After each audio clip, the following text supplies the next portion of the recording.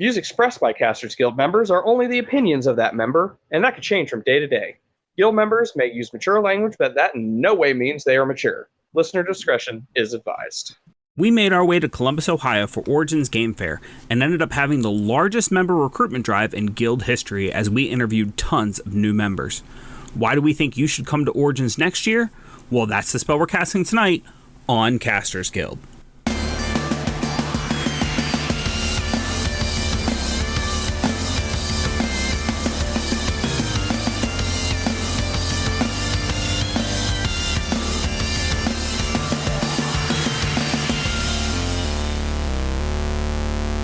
Thank you for tuning into this episode of Casters Guild. I'm your Guildmaster, Baron Kane, and man, does my face itch. Oh, wow, we came back, didn't we? And I am Guildmaster Rick Perry, and should probably see a doctor for this pain in my downstairs. All right, well, we are officially at Origins Game Fair. Very exciting. We're currently waiting to get into the exhibit hall, and I'm just going to be 100% honest. I am nervous. I am excited. I cannot wait for this thing to kick off. Yeah, I don't know what my deal is, but I think I'm fine. I think maybe, getting ready for this whole thing, I had time to, get my game face on, and kind of get ready for what I was going into. 3 shots of Jack. I think I'm good. Yeah. Nice little 4 horsemen. Yeah. So we have a ton planned for this week. I was about to say weekend, but honestly, it's almost a whole week. Yeah, because it's Wednesday right now. Correct. We are media, and we got in a day early. It's kind of funny because this is actually just by happenstance our normal recording time. Yeah. I didn't even think about that. Pretty close to it. Right. So yeah, we're going to be here Wednesday. We're about to go in there and get a sneak peek of everything, and then we are going to just enjoy the rest of the week, I guess, and show everybody on our Discord and all our socials the time that we're having with a bunch of hashtags. Yeah. We hopefully will have some interviews lined up that you will get to listen to. We are going to be doing True Dungeon, the live action experience. I'm going to record the whole thing. I can do that, right? No, not at all. Oh. No, definitely not. Gotcha. I'm not going to record the whole thing. But we will tell you all about it. Absolutely. Afterwards. While we're doing it. Wait, can we not do that either? No, not at all. I made sure to have a Commander deck put together and a Lorcana deck put together, so I'll probably get some games in of that. I openly avoided those things. I am, though, still considering maybe doing the LARP Thursday, Friday, Saturday. Yeah. Maybe. Depends on how I feel. I got tickets to a couple different events. That's just what I could find before we even got here. I'm sure every day I'm going to be looking at the event schedule, seeing what we can get into, seeing what's cheap or free. But there's just so many events here. It can be honestly a little overwhelming. Yeah. I would recommend, this is probably a little late for anybody that's going to be listening to this, but to you, or anybody else that's going to be going to conventions, get some generic tickets. Yeah. Just get some generic tickets. And then it's like going to a carnival with those ride tickets. You don't know what you're going to ride quite yet, but you got the tickets for it. Yeah, absolutely. And Origins is hooking us up with an app this year. So all the information for everything is going to be on their app. So we'll take a look at that every day and kind of see what's going on. Honestly, I'm just excited. Yeah, it should be pretty fun. So stay tuned. I'm sure this is just going to be the beginning of this episode. We'll be editing more stuff into this episode as we talk to people, as we have different experiences to report in on, and I'm looking forward to it. Also, I think that what probably would be a good idea, and they're probably going to find out whether this happened or not by the time they hear this episode, but we should probably just, while we're waiting, maybe do a Instagram Live. Yeah, probably. Yeah. So I guess we'll talk to you guys. So yeah, if you don't follow us on Instagram, first off, you're a loser. You can check out the link tree. It's there. Or I believe it's just at Casters Guild. Yep. And then you can get our affiliated Bad Dragon toys that are there. I just got to work on getting us that badge. Right. Yeah. Right. All right. We'll see you at the rest of this convention. Bye. Welcome back. We just got out of our media first look early access event, and I gotta say I had a blast. Yeah, it was fun. Our time management skills were not great. Well, we don't realize how short 2 hours is when you sit down for a 15-minute demo of a game, you know? Right. Yeah, we figured out about, I don't know, 5 tables in that we really need to just hear the pitch, move on. Hear the pitch, move on. Yeah, absolutely. But like a ton of really great games, a ton of really great artwork, and a surprising amount of people who are so willing to talk to you about their games, and they don't care. They didn't care what level of media we were. They didn't like, oh, how many followers do you have? They're just yes, please let me tell you about my game. Yeah, absolutely. And it's cool too because I think that there were other retailers there too. Mm-hmm. You know, not just the retailers there that were pitching their games. There were other retailers there to see what games were being pitched. Yes. So that was cool. I'll tell you, I feel you get those feelings of inadequacy when you see other people who are trying to make stuff like what we do their entire life. Yeah. They come in whatever character they are when they are doing this, and it's like, am I jealous? A little bit. Just a little, slightly. How come I don't get to cosplay as myself? Damn it. I mean, it's coming. I mean, like, the thing is, we have thanks to Astopheles, we have the characters that we can cosplay. That's true. You just got to become recognizable first. Yeah, I mean, well, that was the other thing too. I was like, I'm sitting there looking at people, and you know, they're wearing their outfits and stuff, and it's like, well, we can't do that because no one knows what we look like anyway. Yeah, they would just be like, oh, what character are you cosplaying? And we're just, oh, well, me. It is me. We talk about cosplay. I just like this every day. Duh. But yeah, no, it was a good time. Lots of good games. I think we did really good just right out the gate. Yeah, right out the gate. So the tables were numbered, but we were just like, fuck these numbers. We're just gonna go to the left and just go to the first table we see. And I think the first one was a winner. Yeah, right out of the gate. It was called Pirates of the High Teas. Yes. Yeah, you heard me right. Teas, which was basically you're a pirate and you're trying to put together tea for the captain. It looked like a high tea, like a afternoon tea kind of thing. Yeah, a tea with different. Like a few snacks and. But yeah, and then you get them all together, and then you score your points. And I want to make sure I pronounce this right. So when we first walked in, we didn't know where we were going. No. So and I'll get back to the games that we were talking about. Yes. But we just asked the first person in front of the exhibit hall, which was person more in security, and he's like, yeah, coming through here. Yeah, I was so afraid of getting this guy in trouble. Yeah. I thought for sure this guy was going to get in trouble. So we kind of just walked through the exhibit hall, and there, right in the middle of the thing, I geeked out just a little bit. I saw the Legends of Avantris guys. Yeah, the crew there. I don't watch them regularly. No, but we all know who they are from TikTok. But right, yeah, it's like I recognize the guy that plays Torbeck first. Mm-hmm. Like he was just kind of standing there. Well, it was funny though because he doesn't look like the clips that I've always seen. Sure. And I'm just looking at him like, okay. Then I saw the other guy, and again, I don't know the character's name, but it's the little mouse. Oh yeah, person. Yeah. But yeah, then I just started hearing the voices. And I'm like, oh yeah, that's them. But the guy that plays the little mouse person kept looking at us because I'm looking at them. Yeah. And I'm like trying to put it all together, and then he keeps looking at us. I'm just like, please, we're not going to geek out. I swear to God, you can have your day. Yeah. We're going to They leave were you obviously alone. Engaged in a conversation. Yeah. This was not like them just hanging out.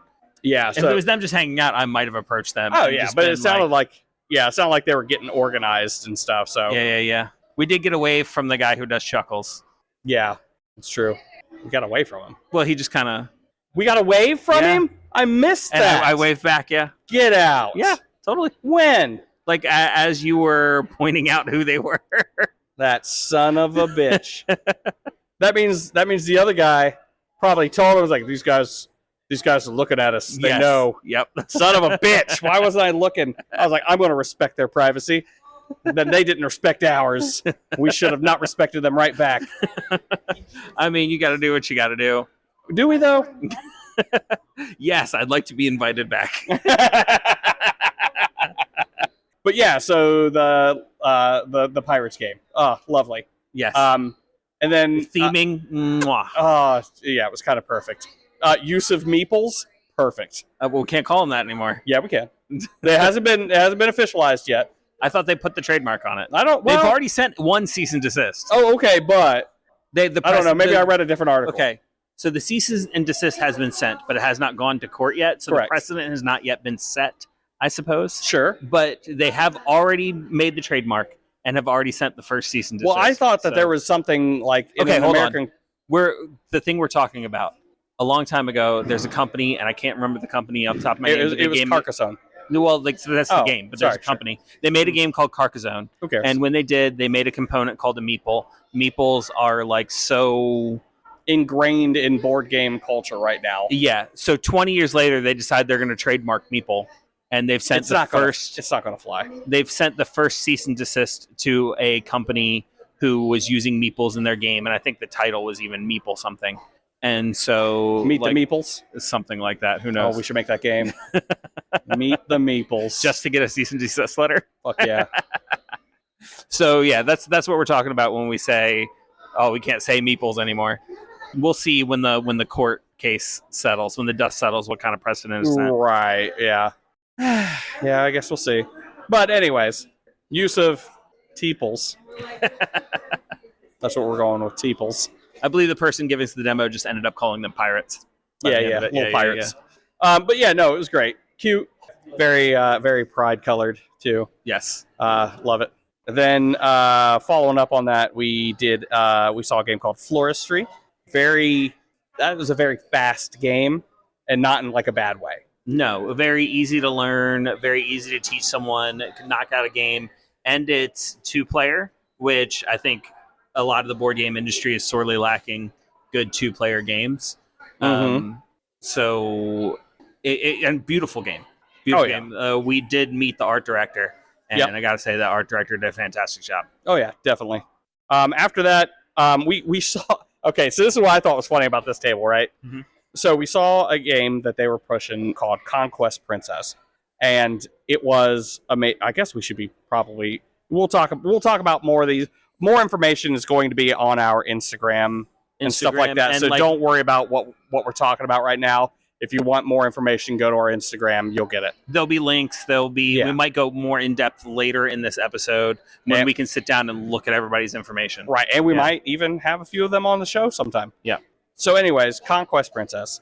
Immediately saw this game and drew me over. They had light up stands for these character boards, and they're magical princesses with magical princess transformations. So good. You light up the standee of the character when you do your magical princess transformation. Right. Apparently, I also passed the Latin test as well. Yes. He was pretty happy about that. But what they ended up pitching to us was another game called End of the Line. And it is a post-apocalyptic survival game. Yes. Which I'm in. I loved that game. And when you first sit down, you look at all these cards and you're thinking as you place your people and you decide that you're going to be planning out all these moves ahead of time. And as the turns actually play out and you pass your cards to the left, you realize and all your best laid plans go awry and it is complete chaos. Yeah, I would be that chaos player, by the way. 100%. That's what I was doing this time. And it didn't work out for me this time. I think, what were you left with? Like one member of your family? Yeah, you had the little girl left. Now, I will say this, that they do have, and it's funny how like they termed it. They were like, you have the nuclear family, which is what it was, but it's a funny joke. Yes.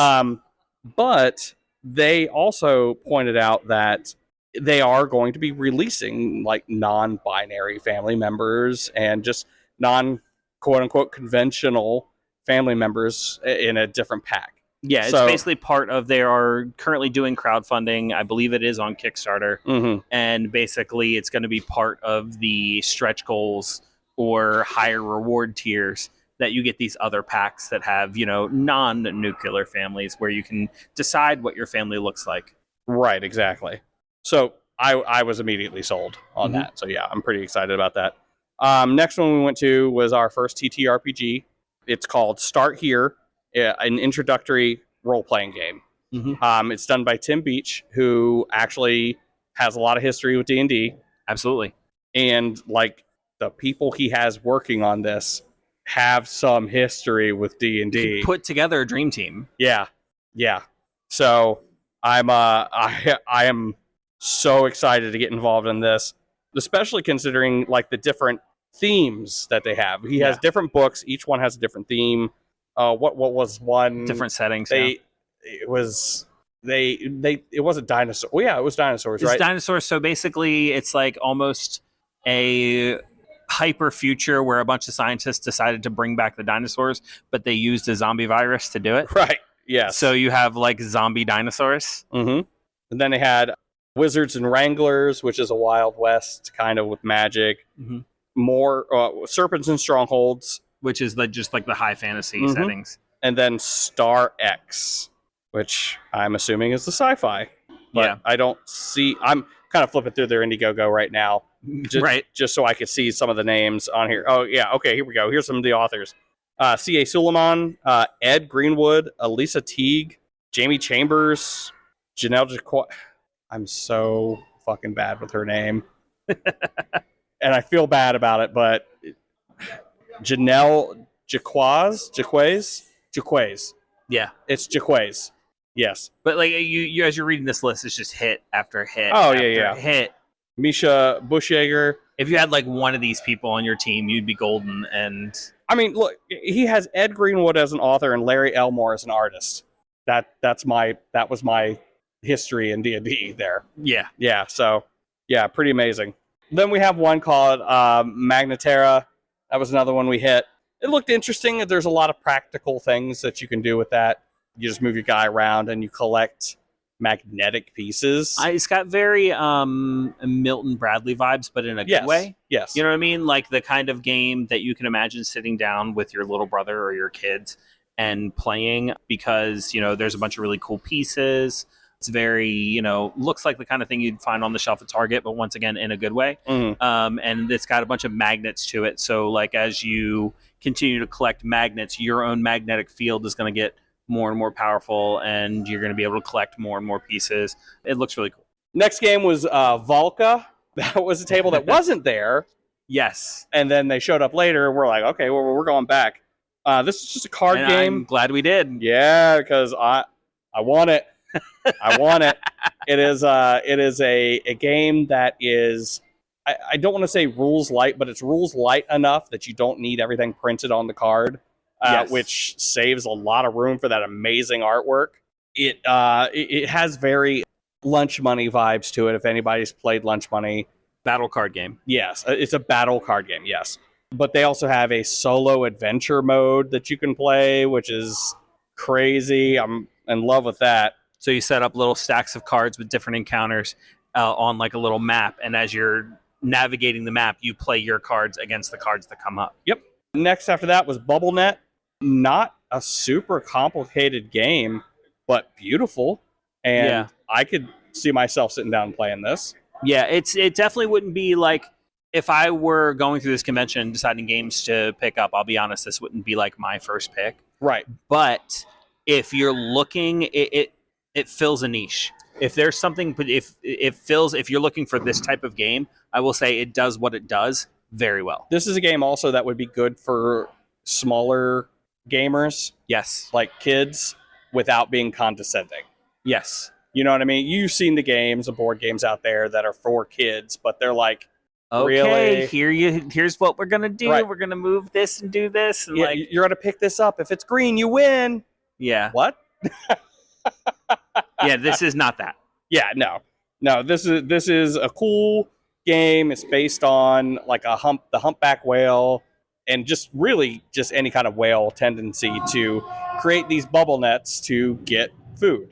And there's no limit to the amount of players that can play. It comes with everything you need to play with 4 players. But if you got a couple of sets, basically it can work a lot like, I believe the person who was giving this demo used the reference of like bingo, where as long as you have one person to call out what each of the cards do, then each of the players can move the pieces around on their mat based on those cards.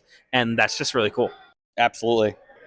This will be the only one where I will just say the name of the company, because each of the games that they had up there were completely different. Cool, but just completely different. And they're called the Grand Gamers Guild. The things that really caught our attention were these little packs of cards that were essentially escape room games. $9.99. You don't destroy anything in the deck, so you can just take it and hand it off to somebody else when you're done. So it's not really necessarily replay value, because you've already solved the puzzle. But a lot of these escape room games, you like rip up cards, you bust open boxes. This, you don't do that. You don't destroy anything. So it's only $10, and then you can hand it to somebody else who can then enjoy the adventure. Right, exactly. But then they also had just a few other games there too.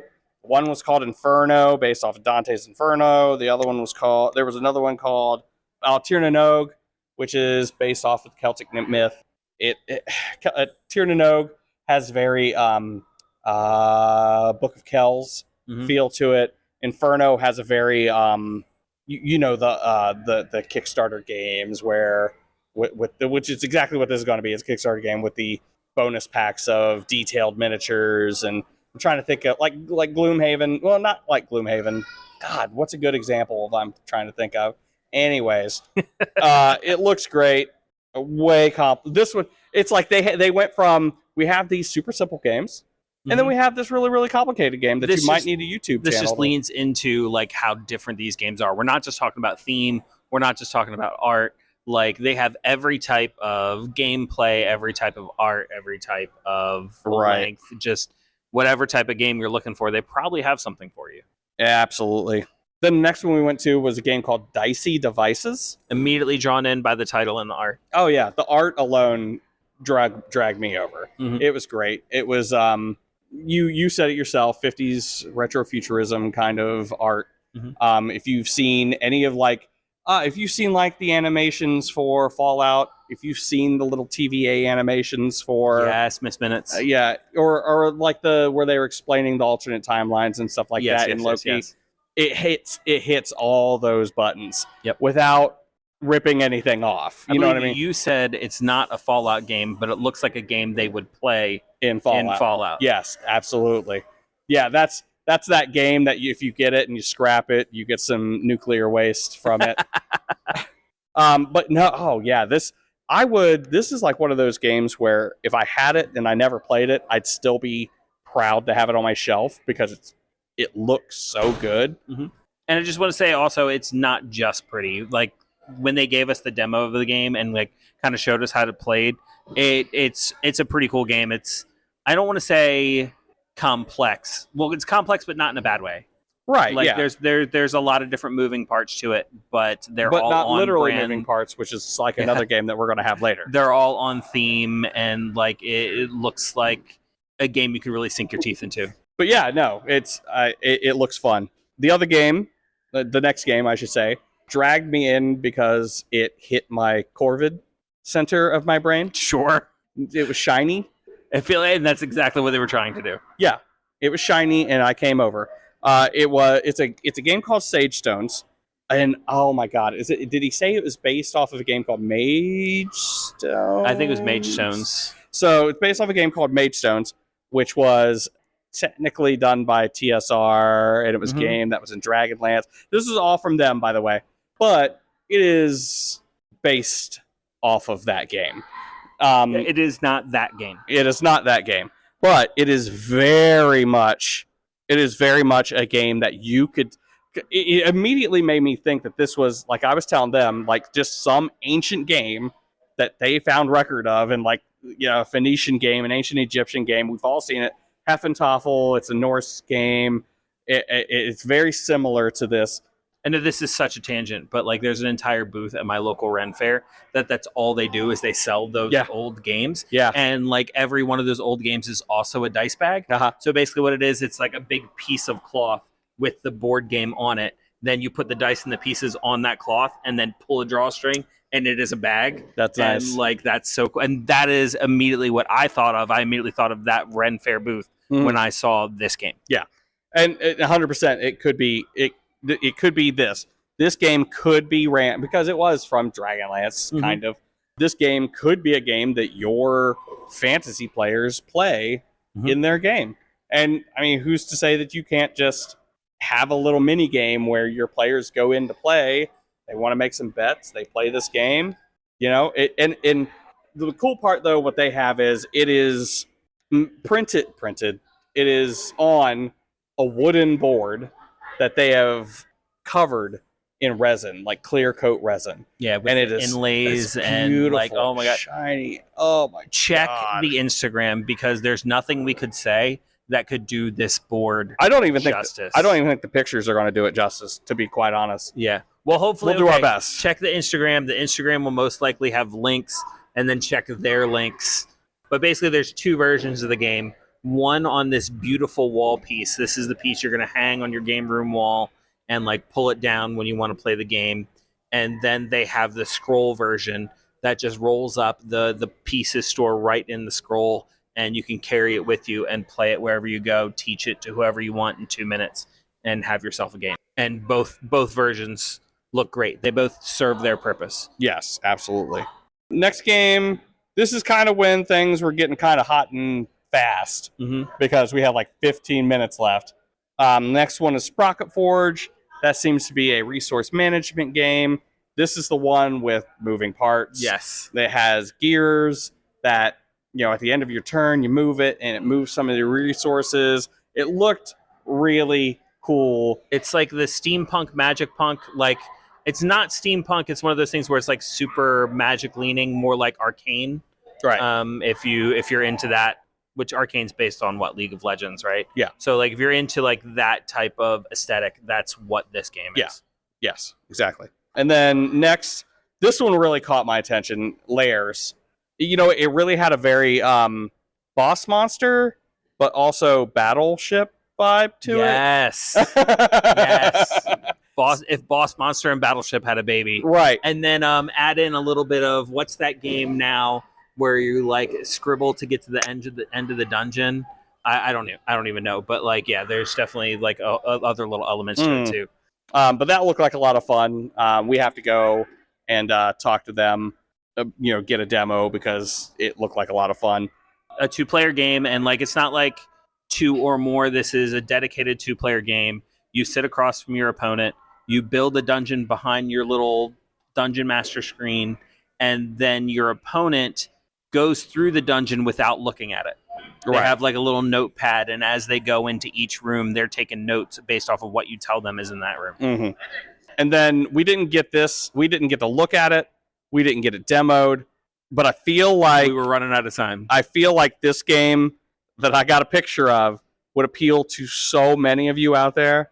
It's called Cafe Barras, and it's got a picture of a capybara with a little coffee, wearing a little apron. That's all I got. Little capybara barista. We don't know much else about it. That's all I got. Maybe we'll find out more when we hit up their booth. Let's see. Hold on. It's for 2 to 4 players. Mm-hmm. It's for ages 8 and up. Just reading it right off the box. Why not? And apparently, it makes a 30-foot coffee. 30-foot coffee. No. It's 30 minutes long. 30 minutes. 30 minutes long. It makes a 30-foot coffee. Which takes you about 30 minutes to right. down, yeah. So, but like I said, I know nothing about this game. They just had it sitting there. It wasn't even open. But I'm pretty sure y'all are probably just interested in it because there's a capybara drinking a little coffee with a little apron. We'll find out more when we hit up their booth. We'll find out more. And then also we talked ninth level games. I don't know how much to say about that. Go ahead. Say everything that we learned just now. Okay. So, and then here's the thing. We're probably going to be doing an interview with somebody at 9th level. We'll see if they have the time for us or not. But I have never really played anything by them. But recently I looked into, they've got like a new magical princess game. And I say magical princess, but it's very She-Ra. Where like it's magical princess because everyone is a princess. You know what I mean? But it looks super cool. But you've been following them for much longer. Yes. Yeah. So I've been following them since Kobolds Ate My Baby. And it was just a paper that they, Which was 25 years ago. You're right. Yeah, 25 years ago. So I'm pretty excited. I also just bought one of their games. I don't know how to play it. It's Women Are Werewolves. I don't know how to play it. Bought it on site because it looked cool, and I want to play it.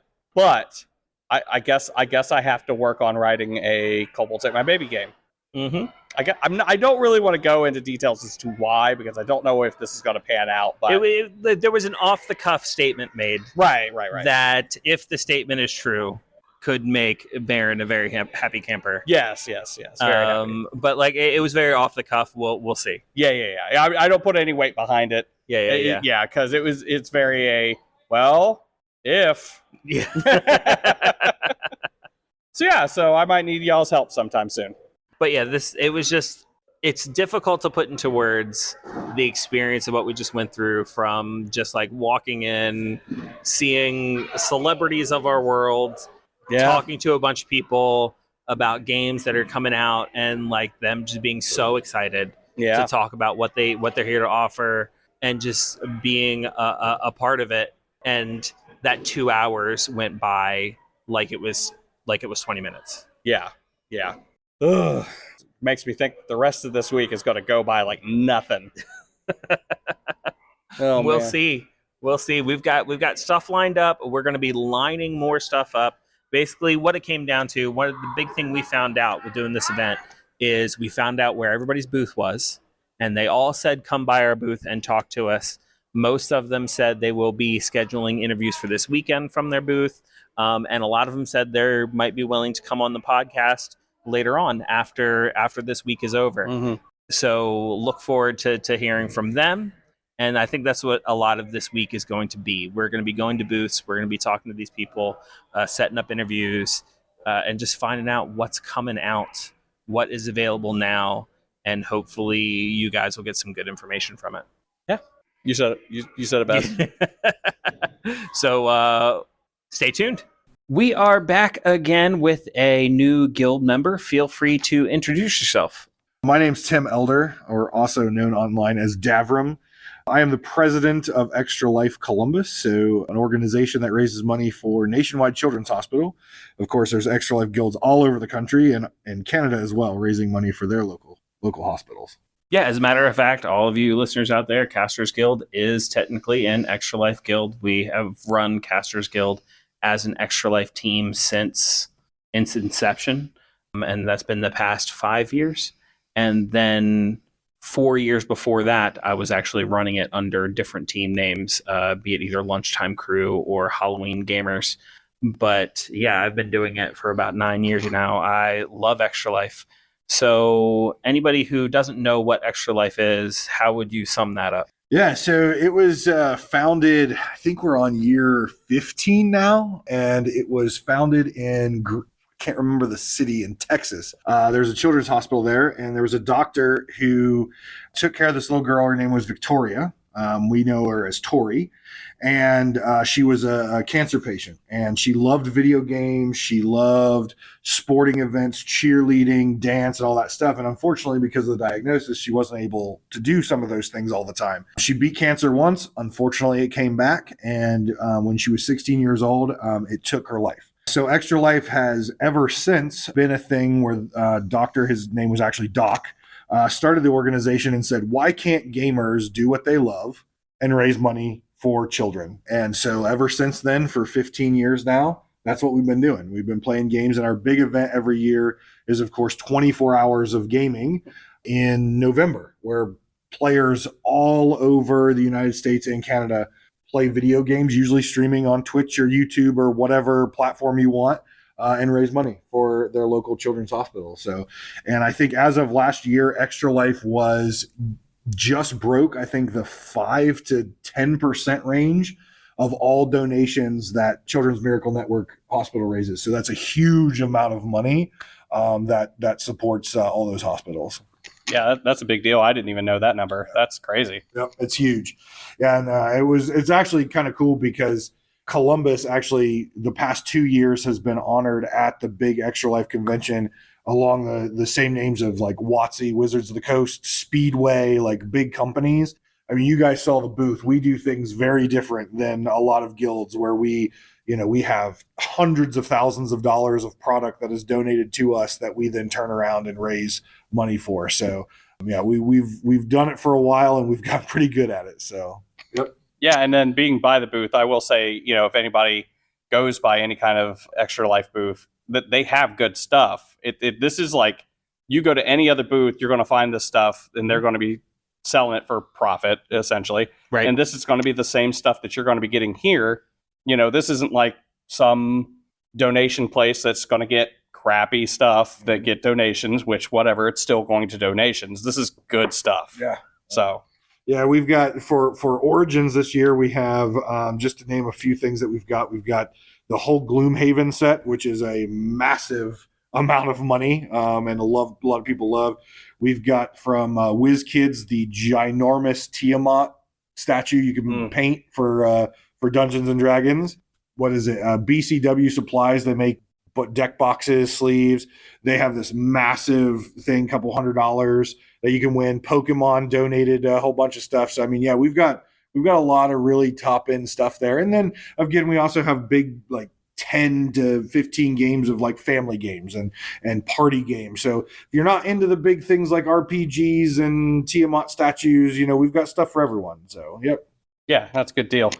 Yeah, I know we've been doing Extra Life for a while. You actually joined us a couple of years ago during my 24-hour stream and ran a D&D kind of one-shot for us, which is fantastic. I love doing the 24 hours every year. It's getting harder and harder the older I get. Yes. I'm thinking this year I might, instead of doing a 24-hour stream, doing 2 12-hour streams. Yep. And take like a nice little 8-hour nap. That's right. In between. I mean, we've got a group out there. The group name is For All Mankind, and they have like 5 people in that group. And they used to do, because they all have full-time jobs, each of them would have a day of the week that they streamed, right? So when they did their 24-hour thing, they could swap it off, right? It was the same stream, but they could swap it off, so they all didn't have to do 24 hours straight. I can't do 24 hours anymore, but a lot of my guild members still do, but they're not my age. So yeah. Yeah. So I help set up, I play for a little bit, make sure they're all hydrated and fed. I go home and sleep, and then I come back and help them in the morning. But yeah, I can't do the full 24 hour anymore. Hey, yeah, but how could they do that without the support too? So yeah, that's definitely. absolutely right. And that's the thing with organizations like Extra Life or any charity organization out there is I always say every dollar counts, every minute counts, right? Anything that you can do, either raising that extra dollar or just helping out, it's huge, right? These hospitals treat so many kids and it costs so much money that every little volunteer hour and dollar it goes so far. It goes so far. Yeah, absolutely. Anybody who tunes into Casters Guild Extra Life stream, we are playing for Monroe Carroll Children's Hospital at Vanderbilt. We have crushed it over the past few years. Monroe Carroll committed that if we raised a certain amount of money, I want to say it was somewhere in the excess of $300,000 within like 3 years, that they would open a new wing of the hospital, a motility wing of the hospital, in dedication to Extra Life. And we hit that number and then kept running. So Extra Life opened a whole new wing of that hospital. And at Vanderbilt, that's huge. I mean, like Vanderbilt is like a nationally known hospital for like its care. So Extra Life is doing great stuff all over the country. Yep. I want to clarify something here. I made it sound like in this interview it was Casters Guild raising that much money. I want to apologize. It was just kind of in the heat of the interview. I want to clarify it was all of the Extra Lifers who were raising money for Vanderbilt, not just Casters Guild. We were just a drop in the bucket, but we were honored to be a part of it. Yeah, we have little carts that we do every year. For past 5 years, we've done $100,000 plus. Every time the guild hits $100,000, we use some of that money to buy the little carts. And if you've ever been to Nationwide Children's Hospital, they have these they look 3D printed, but they're not, and they're very high quality made, but the kids can sit in them, the parents can pull them around, or some of the kids want to, be independent and pull them, so they'll put their plushie in there and pull it around the hospital, but they have the Extra Life Columbus on the back. This year we're doing a new AI dummy for their AI lab. So where doctors, nurses, parents can practice things like replacing a trach or doing something in an emergency with their child before they go home and have to do it for real, right? They can practice it, they can master it. So then when that emergency happens, they know what to do and it's not a panic moment. And, it really helps obviously potentially save the child's life. So yeah, that's what we're doing this year with our money. Yeah, I mean, as a parent, I can't imagine having to go through that blind. So that's huge. That's a great innovation that they have going on there. Yeah, I got to tour the AI facility a couple months ago, and they actually had someone there in from St. Jude's. And St. Jude's, obviously, massive hospital for cancer research. And they were just blown away by what this hospital has done with AI. I mean, they're using Oculus even for some of their training down there. Like some of the things they're coming up with down there to help doctors, nurses, and parents handle difficult situations it's incredible. It's right. Incredible. And I know that anybody that listens to the podcast has heard our stance on AI. Just to be clear, this is AI artistically speaking. If it's coming to saving lives, especially kids' lives, I'm pretty sure I can speak for anybody on the guild that is perfectly fine and encouraged. Yes, so absolutely. Yeah, and just to kind of dive into what some of those things are when we're talking about AI in this, it's not necessarily like ChatGPT, right? That's not what we're talking about. Right. What we're talking about here is computers that are hooked up to these dummies that can control everything from bodily functions to turning its skin blue to making it cough or have natural reactions. And it's in a computer program where a nurse can either control it manually or it can run itself. That's what we're talking about here. Or even with the Oculus, right? That's virtual reality, where they can actually put it on and maybe have a doctor has to have a difficult conversation with a parent, right? So the AI piece of that is based on what the doctor is responding, how that parent then responds back. So it may get more angry or more heated, or maybe they start crying or upset. And then that doctor then has to respond again and de-escalate. So that's kind of the things we're talking about in those situations. Again, putting people in high pressure situations on something that is not a life or death situation for that dummy or whatever, so that then they can take that to the operating room, take that to home and stuff like that. Yeah, it's incredible. It really is incredible. Yeah, that's all fantastic. I know a lot of our listeners are in this area, the Ohio area, instead of being in the Tennessee area, which is the Tennessee Hospital, of course. If you donate to Casters Guild, when you do Extra Life, that's going there. So if some of our listeners who are more local wanted their money to go to more of a local hospital, I'm assuming that's what you are more, your page and your guild is donating to, is more local hospitals to Ohio. Where could they do that? Yeah. So any of the players, as we're called, on the Extra, if you go to the Extra Life website, there's a player search in the upper right corner. You can search myself, which is Davram, and it'll actually tell you when you open a player's page what hospital that money's going to. Cool. So mine says Nationwide Children's. Across Ohio, there's Toledo, which is also Nationwide Children's, but up in Toledo. There's also Cleveland, Cincinnati. So there are children's hospitals on all the corners of Ohio. So all that you really have to do is go to the website, and you can find players or the hospitals themselves on the website, and to make sure your donations are going to the hospital that you want. And if you sign up, if you would like to, maybe it's like, I don't want to search for someone, sign up yourself. And then you can donate to your own page. That's absolutely fine. And it goes to whatever hospital you selected. And if you are a player and you donate so much throughout the year, you get everything from a t-shirt to a silver medal, gold medal. This year, they're doing Extra Life custom controllers. Oh. If you hit $2,000, you can pick Switch, PlayStation 5, or Xbox. And it's completely branded by Extra Life, and they're really high quality controllers. So there's definitely really cool incentives that you can get to by raising money, or like you mentioned, if you want to donate specifically to a hospital, sign up yourself and donate there, and maybe you can unlock one of those cool incentives. Yeah, absolutely. We're going to try to put the links to your page in the description for this episode. Awesome. I appreciate that. As we're wrapping up, is there anything else that you'd like people to know about Extra Life?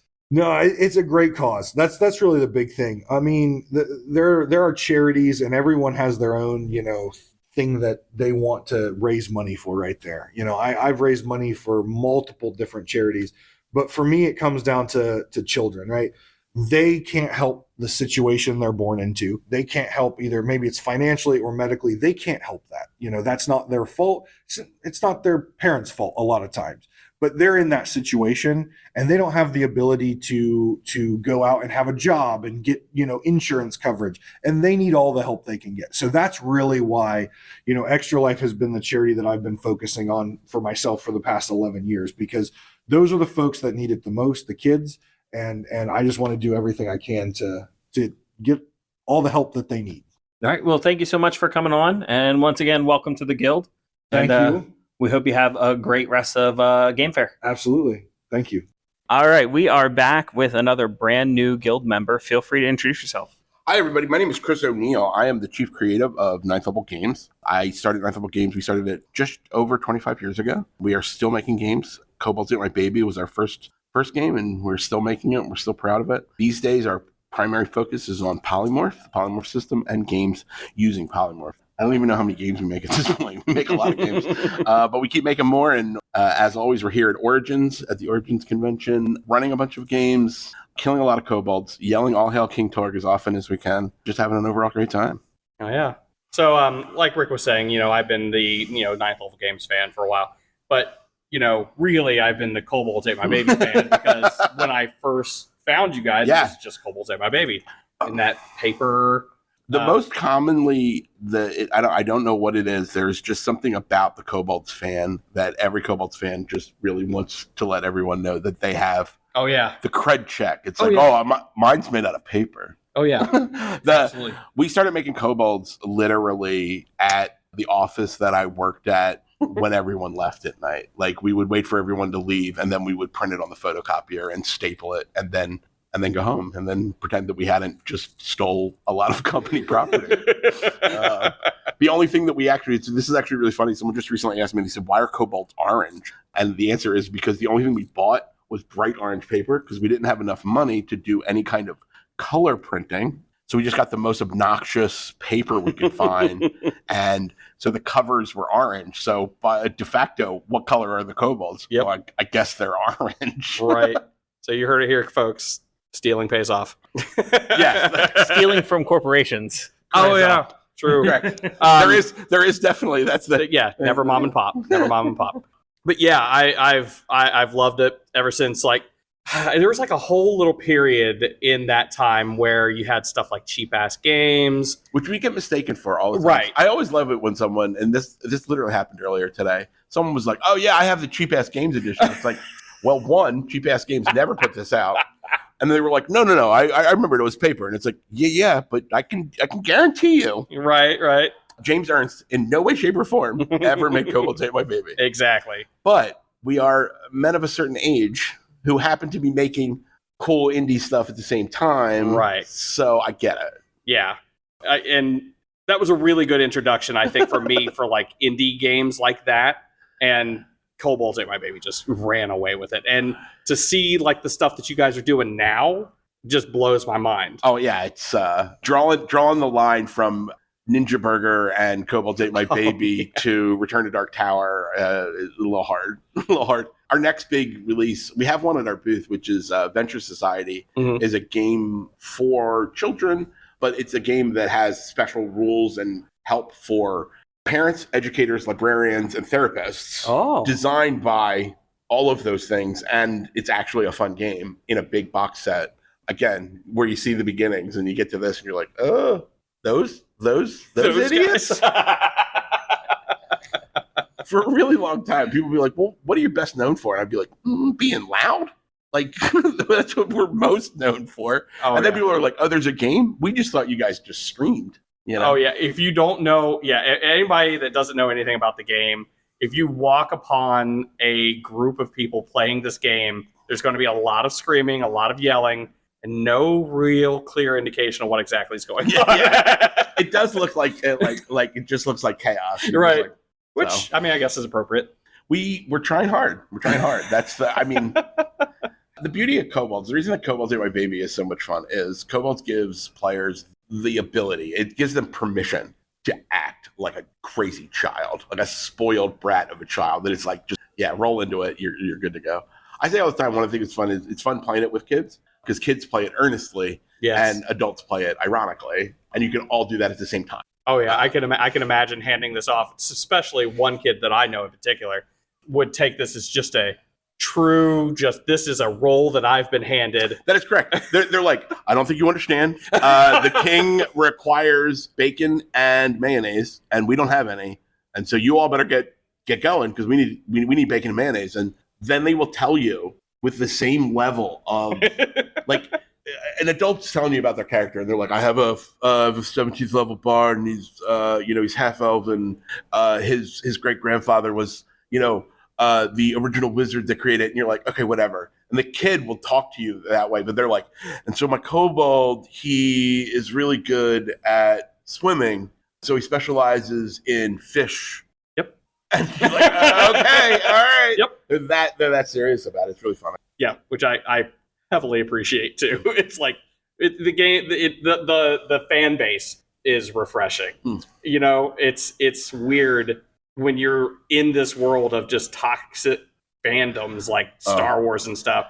You get into this group, and this is just chaotic fun. Especially here at Origins, the fan base, we tend to do bigger events here than almost any other show, just because the fans are here. They really want. Yeah. So we do big stuff at Gen Con. We do big stuff at PAX Unplugged as well, but and then some other shows, Game Hole and KublaCon. And we were at KublaCon, and I ran a game for 31 people at a time. It was 31 people and me. I just ran one table of 31 people. Yeah, it was fun. And it's totally possible with Kobold, especially the new stuff. The polymorph version of it is, I think, hands down the best designed version. And Bug and John Manis, the Kobold dude, as he likes to be called, they did a lot of the writing. We've been attacked by an opera singer. I'll have what she's having, am I right? She's having a G above high C. So Bug and John have run more games of Kobolds than anyone else. They've been running it for us at conventions for years. So when we decided to make a new version, I did the skeleton and then said, hey guys, let's get the people that really know how this is played. And we went at Kobolds with a pair of pruning shears and just chopped out anything that wasn't necessary. Okay. This game is, someone actually said, they're like, it's bigger, but you told me there's less in it. I said, well, less is a weird word. Less is a weird word. There's a lot more of the stuff that you need and a lot less of stuff that so. Yeah, and then like again, coming from the whole the paper game, what you guys had working on there, there really was just kind of bare bones. You just jump into it, but the game originally started as just a joke about Dungeons and Dragons, and it wasn't. We didn't try to make a playable game, and then we realized people were playing it. It was like, that's an interesting take. And then we made another edition that was the Beer and Pretzels engine, which was designed to be playable. Like where we actually, for the first time, we're like, oh, we should make sure that this actually works. But that was at this point 15 years ago, and it was like it's time to really stop and be like, okay, let's make this game the best it can be, and hopefully we have 25 years more. Oh yeah, we talked an awful lot about Kobolds Ate My Baby, but this is, for the studio, for the gaming studio. What other stuff you guys got coming out like for the weekend, or stuff you're really wanting to push? We have a lot of stuff we're really pushing right now. We actually have a backer kit campaign going right now for City of Skull, which is the first game world and expansion for Maze's fantasy role playing. Maze's is kind of the crown jewel of our games. It's my personal baby. It's a game I never thought I would get a chance to make. As a game designer, I never thought I would get to make a fantasy heartbreaker. Once I realized that the likelihood of success for a fantasy role-playing game was close to zero, the idea that I was going to actually make one, and not just make, I wasn't just doing it, I was fully supported. People were like, yeah, I want more. We've had great success with it. We're really, really, really chuffed about where it's going. And so City of Skull is really one of the first times that we're going to expand that and see what's going on. So we're really pushing that here. We have a lot of new games coming out over the next couple of months. The next game that comes out is Scurvy Buggers. It literally went to the printers on Tuesday, and that's a game of found family and drama on the high seas in a Caribbean that never was. So it's pretty gay. I'll be honest, it's pretty gay. There's a bit where it says, "Yes, we know what scurvy buggers means, and yes, we did intend that. That is what we intended." And then follow the next one coming out after the gates on that is Sentai and Sensibility, which we did at Zine Quest this year, which is about Power Rangers if they were written by Jane Austen. Oh my gosh, it's really good. It's really good. I didn't write it, so I can actually say it's really good. So that's the next one. And then we had done an announcement. We think that we're going to change our next crowdfunded game will be Thunder Road Vendetta, based on the RPG, or based on the board game by Restoration. Right. That just won a bunch of awards. It's a really fun game. If you haven't played it, it is a fun game. Yeah, super worth play. The designers of the board game, Dave Chalker and Brent Myers, are designing the role-playing game. Ooh. And so they came to us and said, "Hey, do you think Restoration would license Thunder Road to you guys? Because we'd like to make a polymorph game of Thunder Road." And we were like, well, let's find out. They've written a really good game. I'm actually running demos of it here at Origins. And we're doing some really fun stuff. It's the first time anybody's getting a chance to say it. But the front of the book, it just says, drive it like you stole it, right? That's the entire theory of the game. One of the things I like about other people designing polymorph games, besides it's good for the ego when people are, doing stuff with your toolkit. All right. But they really looked at it, and they're really coming. They've both written stuff in role-playing games before. They did a lot for Cortex and Margaret Weiss back in the day. And they've designed a bunch of board games. They're very good designers. They looked at it and they realized that the drive they wanted to have, the through line in the game, was they wanted to encourage people to do the craziest things they could do.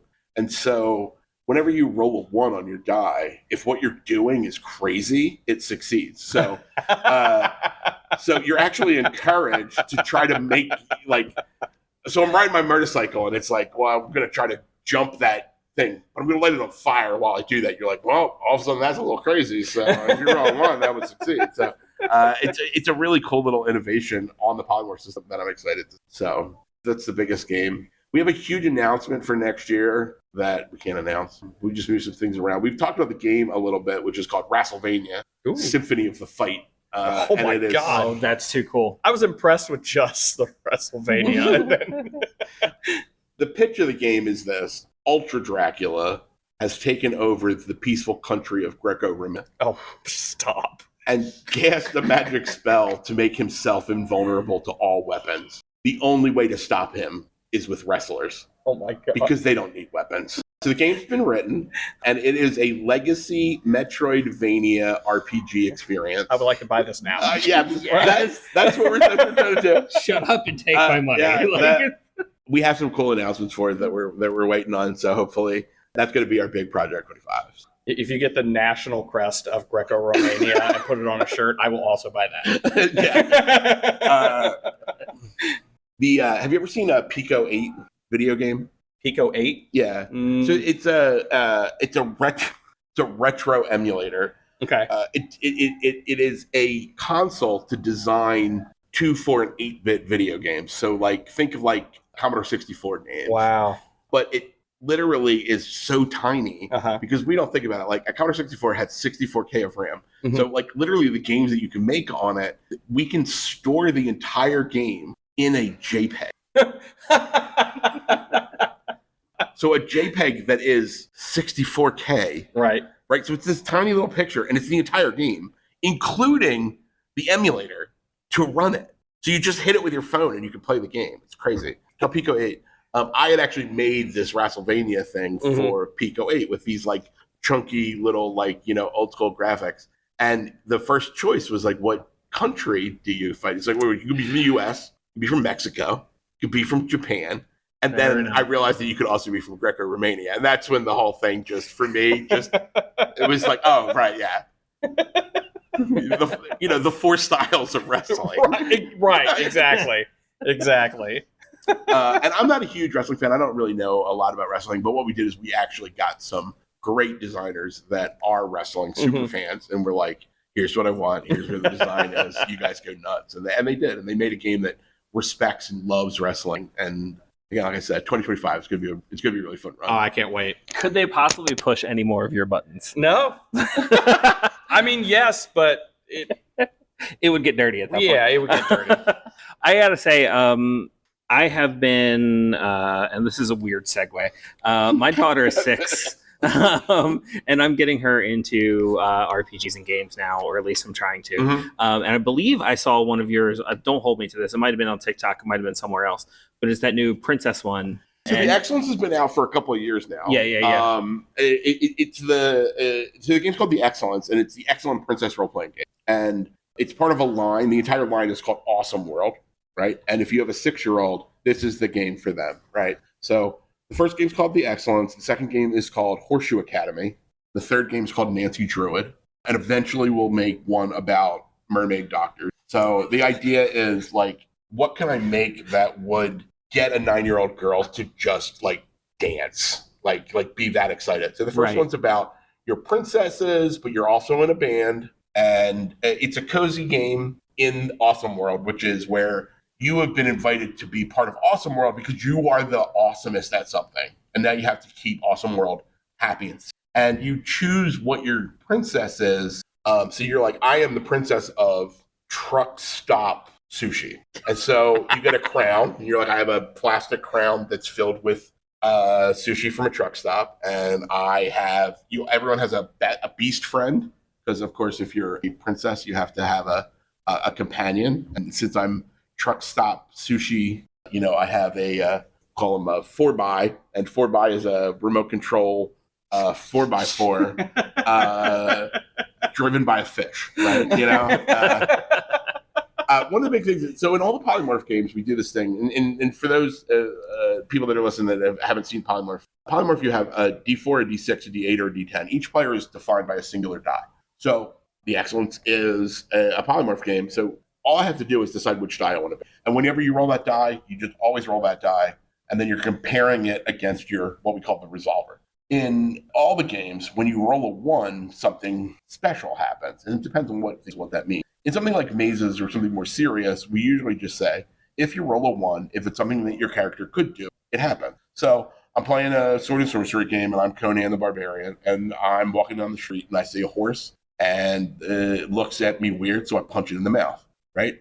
If I roll a 1... Just to let you know, we're not advocating animal abuse. This happened in the movie. Just watch it.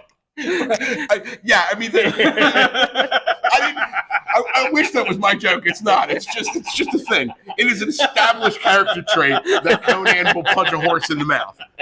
So what I would have to do is roll blades, right? Which is I want to roll a 4, 5, a 6, or 7, depending on what die it is. But if I roll a 1 and I'm Conan, well, Conan will punch a horse in the mouth, so it succeeds. Now, I'm Merlin the Magician. I'm walking down the road. Horse looks at me weird. I want to punch it in the mouth. If I roll blades, if I roll 4, 5, 6, or 7, it's successful. But if I roll a 1, it's not a thing that Merlin is known for. Merlin doesn't just go around punching horses in the mouth, so it wouldn't succeed. Right. In the Excellence, whenever you roll a 1, what happens is your beast friend comes to the rescue. Oh, so That's in so fact, the fantastic. special Excellence dice have little paw prints on the ones. It's super good. We now call them paw dice, but and then all the games in the Awesome World have different things. So in Nancy Druid, you are Druid scouts who are trying to solve the mysteries of the forest, and you are either a Sun Scout or a Moon Scout. And Sun Scouts have an animal friend, and Moon Scouts turn into animal. And then great ideas. It's all fantastic. Horseshoe Academy is your magical horses in school. So you have to choose a Pegasus or a unicorn or a Kelpie. You're just trying to get through a day at school. Yeah, that's Awesome World. So we like Awesome World a lot. And I know who you said these were geared towards, but hey, there's no such thing as geared towards. No. The goal, who I'm trying, you should always have a market in hand. And Adriel and I, who wrote Excellence, Adriel and I wrote The Excellence. Adriel wrote Nancy Druid, and Nat and Pat, who have written some stuff for us, they also wrote Business for us, wrote Horseshoe Academy.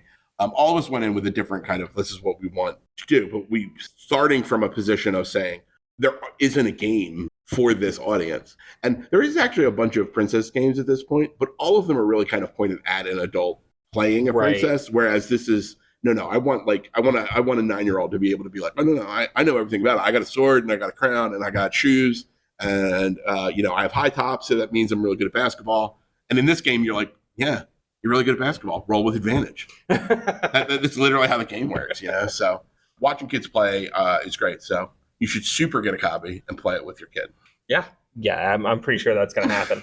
I think there was one other game that we really wanted to ask about. There was one that you had picked up and you hadn't had a chance to play yet. Women are werewolves. So Women Are Werewolves is the odd duck of the family in the fact that all of our games at this point are polymorph, except for the amazing Women Are Werewolves. So CAS Taylor and Julian Yensu Kim, they two non-binary designers that created it started out as a Descended from the Queen variant, played for the Queen. So it's a card-driven storytelling where it's leading you through what's going on 100% with the cards. You don't need to do any prep work. You don't need to do you just follow the cards, read one card, go to the next card.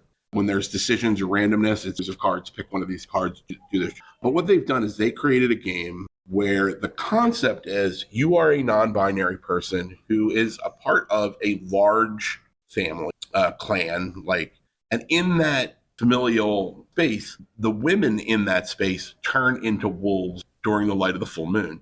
And you are going to navigate and understand things with you and the family as you go through the ideas of dysmorphia through the lens of the werewolf myth. But at the same time, things about how do your family accept that, and how do you come out about that, and how do you talk about that? And there's a bunch of controls you can do that.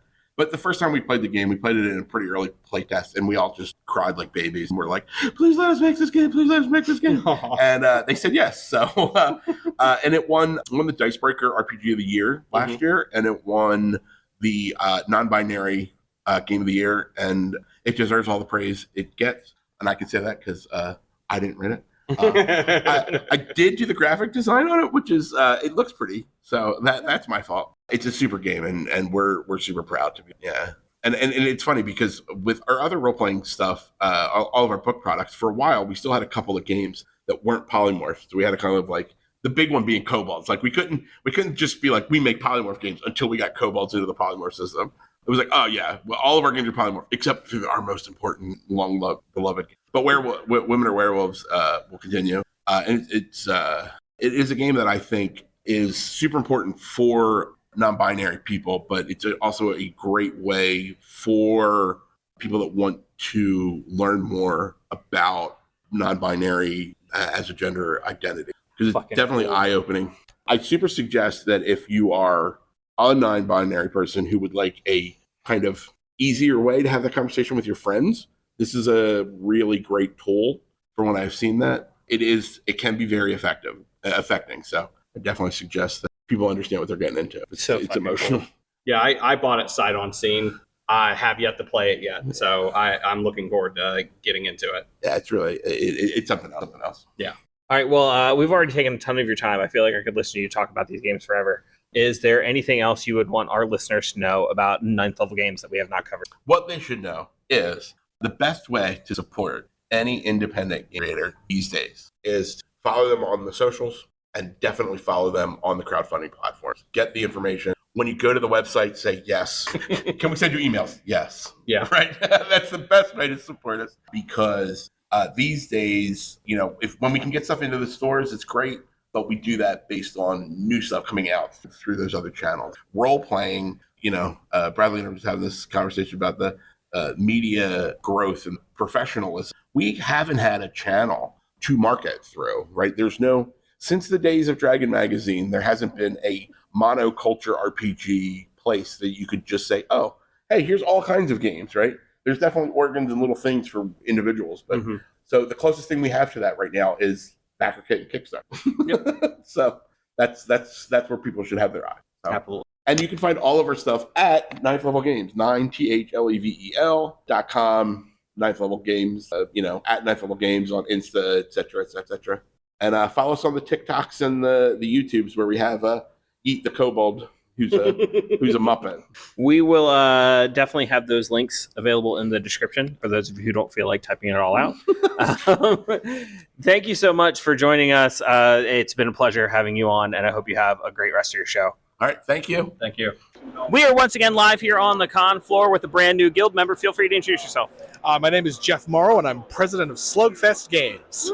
And I got to be honest with you, we're really excited to talk to you because we've talked about Slugfest Games quite a few times on this podcast. Nice. Because Red Dragon Inn just happens to be Guildmaster Baron's favorite game in the entire world. And we're not just saying that because you're standing here. It's 100% true. Thanks. Yeah, it's been around for a while, and it's still going, and people are still buying it. People are still playing it. And we love it. It's because it's the best game in the world. I mean, duh. All right, could you tell us a little bit about what you brought to the convention? Sure. We brought the entire Red Dragon Inn 1 through 9. The 9 came out most recently. Got new characters. Like all the base sets, it has everything you need to play. We brought a couple of allies, including the most recent Red Dragon Inn game, which is a 2-character expansion called Melvin versus Mara. Also here at the con, we have our Battle for Greyport cooperative deck building game. We have Dungeon Decorators, our tile drafting game where you are trying to build the best dungeon for your evil boss clients. We got Where's My Ride, our sort of light party game about rideshare riders trying to actually find their driver while the app is going haywire. But unfortunately, we don't have at the show, but we are still talking about at the show, is Tales from the Red Dragon Inn, which is a cooperative dungeon crawl board game that I'm mentioning here for 2 reasons. Number one, we're up for an Origins Award this year for Best Cooperative Game. And also, 6 days from today, on June 27th, we are launching a Kickstarter for the second printing of this game. So we're excited about that and are telling everyone who will listen about it. All right, so Origins has been one of our favorite gaming cons. Why choose Origins to show yourself off? So we used to go to Origins a lot back in the before time, but we haven't actually been since 2019. So we're making our triumphant return, and maybe our triumphant return will include an Origins award, and if not, that's fine too, because this is a fun show in a fun town. Well, I know my vote doesn't matter, but you got it. Thank you. Yeah, if you haven't tried it yet, it's 25 scenarios, getting rave reviews all over the place. One Stop Co-op Shop called it their game of the year from last year. Tom Vassell even said nice things about it, and he's a notorious, RDI hater. Wow. So yeah, it's getting good reviews. Is there anything else in particular that you'd like our listeners to know about Slugfest Games or Red Dragon Inn? Stay tuned. We got lots of new stuff coming in the future, too. I can't be more excited. Well, thank you so much for taking the time to talk with us, and have a great rest of your show. And congratulations even for being nominated for an award. Thanks very much. Welcome back. We are here with a brand new guild member. Feel free to introduce yourself. This is your friendly neighborhood master, Alan. And it's the end of a con day, so I've got really good con voice, which some of you might enjoy at this moment. Now, Level Up Sabers is the only lightsaber guaranteed better than a stick.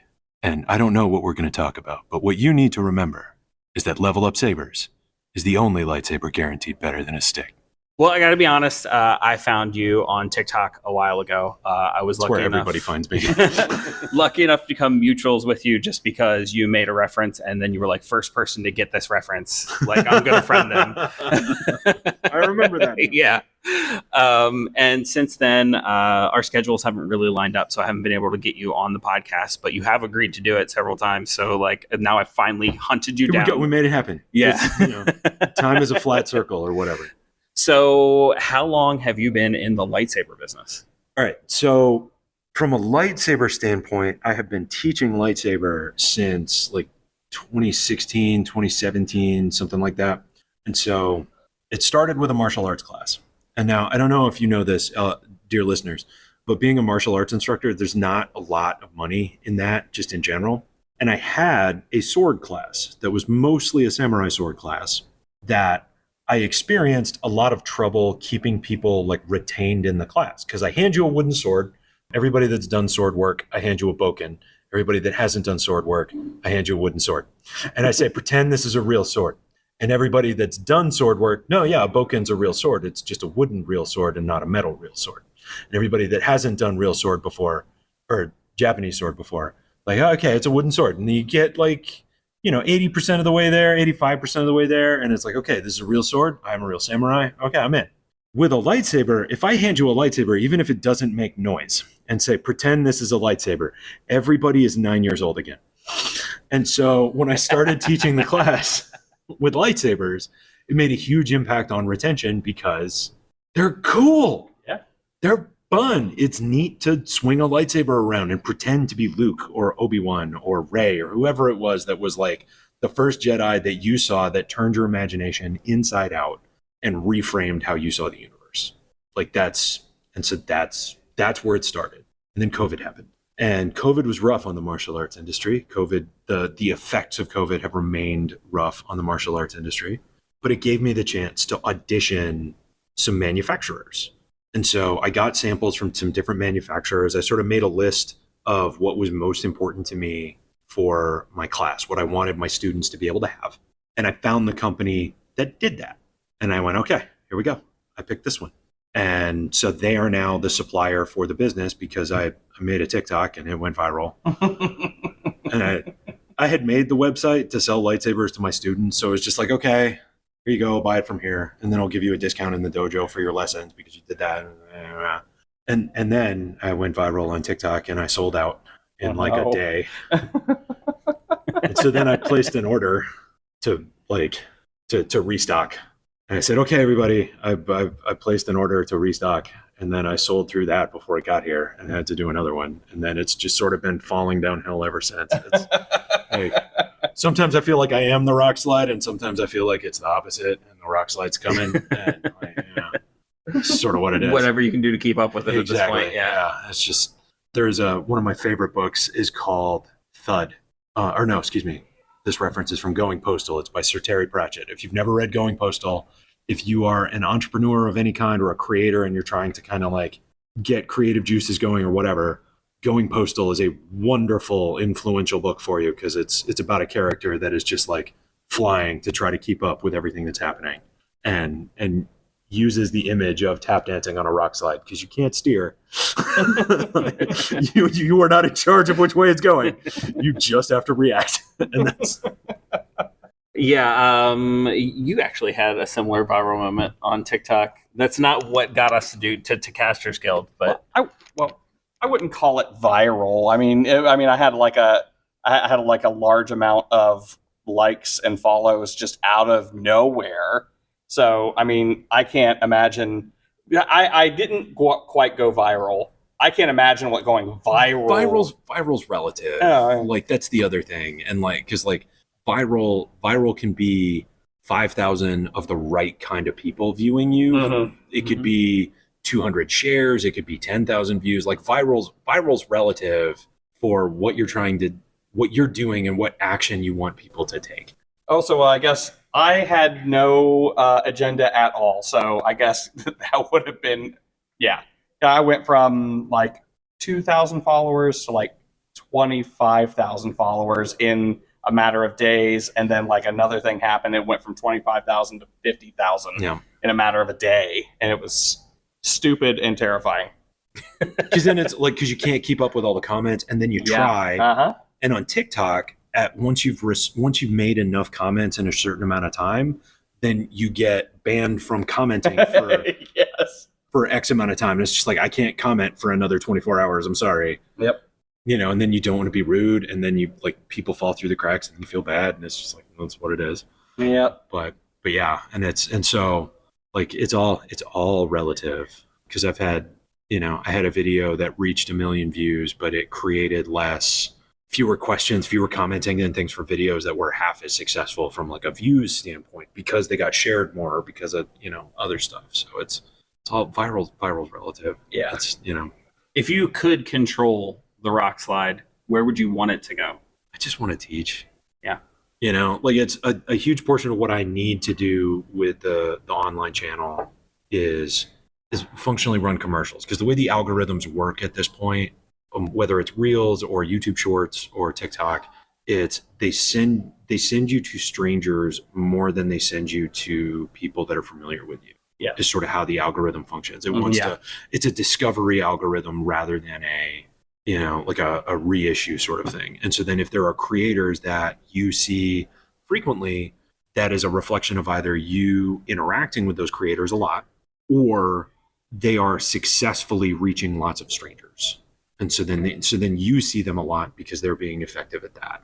And that's one of the reasons why I have to, every time I make a piece of content, I have to make it as though people are seeing me for the first time. Yeah. And so then there's an aspect of that feels repetitive. It's also like it becomes hard to come up with ideas because it's like, well, but I just did that a week ago or whatever. And it feels very, it becomes very hard to know if what you're doing is the right thing to be doing. And if you're feeding the algorithm what it wants to eat or whatever. And like TikTok, I've gotten relatively comfortable with feeling like I know what the monster needs to be fed.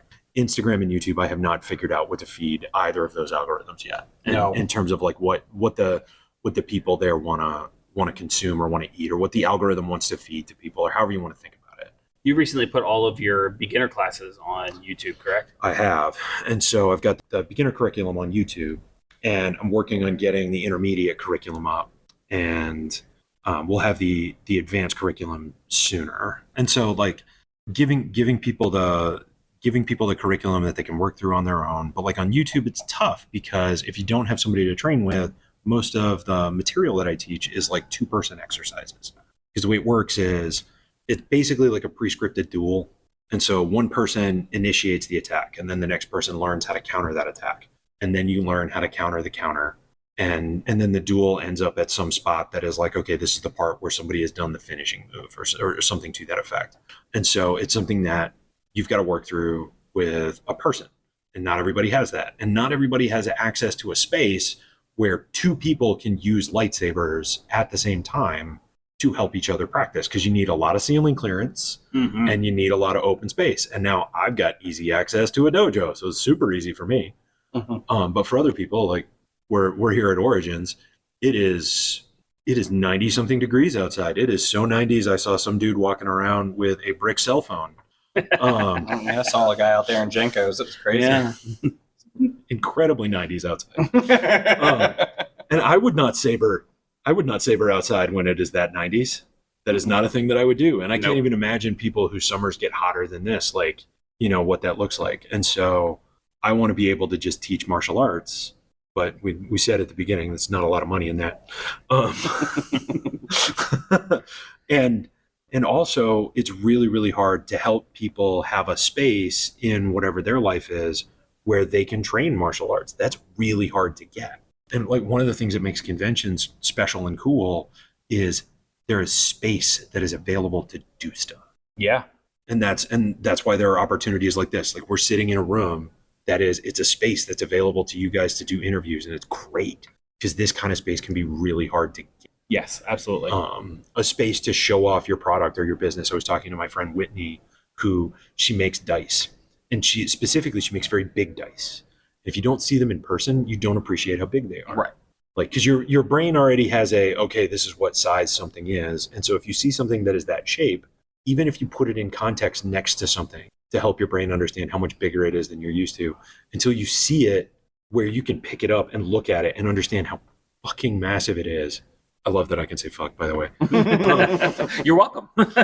Like, until you can appreciate like how fucking massive it is, it's like you don't understand. And so it's really hard to then make the purchase because you haven't seen it, you haven't touched it. And so like it makes a difference for lightsabers because there are so many companies that like you don't know what you're getting to be able to trust that you can purchase it online. There are a number of manufacturers that they just scrape videos off of social media from people, and they use a video that isn't their product to sort of like to circumvent certain things to then like plug their product to try to get you to buy it. And then you have no idea if the video you've seen is reflective of what you're going to be receiving. You have there's no person, there's no face to interact with to know like, if you have a problem, how it's going to be solved and all that kind of stuff. So it's like, it's the limitations of the internet. It's amazing. And it's also like, it's fraught with potholes. Yeah, honestly, that's one of the reasons that I started following you on TikTok, and why the next time I bought a lightsaber I bought from you is because your videos are so... There's a lightsaber in the room with us, by the way. That was...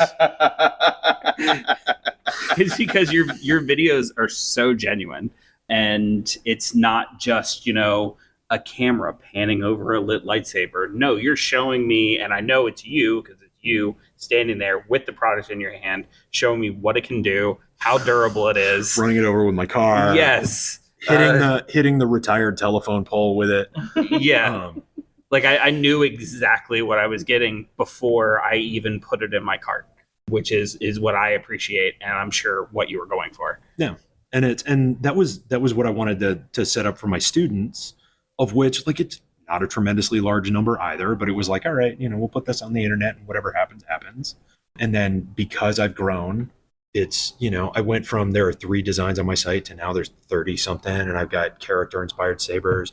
For anybody that is listening to this that knows Chris, who goes by the Star Wars Lawyer online, he is the first person that went through the process of, okay, I need to get your saber. Let me see all these pictures, because I'm going to have to get, I'm trying to get 501st certified. And so, like, needing to do that process and being approved and all that, because there's so many like different standards in the different cosplay organizations. And it's like, oh, well, that's somebody that I want to help them get to do this thing. And if my lightsaber helps them do this thing, like he's going to a hospital on Friday or Saturday in his Vader garb, as for volunteer time and stuff like that, which I got to be a part of. Yeah. This person being approved to then also be able to go, to be vetted, to go and do these volunteer things for these people. And it's like, I got to help make that happen. That's so cool. Yeah. And it's things that, social media gave me that I would otherwise have had no connection to or awareness at all. And now not only do I get to know what happened, I got to be part of helping make it happen, which is so as toxic as social media can be sometimes. Yeah. Well, I gotta say, you are not our official affiliate, at least yet. We're getting that set up. That'll be ready. But I will still say I would direct anybody listening, any guild member who is looking for a lightsaber, I would direct them to you immediately. Your links will be in the description of this by the time episode. you're listening to this, dear listener, we'll do the Barry White again. Mm-hmm. And so if you're listening to this today, I want you to know that these friends of mine will have what is called an affiliate link. And the way that works is that you click their link to go to my website. And then whatever purchase you make, whatever lightsaber it is that brings you joy and happiness and serotonin and whatnot, they will receive a commission on that sale. And so then your purchasing a lightsaber will help support the awesome work that they do with this podcast and with their life. All of the wonderful things that these human beings do with their day-to-day life, because they're not always podcast people. Like, let's be real. All of that, you will be helping make that happen just by purchasing a lightsaber. So just imagine the amount of happiness you get from buying a lightsaber. Then you can take that, and that happiness causes ripples throughout the world. You can make that happen. All right, well, I think I'm trying.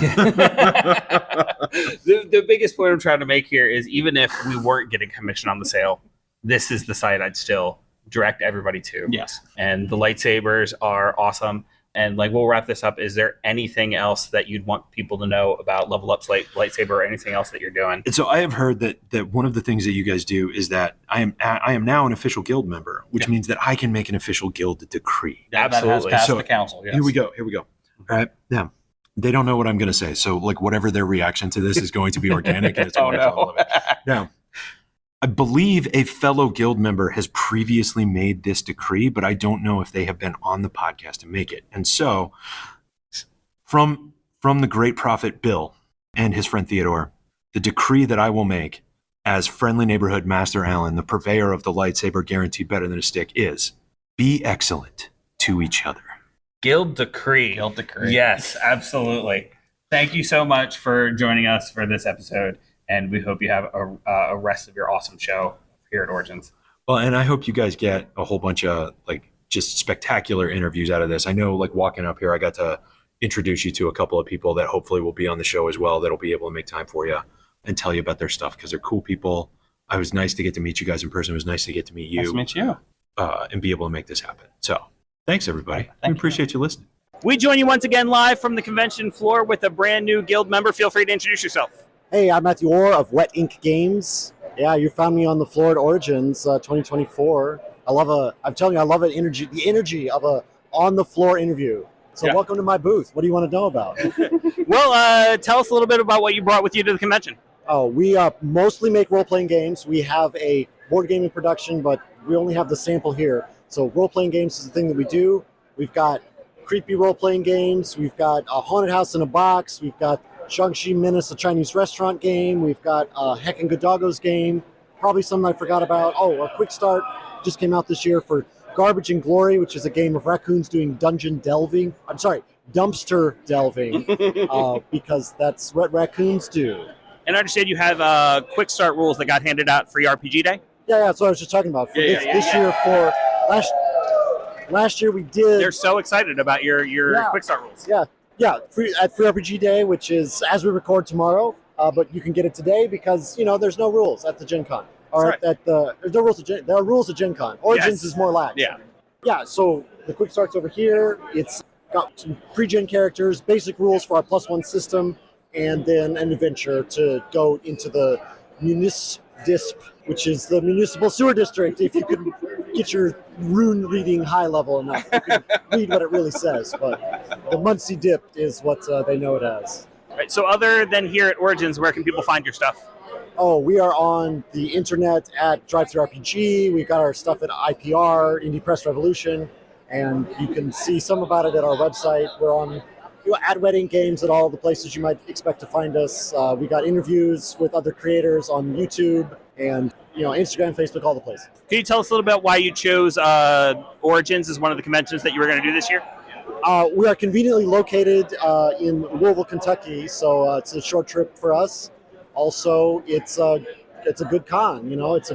It feels like a base of operations because there's so many people that happen to live in Ohio that are fans of our products. So we get a good showing through Lurking Fears. They run the games. So like Lurking Fears gets a bunch of GMs together to run games. Some of those games are our games because people in this area like our games. So it's an easy con to come to showcase what we're about. I love that. How long have you been in the business? My first credit in the industry is in 2010. My first release of a game as my company, with my co-partner Brandon over there, that was 2017. The first one that was popular was 2019. Fair enough. So depending on how you splice it, that's how long I've been around. Hey, we're going with the first credit. Is there anything else that you would want our listeners just to know about your company, about Wet Ink Games or any of the other games that you have out? Yeah, I think what we try to do as Wet Ink Games is we call ourselves like an art forward. We have an art forward approach. So it's like we're gonna pay an artist to do a really cool piece of art, and that's going to be on the cover of the book. That's going to be on the website. That's going to be on the posters that are standing behind you guys. Because the cover is the first impression that you're going to have with most people. So I'm going to be honest with you. We were walking past this booth yesterday, and my partner Baron here grabbed my arm and was like, "We have to stop by that booth tomorrow." Yeah. So it's 100% the posters purely that did because of the backdrop. That is the approach that we have always taken, and it seems to keep working out for us. Get some artists that are really good to do your covers and put their art as many places as you can, because then people are like, "Oh, what is that?" And it's like, well, it's a game about dogs doing dog stuff, or it's a game about a creepy haunted house, or it's a game about World War I, except it's even worse because that guy's got tentacles coming out of his gas mask, Right. We keep saying it on the podcast, find yourself a good artist, pay your artist, don't use AI. Yeah. I support all three of those statements. Yeah, those have been hard rules for us for a while. Yeah. All right. Well, thank you so much for talking with us, and I hope you have a fantastic show. Yeah, thanks for letting me join the guild. Oh, yeah. All right, we are here once again at the Origins Game Fair with a brand new guild member. Feel free to introduce yourself. My name's Jason Walters. I'm the general manager of Indie Press Revolution and also the publisher of Hero Games. All right, and could you tell us a little bit about what you brought with you to Origins? Ooh, boy, we brought over 108 titles to Origins with us this year. I guess I could start with the things that I remember selling out of almost right away. Okay. Oh, yeah, absolutely. We brought Thorny Games Xenolanguage, which is the third in their series of storytelling games about language formation, including sign and dialect. So their new one is a game intended to simulate the experience you might get in a film like The Arrival, alien contact and having to create language mutually around that. That sold out. We brought a game called The Zone, which is sort of a game simulating the experience of being in a film like Annihilation or the great Russian film by Tarkovsky, Stalker, or the great Russian science fiction novel Roadside Picnic, and turns that kind of strange, there's a place where the rules aren't working like they should, and you go there because you for economic reasons or spiritual reasons or for emotional reasons, and you never come out the same if you ever come out. Sold out of that. We sold out of Thirsty Sword Lesbians today. Always a hot title. It's a Powered by the Apocalypse game, published by Evil Hat Productions. Sold out of that. We have a very interesting new game that we sold out of called Border Writing, which folds out. It looks like a book, but it folds out into a big map that the game's actually mostly printed on. And it examines borders. Like, what do borders mean? Why do communities have borders? Sold out of that. There was my own game I wrote, the game Symposium, which simulates being in Plato's Symposium, in which people discuss questions about the meaning of life through the lenses of various ancient philosophies, Cynicism, Stoicism, Epicurean, whatever, but operates in a sort of combination of a For the Queen and apples to apples mechanic. So you're trying to see who's the wisest by awarding cards throughout the game. That sold out. Boy, a lot of our solo journaling RPGs have been selling through and selling out. The solo Dungeon Delve game, What Lies Beneath, sold out immediately. I saw when we stopped by your booth, you only had like one copy of Wreck This Deck. Yeah, that sold out. Yeah. Yeah, the game of card game defacing, which is card deck defacing, which is what that. Well, it's in the service of summoning and binding demons, which is in the service of corporate espionage. So it's all for a good cause. Boy, I could keep going on about So like it this. sounds like you've had a really good show. Yeah, we had an extraordinary show. I haven't been to Origins since 2019, since before the pandemic. In 2022 and 2023, have there been 3 Origins since the pandemic or 2? Did they? To be honest with you, this is the first time I've been to Origins in like 6 years. Okay. So between now and 2019, which is the last time I went, I sent other teams of people from IPR to go do it, and they had mixed that both the economics of it, there was the financial results, the expenses, and what they had to say was kind of mixed. So I thought I'd grab my daughter CJ, who also works at IPR, and we would come this year and just do it ourselves, just the two of us. And man, it has been amazing. It's been a really amazing convention every way around. That kind of leads me right into my next question. You could be doing this anywhere. Why Origins? Well, we do it in a lot of places. IPR attends either the office staff directly. I should say, to be fair, the office and warehouse staff, because we're all one thing. Right. We're not one of those operations where kind of the warehouse people are some other location and we're in one location. We all work together. We directly do, between various large and small conventions, only about 10 to 12 a year. And then we have associates scattered around the country that do another 20 to 30 a year. Sure. So we have been, as an organization, kind of all over the place. For example, after we get back in a few days, immediately another team of 2 people is taking off to San Diego to work the American Library Association show, because we're going to try to make a serious push to get indie RPGs into library systems. And we've kind of poked at it half-heartedly over the last few decades, where we have gotten some library systems to buy from us, and always thought it would be kind of good. But then ALA came within driving distance of our warehouse, a long drive, but still driving distance. And we thought, okay, let's go do it. And amusingly, they have positioned us directly across I think we're facing Wizards of the Coast. And, as much as there could be, arch nemesis, that's silly. But we do things that are... We'll kick their ass, okay? No, that's what we call in the little town I live in, kicking the puppy. The puppy can't do anything back. Fair enough. Their mistakes over the last year speak for themselves. Yeah, they really missed the mark. Yeah. So, but it's not like we don't love Dungeons and Dragons too. Everybody loves Dungeons and Dragons. Sure. It's the mother of all things, the mother of us all. I think that's what hurts the most, really. Yeah. We all still love it, but damn it. Look, we've said it before on this podcast, there's nothing stopping us from playing with the stuff we already own. That doesn't mean we have to give them any more of our money. True. And, as I get older, and I'm not talking about my mom per se, but parents can get a little funny in old age. Yeah. They can get a little odd. Yeah. And maybe we're seeing some, No, we've all been following that metaphor sucked.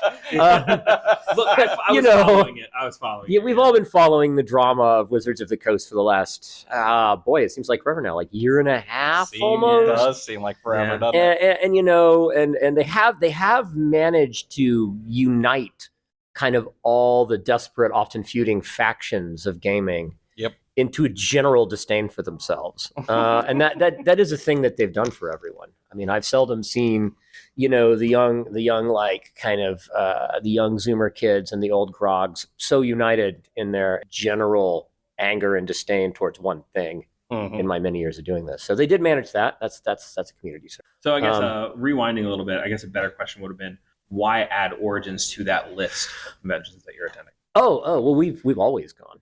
We've been going to Origins, both Indie Press Revolution and before it, when I worked for Hero Games. There's a long, complicated story there I won't bore your listeners with. I myself have been going since 2002.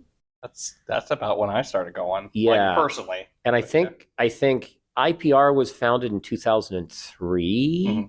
So it had been going, I think, to every Origin since then. And God knows, Hero Games was founded in 81. Who knows how many Origins it's been to, over the years.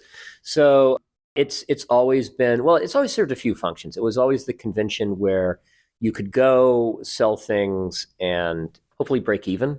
But then like spend time having sort of meeting with friends and having like business meetings and kind of more casually and slowly playing games and doing other things at night when you're working during the day. I'm giving you purely like an exhibitor's view. Right. Yeah. Right. I don't know what it would be like to actually not come here and work because I've never done it. But from an exhibitor's view, you can come, you can do business, you can sell, and if you're lucky, you break even, which has always been our goal. But honestly, as an attendee, it's not that much different. You come early in the morning, you do business just from the other side, right? And then later at night, you play the game, and you hope you don't break budget, right? Like that's right. like that. And I wasn't sure, getting reports back from the other teams, that the pandemic hadn't damaged Origins in such a way that these two functions. I mean, I could see the figures on my end, right? Because that's part of my job. But I couldn't really gauge the social part of it because I wasn't here. I came with CJ to see, let's the two of us go see if there's still a social, like a gaming industry social function going on, if my old friends are there, and since you're in the industry, I can introduce you to them, which was maybe a failing the last few years on my part, like sending the kids, who do range in age from 21 to not really a kid, 38, but still like not people that necessarily knew a lot of people that go to Origins, and saying, okay, well, there's a lot of business socializing, go make friends. That might not have been fair to them. They tried. And to be fair, the first couple years out of the pandemic, things were weird. Like this, I think I came back on because I would do a Sunday with my son and do the exhibition hall, and it just seemed odd everywhere. So it was kind of weird for me. Yeah, that makes sense. Seems to be roaring back now. I haven't seen anything to not like, and I have to say, as a person who's interacted with Gamma and with George Fern a lot over the years, especially George Fern and Company, for your listeners that don't know, a large convention has three factors. They have the actual convention center and its staff. They have the actual convention and its staff. And then they have the convention services and its staff, who run things on behalf of the convention center. It's all very confusing and often leads to three different types of people you interact with that work for three different groups, I would say. And anyone, and I'm not particularly picking on Fern about this, any convention services company you interact with in a large exhibit of any kind, any industry, is gonna periodically make you like beat your head against the wall, right? It's not necessarily even them, it's just the nature of the thing. And all three groups have been kind of hitting it out of the park this year. It's been very smooth. Showed up, our pallets were there, everything we'd ordered was there. We set up in a very short period of time. The people from Fern have been very helpful, been very on the ball. The people from the convention, some poor gal was tasked with walking to every booth in Origins from Gamma and asking them if they were doing all right and if they had any complaints. And this sounds like the most thankless job you could ever possibly have, knowing, us.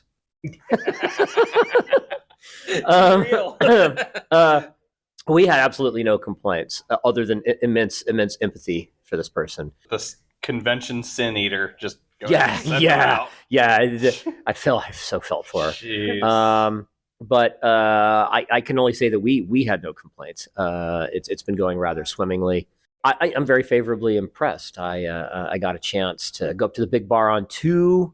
Got to sit down with some very interesting and clever people from Gloomhaven and from Wet Ink Games, who have, as an indie game publisher, been hitting that out of the park lately. Just want to give them some promotions for. Yeah, we actually had them on for an interview. Yeah, Into the Cess and Citadel, and Into the Weird and Wild, and Jiangxi, and the masterpiece of depression that is Never Going Home. As a guy that sells games that are supposed to more provoke emotion and mood than they are to like deliver the satisfaction of killing things, taking stuff and getting more powerful. Man, that dark game. I mean, I didn't even have to crack the book open, and you look at the title and you look at the art, and I'm like, oh no! All the fun of Lovecraft with all the fun of World War I. So I have a new game I've designed called Argumentation, which is a game about examining how people feel history works. Oh, this could go bad. It went really well. Like, I play tested it with them, and a couple of people from Gloomhaven came in. We had a really nice play testing, very helpful suggestions, because the game's in its, in its rough form, its ashcan form. Mm-hmm. That was really great.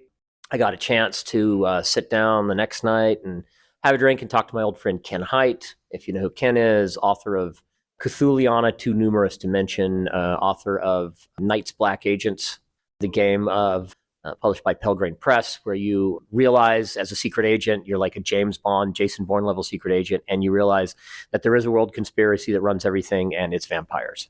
Fantastic. And then it becomes kind of like Burn Notice, Jason Bourne with Burn Notice, being hunted by vampires. If your listeners want to check out his work, he is the author of the incredibly useful and wonderful book Tour de Lovecraft, available through Amazon.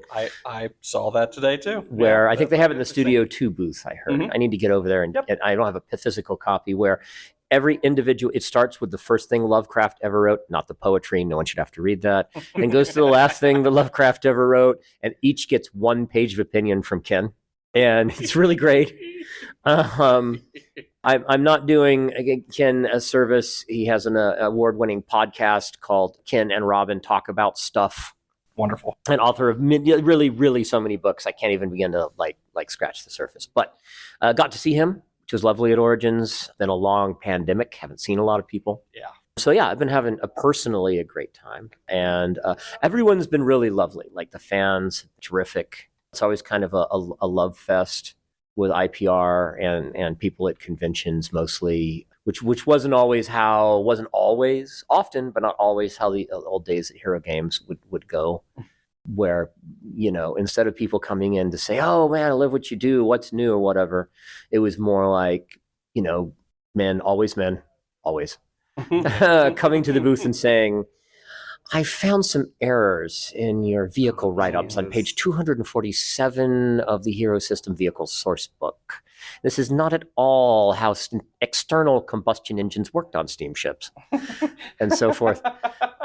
And sorry, guys, I'm being unfair to you. You know who you are. So yeah, the fun of doing this with IPR continues. Met a lot of really great people this year. Saw a lot of old friends or old people I recognized from other conventions over the years. It was nice. Got to meet and talk to a bunch of our designers that I haven't ever met, in some cases face to face. There's the cool kids from TTRPG Kids. You know what I'm talking about? There's like an organization or a company. They publish books like how to help to teach children how to play role-playing games. TTRPG Kids. That book. They came by. I haven't gotten to visit with our friends from Hectic Electron that publish Raccoon Sky Pirates, but I want to make a plug for them. Raccoon Sky Pirates is a wonderful, messy masterpiece of a game. It's trash themed. It comes with actual trash as packing material inside of it. You can get it here. It has been one of our top sellers for years now at IPR. It is a great game, totally worth playing. I think I haven't had a chance to go visit with them, but our friends from Ninth Level Games are here for the 25th anniversary of Kobolds Ate My Baby. I believe they were doing a bash last night. We had a fantastic interview with them, and we attended said bash. It was fantastic. It was my first time ever playing Kobold Ate My Baby. Yeah. And man, that is a game. I love it. I'm hooked now. They have their All hail King George. orange edition is out, available through Indie Press Revolution.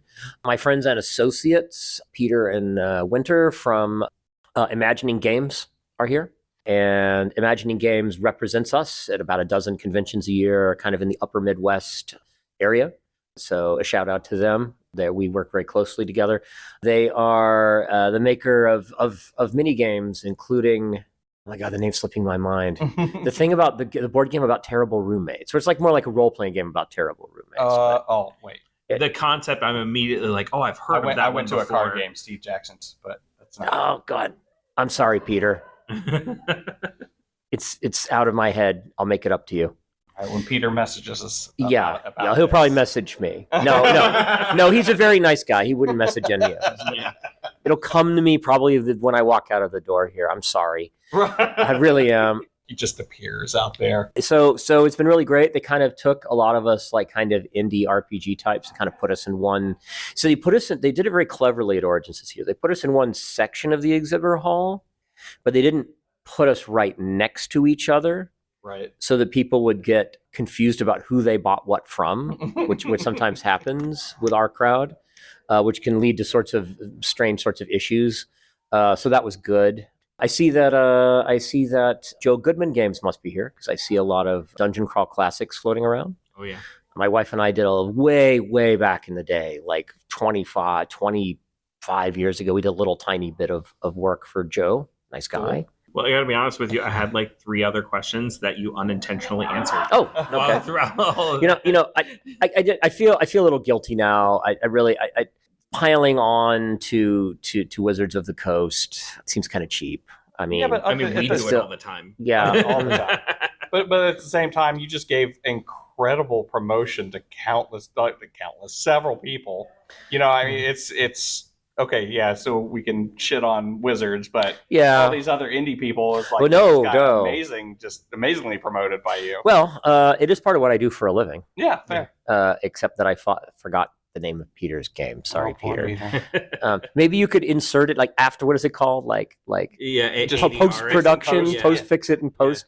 Your voice could come in and say what he meant to say was. Thank you. What he meant to say was, rest in pieces, Jenga-ish ridiculous roommate role-playing.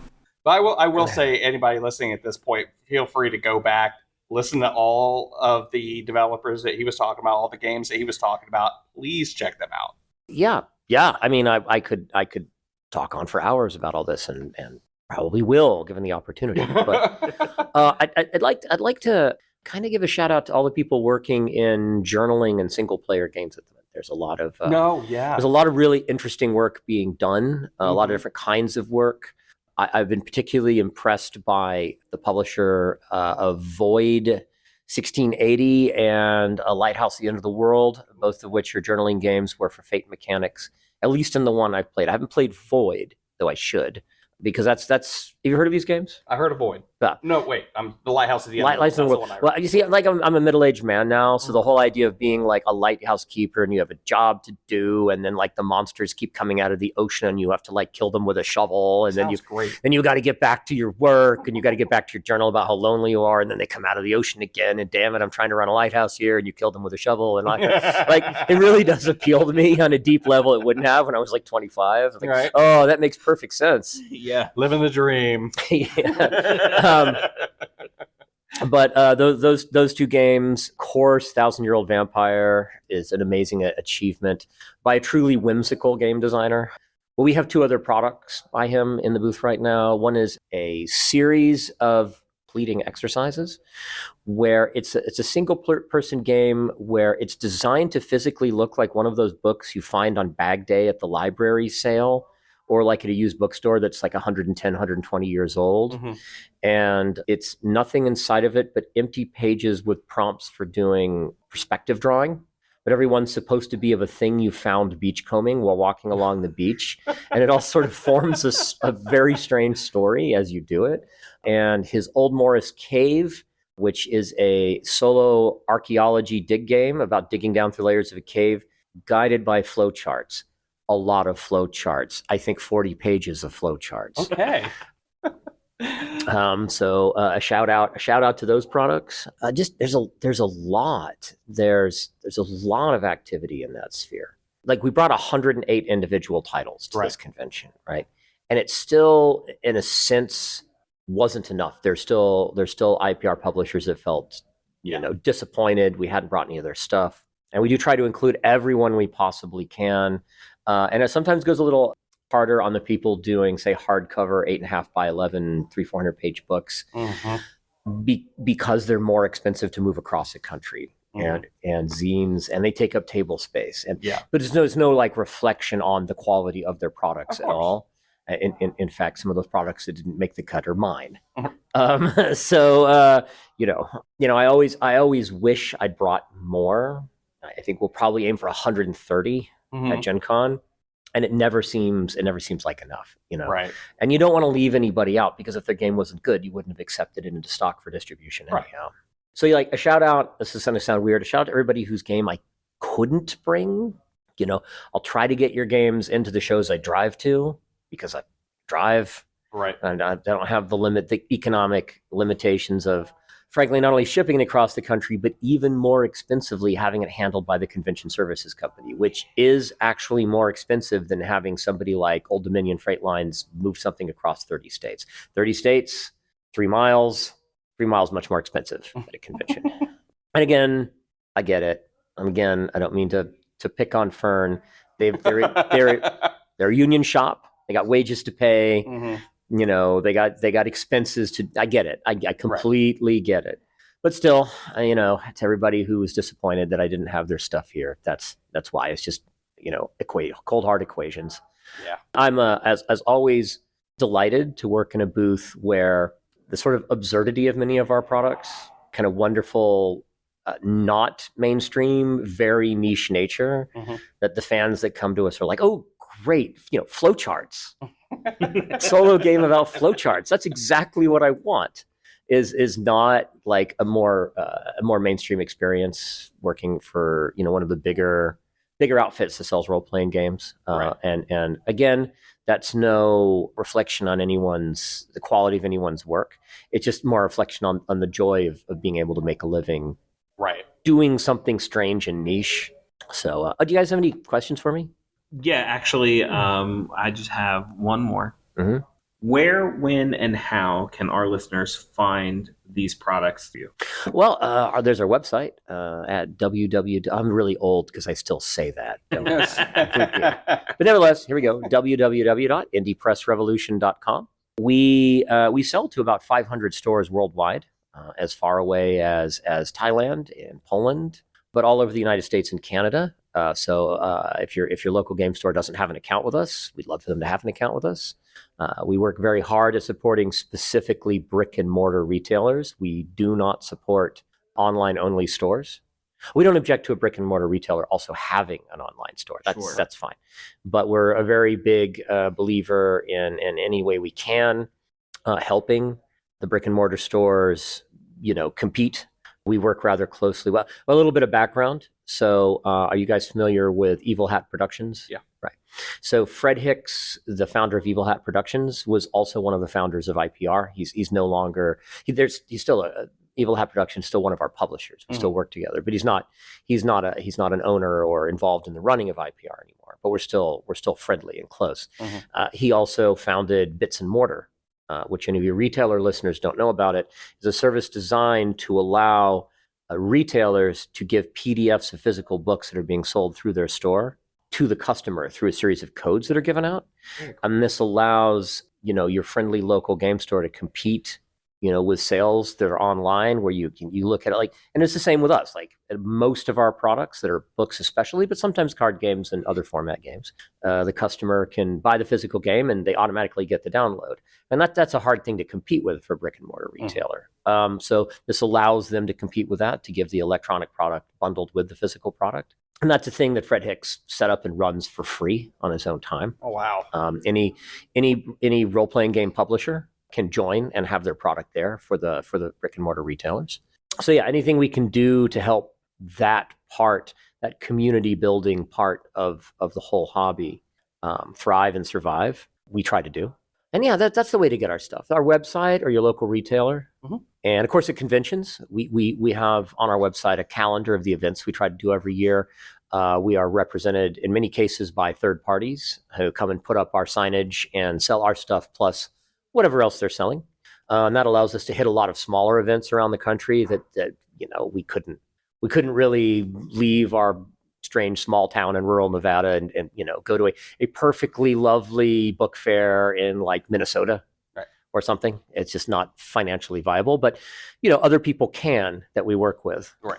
We've recently in the last year been fortunate enough to have representation now in both Mexico and Canada by associates. Nice. Who are doing shows in those countries. So that's been really great. That's how they get our stuff. Awesome. Yeah. Perfect. Thank you so much for taking time out of your day to come talk. Oh to yeah, us. absolutely. And we hope you have a fantastic rest of your show. Oh yeah, thank you. Likewise to you guys, and thank you for interviewing me. Thank you. We are once again live from the convention floor, and I have always pondered, what is a pirate's favorite letter? We once thought it might be R, and then I thought, no, a pirate's true love is the C. But we have a new guild member who's going to show us that the true answer is a pirate's favorite letter is the T. Please feel free to introduce yourself. Hi, I'm Emily Vincent. I'm a game designer from Boston, Massachusetts, and a big fan of tea and a big fan of pirates. So tell us a little bit about what you brought to the convention. So I brought my first game that I'm self-publishing from my company Pink Hawk Games. And the game is Pirates of the High Teas, which is a set collection game of piracy and pastries. So I think we all know that pirates were super into afternoon tea, right? Of course, yes, absolutely. Yes. This is a very historically accurate game. Yes. So you're trying to earn your captain's regard and booty by their booty by serving them the very best afternoon tea. Scurvy buggers. We have scurvy dogs. But I meant dogs. Yes. So it's a set collection game where you're collecting various afternoon tea foods. You're pairing them with delicious tea, and then you are doing some worker placement to get to the captain's quarters and serve as many times as you can to earn the most treasure. With a couple of sort of piratey twists in there where you smash your dishes together and you blow things up with a cannon and send your monkey to steal various dishes and things like that. As you do. So where can our listeners find said game or expect a future release? Yeah, so this is going to be coming to Kickstarter this fall. So you can follow us on Kickstarter. There's a pre-launch page, Pirates of the High Teas. If you search it, it should show up. Or you can find me on my website, Pink Hawk Games. Or really, you can find me on Discord. That's kind of my most comfortable platform. I'm a co-host on a podcast called Building the Game, a documentary podcast about game design. And I'm around. I don't know, find me on Instagram, find me on Discord, all the places. And how long have you been in the biz? So I started designing games 2 years ago, just a little over 2 years ago. And I have a habit of picking up hobbies and sort of throwing myself deeply into them, right? So when I started D&D, I got all of the books, which maybe that's just all D&D We understand hyperfixation on this podcast. Yeah. We're very familiar. Yeah, so designing games for about 2 years. I have another game that's being published this fall as well, so I've managed to make some inroads in a quick amount of time. But it is, it's a fun industry to be in, and it's a fun thing to start my own publishing company. We'll see how that goes. Yeah. And what has quickly become my favorite question I've been asking this convention is, why Origins? Why this convention? All right, so this is my second Origins. I was here last year just at the Unpub Room, and it's easy to get to. It's got a lot of great, awesome people, but in terms of coming as a game designer and a game publisher, I'm able to get a booth here, I'm able to talk to lots of people, and there's lots of the big conventions that are they're huge, right? Like, I can't get a booth at Gen Con, and if I did, why would anyone care, right? There's amazing, huge companies coming out with great stuff. Whereas this is a convention that sort of all of my friends from the game design community come to. We all hang out in the Unpub room all weekend and have a great time. So yeah, it's a fun, accessible kickoff to the summer. A lot of great people. That's my answer. All right, is there anything else you'd like people to know about Pirates of the High Teas or any of your other games? Oh, I don't know. I would like them to know that they exist. Fair enough. No, I'm trying to hit a spot that I think there's not a lot of games in that I'm finding, which is the sort of light and whimsical themes, but with a little bit heavier strategy mechanics, like some more thinkier games. And I think that I see games that are very serious, and I see games that are very silly, and I don't see ones that are sort of silly and serious at the same time. So I don't know. If there's people who are interested in that kind of game, I'd love to chat with them. I don't know. I think people might be interested in that. I'm interested. Yeah, 100%. That's why we're here. Yeah. All right, so thank you very much for your time, and we hope you have a great rest of your show. Awesome. Thanks. You too. We are here again at Origins Game Fair with a brand new guild member. Feel free to introduce yourself. Hi, yeah, my name's Matt Boersma. I'm with Motley Kids. My wife and I basically run that. My wife's Nikki. And so what we do is we provide kids programming at gaming and nerd conventions there that invite us in to come do that. And we're here at Origins running the family room where we've been doing some kids crafts, some kids RPGs, and some end of day parties to help the kids blow off that last bit of steam and then maybe wind down a little bit and hopefully not wind them up too much to send them home with their parents at that point. So how long have you been doing this? We started this about 9 years ago in 2015.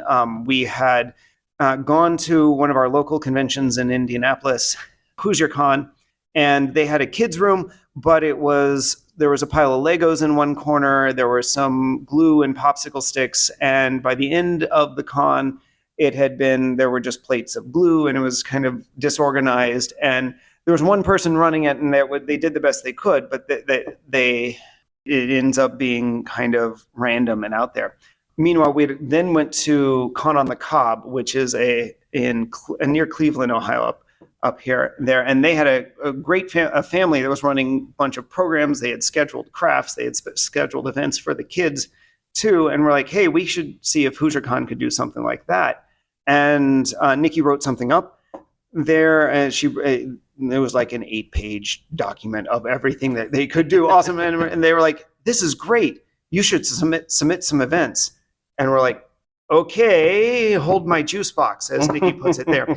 And so then the next year, 2015, we submitted they gave us a room. We ran some kids crafts. We did some kids role-playing games that we knew at the time. And it just kind of snowballed from there. A couple years later, we got invited to work at Gen Con and run a bunch of stuff there. So now we're basically running an entire room full of kids' crafts and role-playing games and board games and things like that next to the training grounds, which are some great folks that have been doing kids programming for Gen Con for years. We've also then done stuff with a couple other conventions in Indianapolis, In Conjunction and Starbase Indy. And then there's been a couple other conventions, PopCon, we've shown up at, and this is our first year here at Origins. So perfect. So let me ask this question: why Origins specifically? You could be running kids programming at any convention. Why Origins? Why Origins? Well, Nikki and I and our oldest Miriam have been to Origins a couple times before, and it's been a great low-key version of compared to Gen Con, where it's just big enough to pull in some of the big names in there and still have a bunch of indie people there as well, but at the same time not feel quite as overwhelming as Gen Con can there. I mean, because Gen Con the last few years has been 50, 60, 70,000 depending on the year. And it takes over all of downtown Indianapolis and is kind of crazy. And whereas here is just big enough to still be kind of fun, to not get completely lost in there. And for a while, we were holding it off as our non-work con because it was a little further away from where we live near Indianapolis.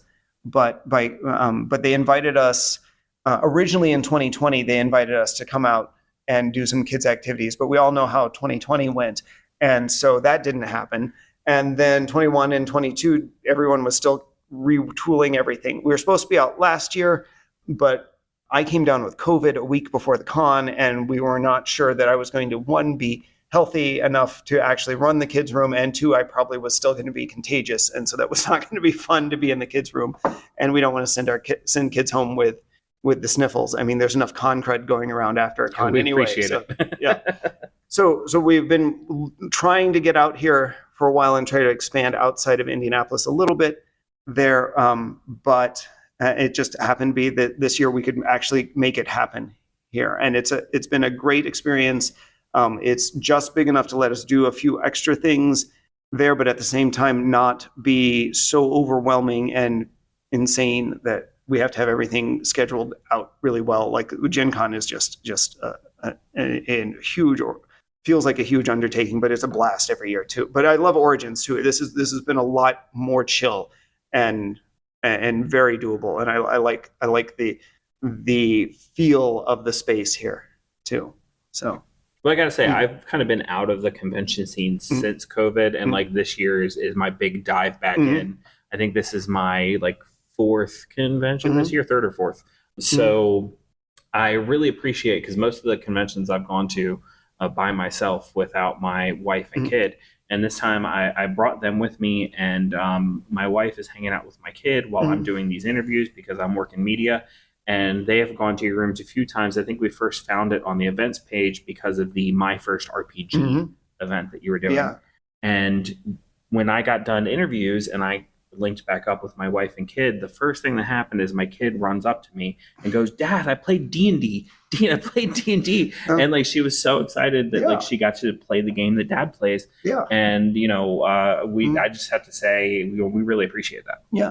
No, but so some of what we like, our goal is to make it so that if you come to a convention and you've got kids with you, you don't hate your kids while you're there, or you don't hate being there with your kids, and your kids don't hate being there too, because that's the other thing is like, if the convention for the kid is they get plugged into an iPad in the corner of the room, or just playing with Play-Doh for 8 hours while you're trying to play your Pathfinder game, that's not going to be a good experience for them. It's probably not going to be a great experience for you while you're trying to play the game there.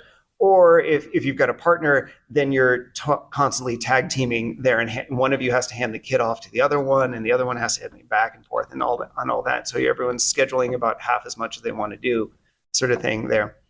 So our goal is to, one, make it so that you don't hate bringing your kids to conventions, and two, to make it so that the next generation wants to keep doing conventions and wants to get into these hobbies that we all love as adults here. And so that's where our things like our My First RPGs come in there. Those events are ones where we basically have a collection of starter role-playing games where these are ones aimed at kids that do a pretty good job of easing kids into this sort of collaborative storytelling of role-playing games there. And some of them can be really crunchy, more crunchy like D&D, and some of them can be really story-based, like some of the more indie ones out there. We do also, like, a couple of our GMs will basically run D&D that they've simplified down, and they've stripped some of the numbers out or made it very straightforward on what they're doing there, and sort of guide the kids through that. So we've got some, and basically what we'll do is depending on who we have available to GM and the age group of the kids that shows up for the session, we'll pick one.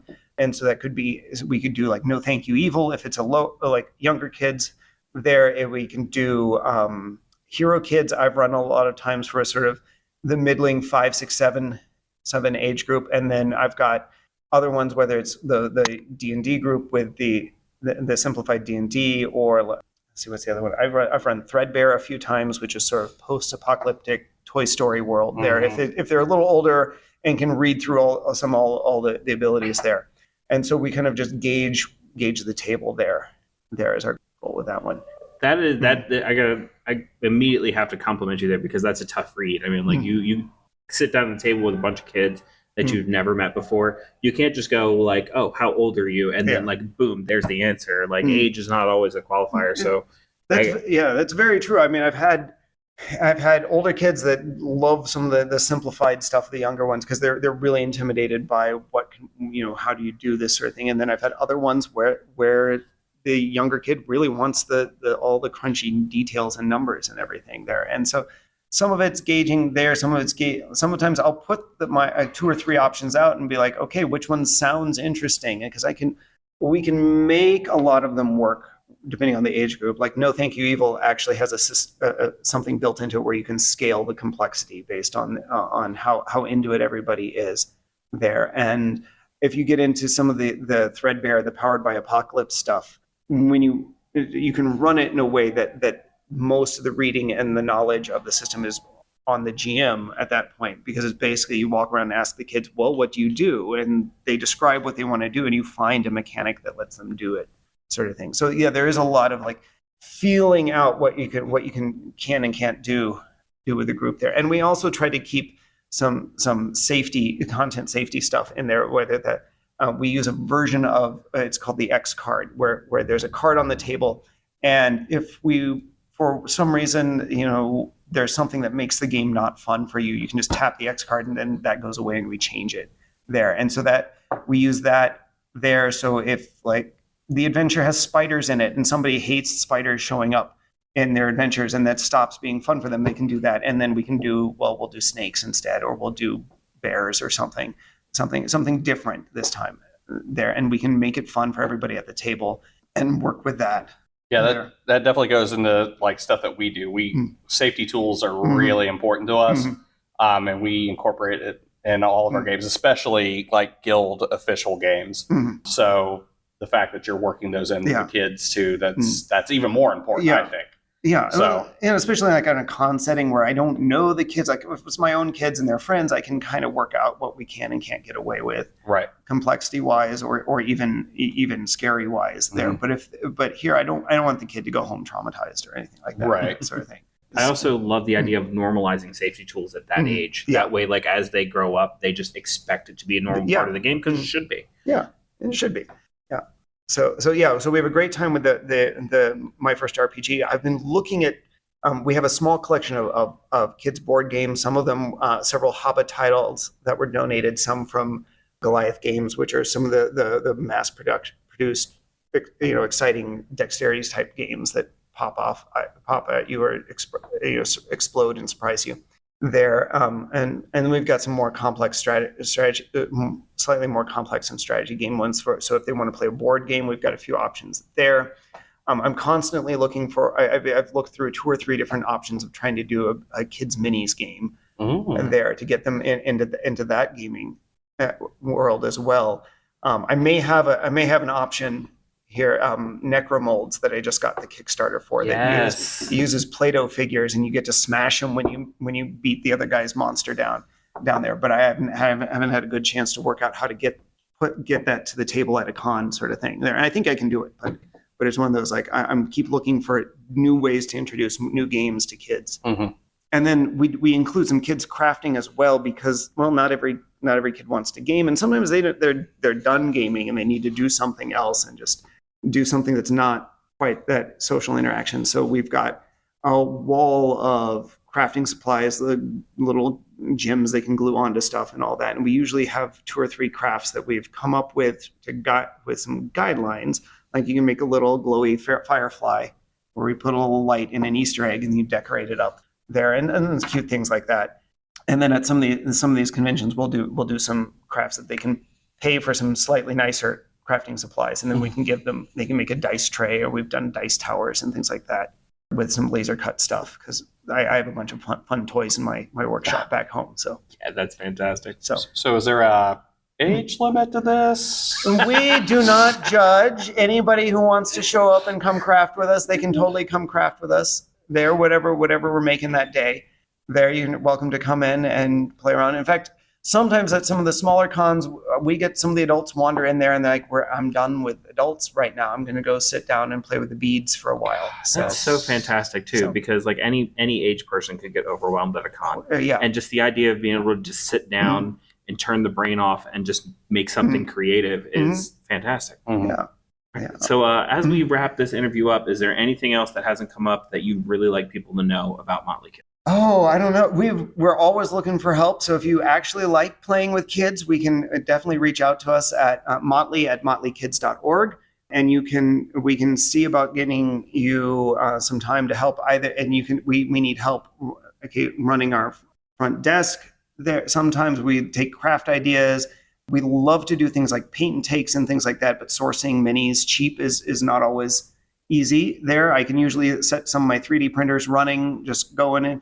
But if somebody's got a bajillion old ones they want to get rid of, I'll give them a good home and someone will give them a coat of paint. Yeah, I was about to say you do accept donations and such. We do accept some donations.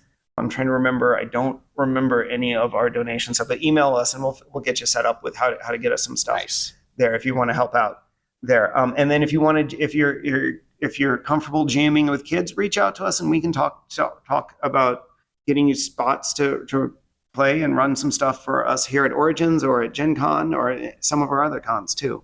So. All right. Well, thank you so much for taking the time to speak with us, and I hope you have a great rest of your show. Great. Yeah, I hope you guys have a great time too.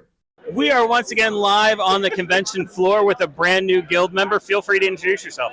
Hello, my name is Sam McDonald. I am definitely a guild member. Happy to be here. Woo! Tell us a little bit about what you brought to the convention.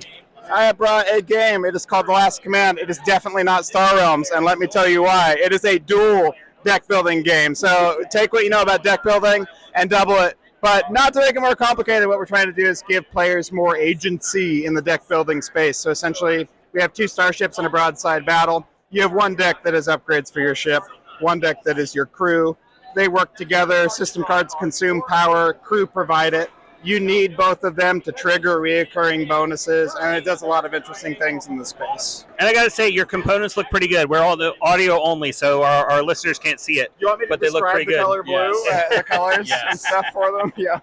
Yeah. I'm rubbing the card on my face right now, and you can tell it's 310 to 350 GSM white core. It's actually making me feel kind of weird. Okay. So how long have you been in the business? This is the first game I'm actually self-publishing. We're on Kickstarter right now. We are on day 10. So yeah, this is the first time I'm publishing, but I have been creating games and taking them to conventions for playtesting for like 5 years now. So yeah, this is actually my first game. I have a few others that I'm prototyping right now, but this is one I quit for a while because of some criticism, but we went back to it and simplified it, figured out what it needed to be to appeal to more people. And so, yeah, that's brought us to this point. This has been my favorite question. Why Origins? Why Origins? Okay. My friend, Sam Barmittler of Around the Stump Games, is an Origin member. That is the only reason. That is the only reason. A Gamma member. I'm sorry, a Gamma member. Yes. Yeah, and, that's a good reason. Yeah, which I support wholeheartedly. Right. Yes, but I am myself. I'm not a member. So, yeah. But. All right, is there anything else you'd like our listeners to know about The Last Command? It's very unique. It's doing something that isn't really being done with deck builders right now. And I mean, basically it's a deck builder with an element of tableau building and worker placement. It's doing something that's definitely unique in the space. And I mean, obviously I would love for people to check it out and see why. All right, well, thank you so much for talking to us, and I hope you have a great rest of your show. Thank you, Qui-Gon. You're my only hope. We are back again here at Origins Game Fair. We have 3 new guild members joining us. Please feel free to introduce. How you doing? My name's Jared. I'm a software engineer out of Boston. Hi, my name's Michael. I'm a geneticist, also out of Boston. Jared's my brother. What they should have said was they're game designers, because I'm Sam Stockton. I'm the publisher of BA Games, and they're designing one of my games. My name is Michael. I'm a game designer from Boston. My name's Jared. I'm a game designer from Boston. That's what I thought. So tell us a little bit about what you brought with you to Origins. So Sam has been working tirelessly with us on probably our 4th game, and we call it The Rift at Starhaven. We do not have a release date yet for this Kickstarter, but it's going to be under BA Games, which has been a pleasure to work with. Sam is literally the best. They're going to be the next Stonemaier games for sure. Yeah, lies. Oh, sorry. No, that part is good. Sorry. Yeah, wait. So The Rift at Starhaven is a deck builder game, but it's also an action control game.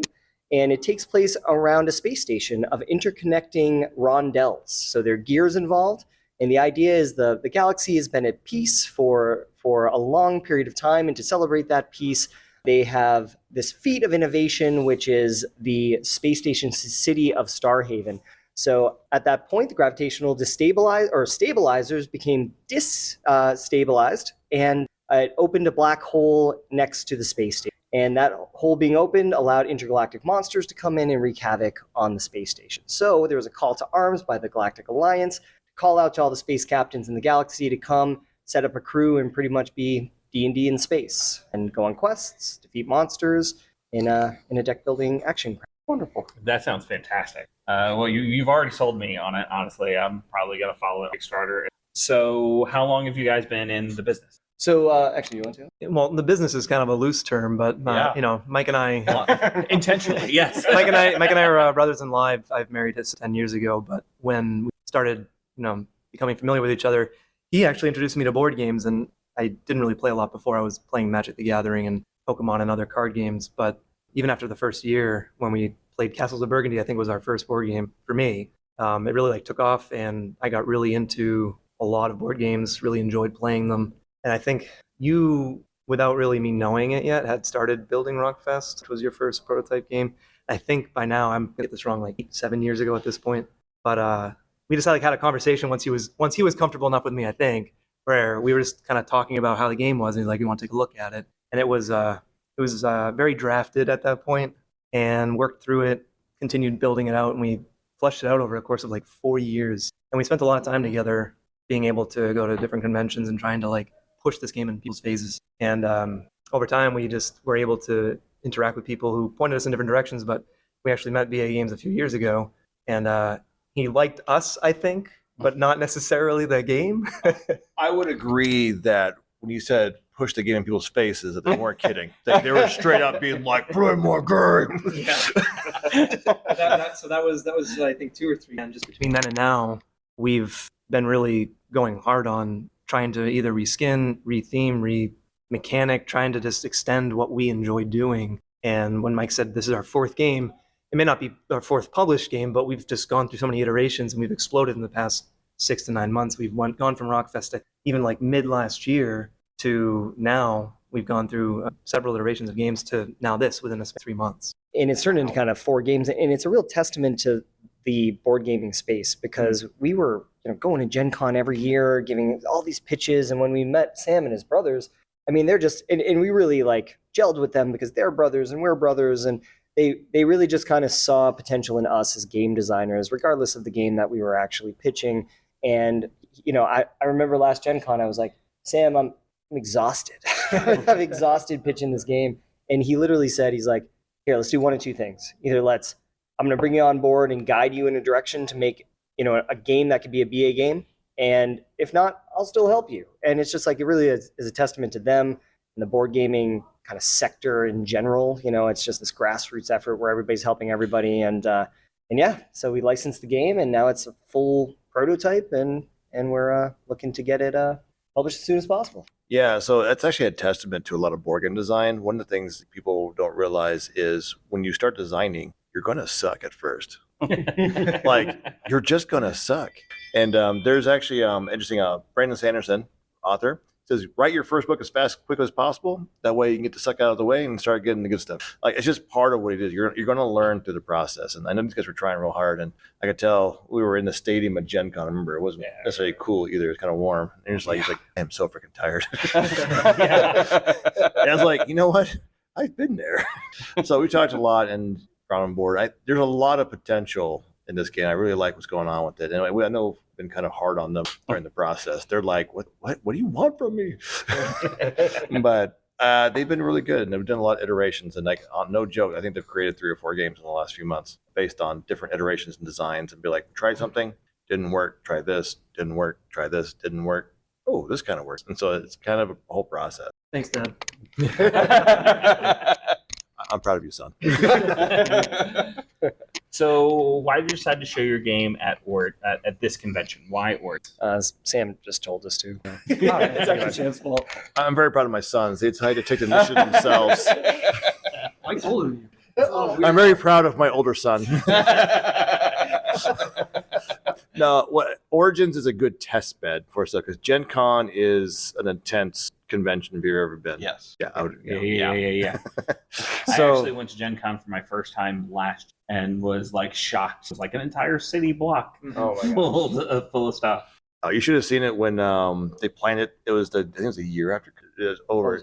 Gen Con was in September, which is the same time as a home game for the Indianapolis Colts. Oh no! There were fights, and there was all kinds of like, "Yeah, nerds!" Like, "Shut up, jock!" The breakfast. Oh, dude, it was like a rumble out there, and I saw the nerds gathering. I was like, "Oh man!" Was 80,000 nerds? Well, I guess how does the stadium hold? Not that There's many. literally like there's no way it was many as nerds at the convention. The problem Look, was they might be more athletic, but we had them in numbers. So that's what happened, right? Because like the jocks were like, "Oh no, that guy's just a jerk or whatever. I don't know him." The nerds were like, "No, everyone, let's go, everyone. My D&D groups, your D&D group, that D&D group, let's band together."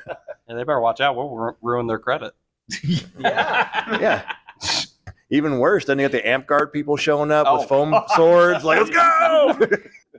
So that was a good time. But Origins is a good test bed. It's a lot more low key, but there's a lot of people in the industry that I know that I want to show the game to get feedback from. So the show here is when you get through development, you can get into a bubble. You have to be careful that you don't, oh, I sound so great. My design's so amazing. I am great. You need to kind of break that bubble. You need to kind of get through that. So Origins is a good test bed to gently get popped, basically. Which sounds bad. It's like in Chicago or something, get popped. Sorry. We don't talk about that. Yeah. Son, I'm disappointed in you. Sorry. So not to take the attention off of what we have here, but what else has BA Games brought to us? We've also brought a few things. Brought him? Okay. Well, we just had another guild member walk in. Feel free to introduce yourself. Yeah, hello. So I'm Alex Levins. I'm a designer of another game with BA Games right now. Name pending, but we'll call it Tasty Traders for now. Alex Levins pending or the board game pending? The board game. Okay. Alex Levins. Yeah, I'm trademarked. I'm McLevins. Yeah, he's not my son. He's like a nephew situation. Okay. So he has a game that I think he wants to describe a bit to you. Or do you want? No, yeah. Go ahead and tell us what you brought with the Origins. Yeah, gladly. So it's a game where there's a city called Authinia, and it is a beautiful, flourishing city, but there's one problem. The people are currently going through a famine. And so the king has declared that there's this dungeon underneath Authinia that has a ton of monsters. And essentially, people found out that if you slay monsters and you take their parts and cook them up, they taste pretty good. And so essentially, you are an adventurer that is in charge of going down, delving into this dungeon, slaying monsters, collecting their parts, and trying to sell them to different cities on a main board to essentially feed the people while completing some orders, making people happy with some really tasty recipes. Soylent Green. Yeah. Well, you instantly got all the dungeon. Exactly. Delicious Yes. and dungeon, yeah. That may have been an inspiration. So how long have you been in the biz? So I have been designing since 2021, so right at the tail end of COVID, one would say. But then in terms of whenever I actually started pitching the game, it was last year Origins when I met Sam here. So that's whenever I really got deep in it. Wait, so it took us 2 years. It took you the first try. Dad! He's your nephew? Nephew, like I owe his mom a favor, so like it's nepotism, guys. Come on, I'm sorry. This is panning out there. So it sounds like you're really building a stable here. Yeah, so we've done the first 2 games ourselves, and it's fun. I really enjoy design. It's something I really like doing. But the problem with doing that is when you're design, development, marketing, publishing, accounting, distribution, like you end up getting stuck with all these different directions. And what ends up happening eventually, you either get to stay as a once per year, once every few years game, or which I think is it Red Raven Games. They do like Above and Below, Sleeping Gods. They do it. He's also an illustrator too, which on top of that, but they do that and they're able to really successfully do it. I don't have those skill sets, so I had to do something else. And so in terms of that, I really wanted to also grow and be a bigger company, which means I need more games. Plus, I like people smarter than me. So I like to get designers who know things and I use them. And then I use some of my experience. They're smart. We work together and come up with a final product. I think it's going to be really good. Is that like you only get game designers who have PhD? 3 of us here are That's actually kind of funny. Is that what you're doing, Sam? It's this mayor. It's that classic saying: if you're the smartest person in the room, you're in the wrong room. Like I didn't even think about that until now. Wow. But my dad's a doctorate, so maybe that's what it is. But doctors are smart. Let's go with those guys. They know things. So that's kind of what the process is I started to then be like, okay, if we're going to do that, then let's get some things. But also I noticed that I feel like in the game industry sometimes that we end up being somewhat incestuous with designers. We use the same people over and over again because they know what to do. It's great. Awesome. They're very experienced. It's great. But we need to get some newer blood sometimes and some newer ideas. And it's really nice to get some newer designers who have some fresh takes that you're like, well, why do this? I'm like, well, it's just the way it's always been done. And it's like, they're like, that sucks. And we're like, well, maybe you're right. But so it's really interesting to have like this new blood and new takes on stuff. And then some things are also good with experience to like that. Yeah, it needs to be geared a certain way. So it's been really fun working with these guys. So I've had a good time. They're all saying no. Okay. No, so I admit it's kind of interesting too from my perspective that you have Cult of the Forges Ravenshire coming out and debuting, and you'd think that like, oh, that's just 2 board games. But for one, it's crazy to see how much Forges Ravenshire is getting on today, and it's way above what I think you were talking about. But also knowing suddenly that you're working now and trying to get all these games out, feels like we're right at the beginning of like this really cool thing where we're going to be working with a bunch of other people making games, and it's like really interesting people like that and have that opportunity where you just said it is really hard to get into that. So it's a kind of a unique experience not being able. Yeah, it's tough to get into the industry, and even when you do you want to stay? Very fortunate. Very fortunate. It's really good. So yeah, like I said, we have, what do we call it? Delicious Dungeon? No, that's Dungeon Mesh. Tasty Traders. Totally not Delicious Dungeon. Tasty Traders. And then we have Rift of Starhaven. That's right. At Starhaven, sorry. Yeah. Or Patent Pending. It used to be called like Creamy Pirates and Milky Pirates. Well, yeah, it was called Milky Pirates. It was. Well, yeah. Oh no, Pirates of the Milky Main. That, and there was a verb and an all milk.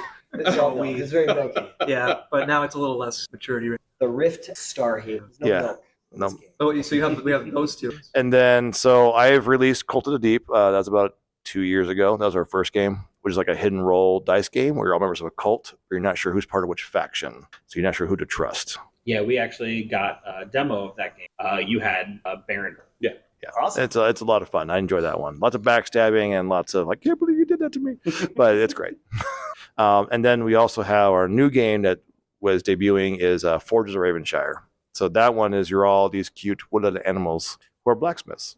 And you're at the center of this place in Ravenshire where these adventurers come from all over to get equipped to go on their adventure. And so you are competing with the other blacksmiths to see who's going to be in charge of the blacksmith guild or the forge master.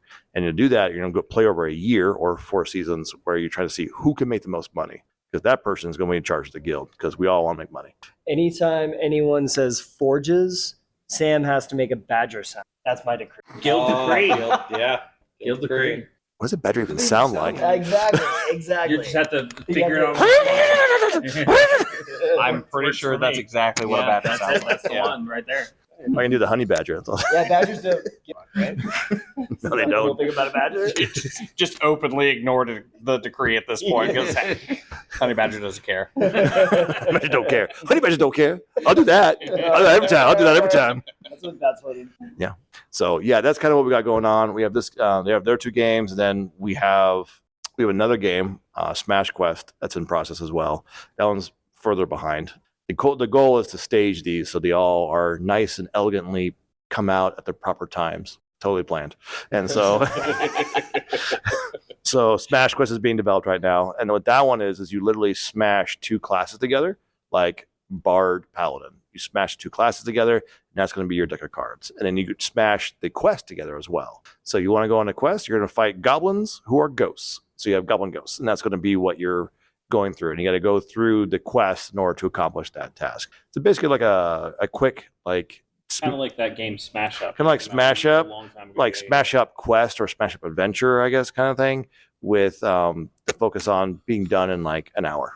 I could see something like that being used to do like just a quick little like storytelling tool as well. Mm-hmm. Like if you're trying to run a game and you're just like, what am I going to do? And just smash something together. It's like, well, guess I'm doing this. New campaign. Well, that's exactly, because so one of the smash ups was pirates and dinosaurs. And so it's like, well, I guess pirates are riding dinosaurs. So we have pirates riding velociraptors coming running around. So it's like, oh, that's good.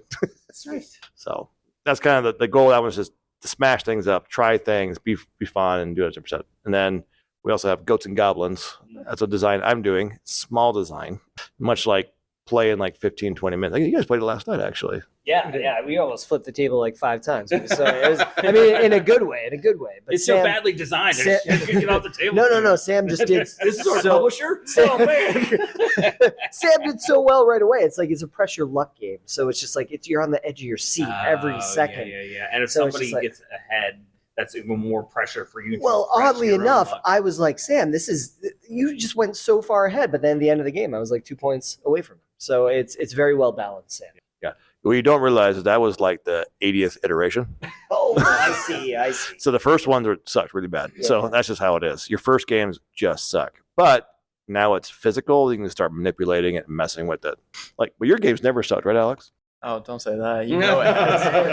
The first thing that this guy says to me after a couple months working with him was, I wasn't impressed when you first came up and pitched this to me. That sounds like him. Fair enough. And I said, hey, ouch. Keep them humble, right? Look, we're gonna keep this and this, but everything else throw it away. Look, Honey Badger don't care. Honey Badger just say how it is. But yeah, it helped me grow like throughout the whole process. Because I got to say, having someone that's both a publisher and a well-versed designer makes life a lot easier. Oh, well-versed? Wow. Are you helping him write his dissertation also? I don't think he could understand much in the dissertation. Wow. I feel targeted now. To be fair, you put yourself in this position. I unknowingly. I didn't put 2 and 2 together until it was too late. I was like, oh. You probably should have consulted your doctor. I should have. All right. Well, as we start to wrap things up here, is there anything that you know about either of your games or anything that they may not know? As far as the Rifted Starhaven, I mean, if you love deck builders, I mean, from Magic the Gathering to Lorcana, but then, love a Spelljammers type theme, then it is the place for you. Action crafting is kind of our new mechanic that we haven't seen really any of. So deck building plus this action crafting mechanic kind of blend it all together. It also looks super cool. Oh yeah, it looks super cool. We might even, if Sam allows us, we might even put in the top tier of the Kickstarter a Raspberry Pi, so the rondelles, the space station, without you doing. Can we have that, Dad? I told you. Ask your mother. You should be able to create that. Yeah, right. It's too late. He already said it. He's like, Forges. Honey Badger don't care. What about you, Alex? Give me the sales pitch. I'd say if you're looking for a fresh mid to heavyweight Euro with mechanics that you probably haven't seen very often, I would say this is the way to go. We've got a good chunk of different things. We got market manipulation. We've got pick up and deliver. We've got a little bit of area control, quote unquote, if you call it that. But a lot of fresh takes on old mechanics, I would say. I like the words fresh and chunk when referring to food. This Chunk? is good. Fresh chunk. Yeah, that's good deliciousness right there. And then, we're just excited. If you didn't know, BA Games, what do you think it stands for? I would assume badass. But it is not. Even though the goat has a bandana on, so yeah. But I heard what you said. yeah, I know. Yeah, so what it is, it's Brothers Awesome. Oh, okay. Because I used to really be into MC Hammer as a child, so I made a lot of raps. wasn't? Yeah, I know, but I made a lot of raps and recorded them on a karaoke machine. Ooh. With the tape decks and stuff, cassettes.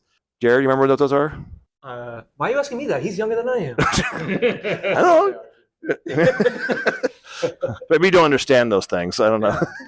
Not that. Yeah. But at 4, he had the Walkman on all the time. Did Walkman even exist 20 years ago? I don't even know. Anyways, I feel old. yeah. So I do want to point out though that all that tech is so retro that it's now becoming popular. Oh yeah. Vinyls are a huge thing. man, I'm ahead of the wave now. I'm popular. I actually just got a Scott Pilgrim versus the World special edition for the video game, and it came with the soundtrack on. Whoa. So yeah. Yeah. So my brothers used to just make fun of me all the time for that because I made a rap about Brothers Awesome, best in the world. Do my own terrible beatboxing as a 7-year-old. See, then I assumed with the goat that you were making a play off of Brothers Grimm, but like It plays. There's a multiple facets to it because also the bandanas because of B.A. Baracus from the A Team. Oh, yeah. but he's also yeah. So that's what like. There's a lot of things to play into it, but yeah, we're pretty happy with it. And the other thing too is we're 5 brothers and apparently 2 sons and a nephew. All in the family. Yeah, it's a family thing. All right, well, thank you so much for your time. Thank you for speaking with us, and I hope you have an awesome rest of your show. It'll be great. Thank you. Thank you very much. It's great meeting you guys. I much don't care.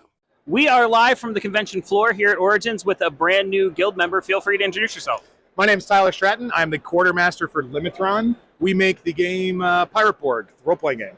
So tell us a little bit about Pirate Borg. It is a scurvy-ridden, undead-infested, worst pirate setting you will ever run into. A tabletop role-playing game set in the dark Caribbean. All right, so is this released? Is it coming out? When can we expect to see Pirate Borg? Oh, yeah. Pirate Borg, it kickstarted about 2 years ago. It's a great success. 5,000 backers, 5,000% funded. Free League picked us up. They're our publisher. They're the makers of Borg, if you're familiar. We took that system and piratized it, added naval combat, and about 3 times the content in it. So we're out in distribution. You can get it at your local retail stores right now. You can also get additional modules, adventures, reference cards, character sheets from Limitron.com. And your major conventions, such as Origins, Gen Con, PAX Unplugged. So what's next for you guys? So we have a big Kickstarter announcement, which will be right around now announcement coming out. It's called Down Among the Dead. It's going to be 3 big adventures all wrapped into one book. So keep your eyes out for that. It'll come out, officially launch on Talk Like a Pirate Day, International Talk Like a Pirate Day, which is September 19th. That's great. So you guys been having a good show here at Origins? Oh, yeah. Luke, the creator, is my brother, and we were born and raised from Worthington here in Columbus. So it's our hometown show. So it's always great coming back. Literally, my mom comes every night and is here. Everyone's super friendly. It's one of our favorite cons because it's like a chill play, have games, and like stuff like Gen Con is much more retail focused. So having a great time. Yeah. How long have you been in the biz? I've been in the business about 2 years, roughly. And Luke, the creator of Pirate Borg, he's the lighting designer for Smashing Pumpkins, actually. So that's where he is right now. But when COVID hit, obviously everything had to take a break. So he started drawing pirate maps because nobody made good pirate maps. Has a whole Patreon, and then that turned into creating Pirate Borg. And now 2.5 years later, we're nominated for an Origins Award for Best Writing. So in our hometown. So it feels really cool. I'll say if I had $1 for every time we've talked to somebody and they've talked about these creative projects that have blossomed over COVID, you'd have a lot of dollars. At least 2. At least, maybe 12. Yeah. But no, it's a great story though. It's something as devastating as COVID was to have these great creative minds really blossom during this. So yeah. Yeah, and I had a full-time career in film and television in Los Angeles until this all kind of came about. Mm-hmm. And I love doing this. I get to spend more time with my family. Everyone's friendly. It's not cutthroat. It's just like a better quality of life place to be. So it's a lot of good has come out of some strange things in our lives. So I'm very grateful. Yeah, that's one thing that we've really been experiencing through this con is the great feeling of camaraderie and really a lot of feelings of family with the gaming community here. Yeah, rising tide raises all ships, right? Yeah, absolutely. I can play your game and you can play my game, we can play their game, and that's great. That's what's wonderful about it. It's not this giant competition. Absolutely. Yeah, that's what I love about coming to Origins. I haven't come for about 6 years, unfortunately. But I'm going to be trying to come from every year from here on out because it's just that kind of warm convention. Heck yeah. Is there anything else you'd like to tell us about Pirate Borg or anything else you got going on? It's the greatest pirate role-playing game ever made, and I decree it. Oh, it's a Guild Decree. Guild Decree. It's in. It's law. It's law. Yep. The brethren of the court have spoken. It is past council. Well, thank you very much for your time, and have a great show. You guys as well. Thanks. All right, we are back, and we have a brand new guild member joining us. Feel free to introduce yourself. Hi, I'm Erica Lowe. I am the owner of Broken Brain Games. We make really cool shit for Borg. We have our main title is Ragnaborg. It is a third-party Viking Borg hack, and we also do 1 dungeon a month, 1-page dungeons. We've done something for Shadow Dark and Borg. All right, so tell us a little bit more about that. Tell us what you brought with you to Origins. So I am currently working in the World of Game Design booth in the Borg section. So World of Game Design is a distributor for TTRPGs. So they have stuff for Marvel and for Modifius, which has Fallout. And then they carry third-party content for Borg. And so it's all community made products. So I brought Borg to sell, and it is a Viking hack that has 4 classes in it, monsters, items, a full adventure, and the Yay Violence chart, which is our battle cry. So as a Viking, you want to die in battle, and we have Call of the Valkyries as well. So Yay Violence is a crit chart that I'm aware of. I can't speak for sure because by the time this comes out, somebody else might have added a crit chart to their Borg. But when we made it last year, there was no crit charts in a Borg. They used the standard Borg crit rules. I love crit charts. I play a lot of DCC. And so I was like, Kurt, we've got to make a crit chart. I want to make it. He was like, go for it. So it's Yay Violence. You scream it at the table. You get to roll 2d20s, pick the violence you prefer. And it's very tongue-in-cheek. So there are nods in there to things that I like pop, pop, motherfucker. You get to attack twice with your feet. There is another one where you take the knee from Skyrim. There is a nod to siblings. I am the youngest of the siblings, and I am the smallest one. And so in there is an option to where if you're fighting something with natural weapons, you play while you're hitting yourself with them. So as an example, I ran for the Dungeon Dudes at GameHoleCon, and Kelly got that on the crit chart. And so he took the dire bear's paw and ripped the arm and started taking the paw and whacking it with it. And he killed the dire bear with its own arm. I love that. So yeah. He does have the right to bear arms. Oh, I see what you did there. So yeah, that's Borg. So how long have you been in the biz? Since Borg. No, it honestly, dreaming of it for 10 years. So living the dream. Yeah. Why have you chosen to bring this to this convention? Why Origin? Well, World of Game Design carries the third-party products, and they said, hey, we need somebody to help with the booth. And if you want to, they were our distributor anyways. And so it was at GaryCon. I just wasn't at their booth. I was just playing games and running demos of Borg. I also ran Temple of Elemental Evil for Castles and Crusades. I used the Goodman Games old school revival version, so I didn't have to bring my original copy. Mm-hmm. And I just converted it to Castles and Crusades because it's a 5e thing. And that kind of works really easily to convert.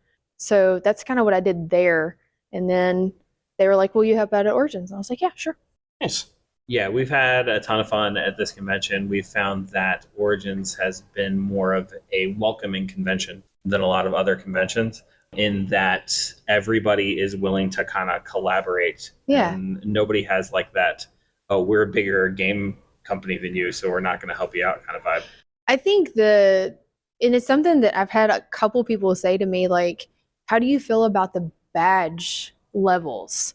And oh, there's at GaryCon, there's the platinum, there's the gold, there's silver, copper, whatever their tiers are. And so if you're like me and you buy just a standard badge, all the people who paid way more get into those games first. Right. And Gen Con is cool, I'm number 15,000 in the queue with everybody else who paid the normal price. Right. So it's an interesting thing. I like that Origin seems to be more accessible. You can actually get into events here. Right. So you should go to Gen Con. Don't come here. So I can play the games I want. Yeah, that's a really good observation because we've been talking about True Dungeon. Oh, and yeah. it's since it's come out, I've never been able to play it. Mhm. Here, I got right in. See, that's awesome. Yeah. I fought for a spot 2019. I checked for every hour on the hour while I was at Gen Con, and somebody dropped. And I got it was 2 hours before it went, and I grabbed the ticket. Yeah. And it was cool. It was fun. Nice. Is there anything at the show that you've really liked so far? I've been working the booth, so I've had maybe 30 minutes to walk around. I mean, I think that the thing I like the most is the people who make Boss Monster, the card game. Are y'all familiar with that? Oh, yeah, definitely. So I love that game, and I saw that they have basically Mario Kart in their universe, and I'm like, okay. He said the deluxe version, I think it's July 10th is when it comes out, and it's $80. It gives you an extra map or tile, and I was like, cool. Put it on my calendar. I'll buy that. So there's that. I think it's called Get Dirty is the paint. if you haven't checked it out, it's in the 700s area. It's special effects paint. And so it gives you that rusted look on your miniatures or terrain. yeah. So you don't have to mix it up. Like, it's just there. I want to check that out. I think that's neat because Kingdom Death, I paint a lot of miniatures for that board game for me and my husband. And so having those effects would make it a lot faster. Oh, yeah. Yeah, absolutely. Well, for our listeners, is there anything else that you would want them to know about Ragnarborg or any of your other stuff? So Ragnarborg will be available on our website, Broken Brain Games LLC, starting in July. You can get the second printing because we've sold out of the first. We sold out this morning at 10:30. So that was exciting because I didn't know if we'd ever get there. When we released it at GameHoldCon, I was like, Kurt, what if nobody buys it? And he was like, then nobody buys it, Erica. And I'm like, okay. That's a good attitude to have walking into it. I was like shaking and I was like, okay, cool. So I told Anthony, I was like, I'm so sorry if no one buys this. He's like, it'll be all right. And I'm like, okay. So I'm the warrior out of probably the two, me and Kurt. Yeah, he's my co-writer. He's the creative director of Broken Brain Games. And he's, we were friends. We met at our local game store and he was just like, hey, you should try and make stuff because your stuff sounds cool. And I was like, sure. That's awesome. So yeah. So if you want to check out Ragnarborg, you can get it on our website. You can sign up for our newsletter and get a free PDF version. So it's condensed, so you can try it for free. Comes with an adventure, fillable character sheets. And that way, if you don't want to spend the $10 on a PDF or $20 on a physical copy, you could try it, play it, and know you like it before you spend your money. Absolutely. Wonderful. Yeah. Well, thank you so much for your time. And Thank joining y'all. us for an interview. And I hope you enjoy the rest of your show. Yeah, y'all too. Thank you. Yay, violence. All right, we are back again here at Origins Game Fair with two new guild members. Feel free to introduce yourselves. Hello, I am Silence, and I've been cosplaying for 22 years. And I'm Vanna with Cosplay Deviants, and I've been cosplaying, I would say, probably a little over 5, both Cosplay Deviants. It's less than a year, so I'm pretty new. So tell us a little bit about what brings you to Origins Game Fair. Well, like Xana said, we are with Cosplay Deviants as an organization, but we were specifically chosen for Origins because of our interest in the focus of Origin, which is tabletop gaming, D&D, things of that nature. So those of us that are most interested in that aspect are the ones that came to Origins.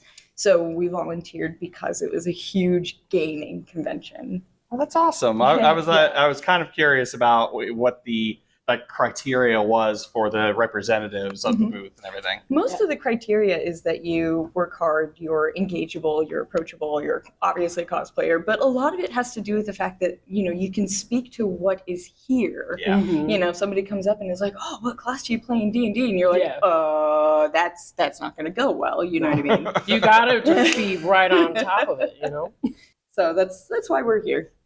Yeah. Nice. So I guess that answers the why Origins question. So how long have you been in the biz? The biz of sexy cosplay? We keep it vague on purpose. We keep it vague on purpose. You get to decide what biz we're talking about. So, like I said when I introduced, I've been doing cosplay specifically for about 22 years. Started when I was really, really young and has become literally my entire life. Like my job and everything I do is oriented around my ability to cosplay and go to conventions. Yeah. So over 2 decades. Nice. Yeah, I've been cosplaying a little over 5 years. Definitely, I went to C2E2 back in 2019, and I just dressed up to be comfy, but someone thought I was Jessica Jones. And I was like, you know what? We're going to go with it, because I really did look like Jessica Jones as well. And since then, I was like, you know what? I want to, try more and cosplay more. And then a couple of years ago, I ran into Cosplay Deviants, and now we're here. So, oh yeah. So what would you love most about cosplay? Oh, that is such a big question. Look, there's an old tradition for Casters Guild that we actually haven't employed for a long time, where we used to ask the question, "What's your favorite?" And everybody is always like, "That's too hard of a question. Instead, give me your top 3." Okay. And then it gets easier than top 3 is the rule that we have implemented in that question. Yeah. Top 3 is much more accessible. Yeah. Okay, so why cosplay? Cosplay started as a means for me personally of expressing myself through a character that I either really strongly related to or just really were like, holy shit, you are so cool, you know? Just to be able to manifest that character or that idea, you know, like we're wearing, you know, she has her Sith cosplay, which is actually a canon outfit. Mine is an OC, you know, so the concept of the Sith, the concept of the characters were a huge draw for me. And that's what brought me into cosplay, was early anime, of course. Top 3. Okay. So I'm not normally into the wholesomes, but I ended up watching a wholesome anime called My Dress Up Darling. Oh, You're right, right. It touched the tiny stone heart that lies within, right? And I saw Black Lobelia, which was just this very feminine but military character, and I was like, "Who's that? What's that? I'm mine, me. That's me." I literally saw this character, and within maybe 3 days, I had her cosplay done, made. So happy. So I have to say that Black Lobelia right now is my absolute favorite. I also made Your Forger's Thorn Princess, the assassin gown. Like made it, made the harness, made everything. And so for me personally, I'm a fabric mage. Like I can do absolute magic with fabric. You ask me to work with foam and Warbler and other things, and I'm just like, minor panic. But I can do wonders with fabric. So for me, the intricacy of being able to just nail it perfectly feels really great. And then secondarily, third is actually Gila from Seven Deadly Sins. Okay. Because I found that of all people who play anybody from Seven Deadly Sins, it's never the Holy Knights. So had to go with the villainous not villain. Nice. That's me. Yeah. So yeah, why cosplay for me? So though I haven't been in it as long as some, I've been acting and, you know, been in theater, things like that, as well as like psychology and analyzing characters since high school. So definitely over 15 years of that. And I was introduced to D&D in college, and so definitely getting more into that aspect of role-playing was really cool for me. And definitely was kind of just upping the ante from there and just being like, you know what could I like dress up as next? What could I embody and really like resonate with? And so definitely, as far as my top 3, cosplays, this is hard. It's still a hard question. Even though it's not number 1, it's still hard. Yeah, like, because I will say, I think being if you Darth get past Zana, 3 and you keep rattling it off after that, that's fine. Okay, well that's good to know. I would say not in any particular order, but I mean definitely being Darth Zana has been awesome. I say Zana. Some people say Xana. You know, but it's a book, so it is the book. Oh, I know. I have mine. I know it's nope. That's my opinion. That's now fact. It is pronounced Xana. Dang it! That was gonna be mine. LOL! I took it from you. Here, we got to make it official. You have to say Guild Decree. I say it's pronounced. Guild Decree. I pronounce that this Sith's name is pronounced Darth Zana. I mean that makes sense. Yes. Guild Decree. Darth Zana. You know, that's Guild Decree. That's all right. It is. That's fair. That's fair. So as Darth Zana, definitely having read the books, I really wanted to be this character and be Darth Zana. And very much other cosplays I've been Eevee. That's been one of my favorites too. I love Pokemon. That was my daughter's first cosplay. This year at MagFest, me, my wife, and my daughter all went as an Eevee family. Yeah. I was Umbreon, my wife was Espeon, and my daughter was Eevee. That's so cute. Oh my gosh! And like, it's like one of the only times I've gotten like a compliment that has like hit me to my core, because Erika Ishii told me that she loved our family Eevee cosplays, and I was like, I'll die now. Yep, you're good. Yep, everything's fine. Yeah. Definitely another cosplay I've had a lot of fun with is Princess Daisy. Yeah. One of my friends' moms, she's a seamstress and made our costumes. So it's like custom for me, and I love it. Look, this is just too much, because at the same convention we did the Eevee cosplay, we also did a Mario family where I was Mario, my wife was Yoshi, and my daughter was Princess Peach. Oh my gosh, I love it. That's awesome. You're obviously part of the guild. I was gonna say, definitely, yeah. If I wasn't in already, yeah. That's for me with probably those top 3 for sure. I have an easier question. Are you sure? Yeah. No. Okay. If you had to choose one dream cosplay, just dream, no limits. You know, you have all the necessary Money is no resources. object. Money is no object. Time is no object. What would it be? Oh, and it's like perfect, right? Perfect. Everything is Yep. just. Oh. Reinhardt, by the way. Oh. Yeah, if I could get a full armor suit where like to the point where it's almost like I'm up on stilts a little bit, and like, you know, I've got like those hands that have the extenders and like can hold the hammer and like have the long flowing hair. Young Reinhardt, by the way. Okay. That would be it. No, that's not an easier question, Frendo. My God, okay. If it was no object, it is really tight between Albedo from Overlord, just because, like, yes, I can make it, but can I have articulating wings that sit on my hips, please? Sure. Okay, thanks. Yeah. But I would have to say probably the full Thieves Guild armor from Skyrim. Like the full Dragonborn. Yeah, Nice. the Master of the Thieves Guild armor. Yes. Is what I would go with. Or full Daedric. Definitely. I like the night song. Or the night song, right? Yeah. That would be nice too. Oh man. Honestly, probably for me, and it's more, I think, just because of like the time and makeup that would be involved with it.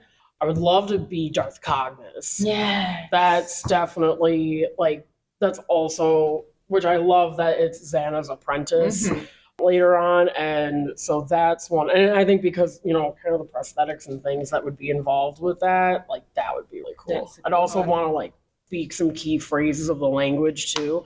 So yeah, that'd probably be that for me. Badass it. All right. So was it always a sexy cosplay, or was there a transition from standard cosplay to sexy cosplay? There was a transition, mostly because I started when I was like, well, yeah, really young. Yeah, right. Fair enough. Yes. So I'm glad there was a transition. That's right. Yeah. So yes, there was absolutely a transition, and it was just one of those where I actually just wanted to do boudoir. I just wanted to do boudoir because it became, you know, as you grow into yourself, it's not about it being sexual. You know, it is about manifesting every aspect of this character. And you would know, like, okay, Strawberry Panic, Shizuma, right? My favorite character. She's an absolute just traumatized womanizer, and I love her dearly. And it was when I started watching Strawberry Panic and was like, oh, anime are dirty. This is fun, because, you know, you don't always run into that right away. Right. So when I started seeing that there was a different side of anime and cosplay, that's kind of when I was like, I can be sexy. I can manifest this character this way. And that's kind of how it took its transition, is whereas I really, really love being able to do cosplay. Like I can't make everything I wear. I don't have all of that adequate skill, but I do make a solid 90% of my cosplay. And there is just something really special about taking something you made and just fully manifesting every part. And it's just that's where it transitioned for me, is where it was just that soft vignette style of just, yeah. Nice. Yeah, well, for me, it definitely was a transition as well. Kind of got into it. What was interesting was as I was starting cosplay and was getting into it, I was like, oh, it'd be really cool if I could just like, you know, sexify this a bit. You know, that'd be like nice. Is there a market for that? I was very innocent. And well, you know. And, you know, definitely one of the things for me was, where could I start with something like that? And actually it was Cosplay Deviants that was really the first that I was able to see, like, oh, there's like an organized way of like having connections to be able to do this. Because that was something for me, was really being able to find good resources and quality. And so that's where I'm really grateful now be here. All right. So as we are wrapping this up, is there anything that you would want our audience to know about Cosplay Deviants or about you personally as a cosplayer?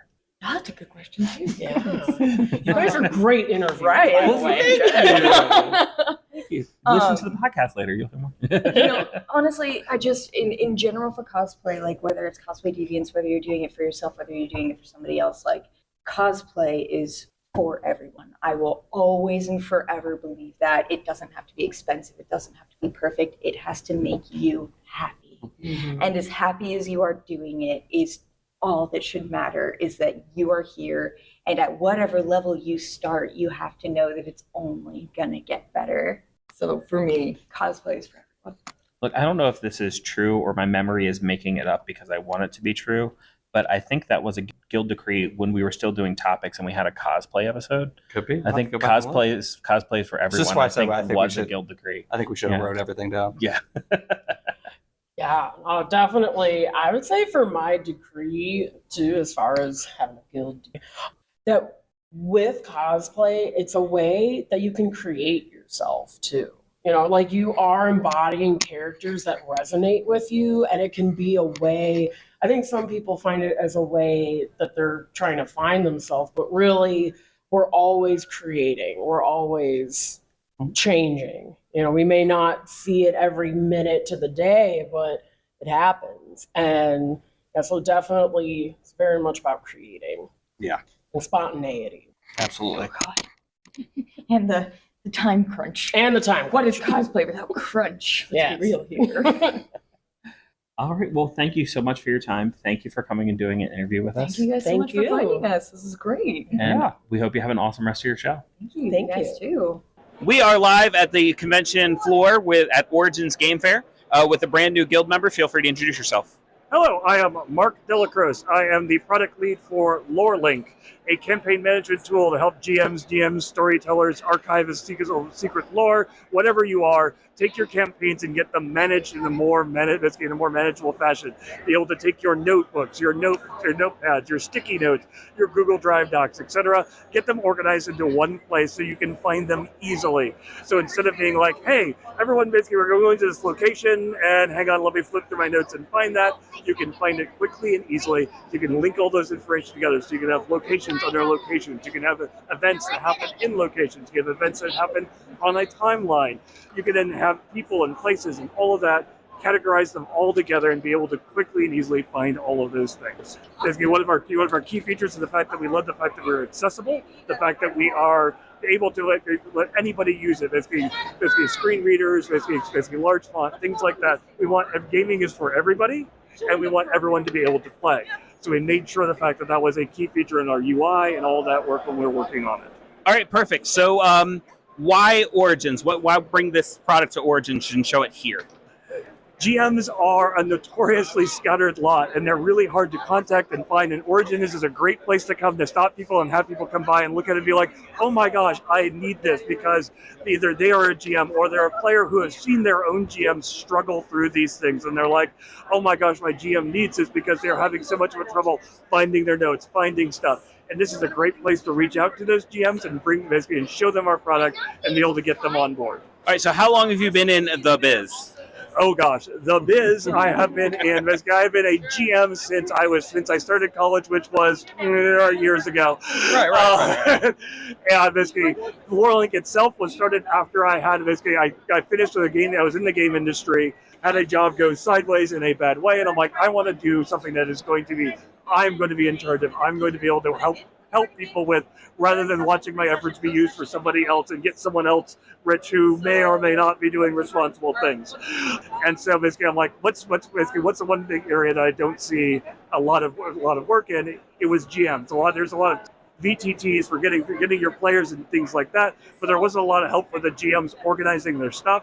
And they're the ones that are doing a lot of work at the table. So I wanted to be able to give something to them to help them. Yeah, absolutely. I agree. I've been just paper and pen for my notes for forever. Maybe Google Docs. I don't know what organization means when it comes to being a GM. How about you?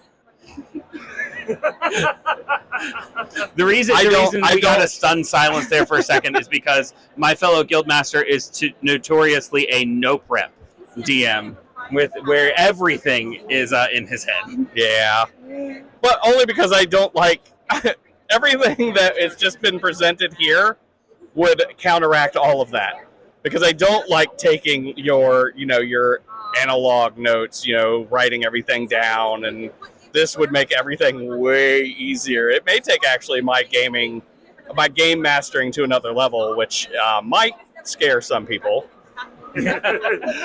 Yes, we basically for that. We also love the fact that GMing takes place in two sections, as it were. There's the prep section where you do all of this great work and you develop all this wonderful world and you develop this great path on the left. And then your players immediately walk in and turn hard right and never look left again. And for that stuff, we have quick create features and things like the notes that are accessible on any page, because of the fact that you want to be able to record those great inspirations you have while you're playing and then put them in a place you can find them later. Because that happens so often. You're like, oh yeah, I created this great character. They had this tragic backstory that linked them to the quest and it was great. Your players remember it later. And you're like, oh yeah, I've got a note for that. And you're spending half your session flipping, trying to find a note or just coming up with something new which may match. And you get kind of frustrated because you keep doing that. And we love the fact that you can just quickly record those things, save them, and just have them just sitting there waiting for you so you can just keep going. Because that's the fun part about jamming is interacting with your players, not interacting with your notes. Oh yeah, if I don't find a note in 10 seconds, something new is happening. Yep. So when, where, and how can our listeners find LoreLink? Okay, so easiest place to find us is lorelink.com. That is our website where we have basically our system examples, where if you want to see me prepping through basically various game systems and playing them with our LoreLink team, basically playing through them, they're on there. If you want to sign up for our newsletter, that is a great way to get monthly information from us on, hey, we are designing these things, we are developing these features. We are looking for feedback on them. We are doing a giveaway in July. If you sign up for our newsletter, basically before the beginning of July, you can get entered into a giveaway for 6-month and 1-year subscriptions. We also, of course, have our social media accounts. We have Instagram, we have Blue Sky, we have Facebook. There are links for all those on our website. Again, that's LoreLink, one word, LoreLink.com. You can find all that stuff on there. So however you consume information, websites, social media, or just getting an email because you don't want to deal with all of that, that comes once a month. All of that is available to you right there on that website. We also have a Twitch stream where we show off what we're doing, and a YouTube which archives those Twitch streams and shows off videos on how to use our product. All right, and wrapping up here, is there anything else about LoreLink that our listeners should know? Okay, LoreLink is a product of gamers, by gamers, for gamers. So please, basically talk to us, give us feedback, let us know what you're doing with your campaigns, what you need, what features you want, because that's how we grow. Because basically GMs are an amazing group. We're all a different group, and basically we have to hear from you to be like, oh yeah, we run our games this way, but you run your games that way. Right. So let us know, talk to us, and it'll be awesome to basically get that feedback. All right, well, thank you very much for your time, and we hope you have an awesome rest of your show. All right, thank you very much. We are once again here at Origins Game Fair with a brand new guild member. Feel free to introduce yourself. Hey, I'm Greg Peterson, co-author of EaldSmyth role-playing system, and I'm just here at Origins enjoying myself. Could you tell us a little bit about what you brought with you to Origins today? Well, 2 buddies of mine, both Georgians. One is currently now in Tennessee. And we've been working on a role-playing system that is really more player-centric focused and trying to give as much agency to the player as humanly possible, because we're sick of the top-down nature of a lot of role-playing systems. So yeah, I've just been kind of passing out some literature to people and trying to get some buzz going. Nothing crazy. All right, what about Origins? Why Origins made you want to bring this here? Well, I live in Ohio, so Origins is kind of the place that I've been for the past, I just found a dice from Origins 2006, I think. So wow. I've been coming here for a while. It's definitely it's a spot that I like to come. Also, honestly, my girlfriend for my birthday got me a ticket, so a badge. So I'm just happy to be here, honestly, and just meeting like-minded folk and seeing what people are interested in. So nothing crazy. How long have you been in the business? Well, I've been making games for a long period of time. I've not actually published anything because I'm horrible at marketing myself generally, but I have all kinds of little projects going at all times. it's a lot easier with some like-minded folk that help get the ball over the net generally. So this has been a really nice passion project for all of us, honestly. We met at the Festival in the Forest, and we ended up being dungeon masters there. And we just decided that, we needed to do something of our own and have our own role-playing experience, basically. So in October, we are planning a weekend-long retreat in the beautiful hills of Tennessee at a camp there. And it's going to be really great. It's going to be the three of us, all the authors, dungeon mastering our new system, and we're really, really excited about it. When, where, and how can our listeners find your stuff? Well, we have a website, and that's where you're going to want to go. savingthrowretreat.com. That is the name of the retreat, and this is our new system. It's got some new interesting spaces to discover, and I think people that will be playing it will be really intrigued how we've kind of flipped the script a little bit on kind of traditional role-playing systems. I have a lot of faith in it. I mean, I'm just now getting the book to get a look at it, but I have a lot of faith in it because I also dungeon mastered at the Festival of the Forest. Yeah. And all the dungeon masters there were just amazing. I feel like, I know that's not how it happened, but I feel like the guy running it just went through and got just an all-star team of dungeon masters and threw them in the forest and just invited some people to come. So having had that experience, I have a lot of faith in this game. Yeah, we're all probably dungeon masters for decades at this point.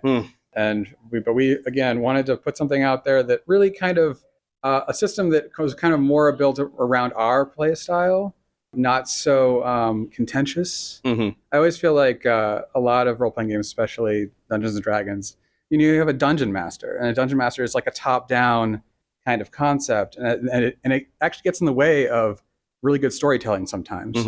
And so I think that's where we wanted to kind of loosen that up a little bit and really give people the opportunities to be more engaged.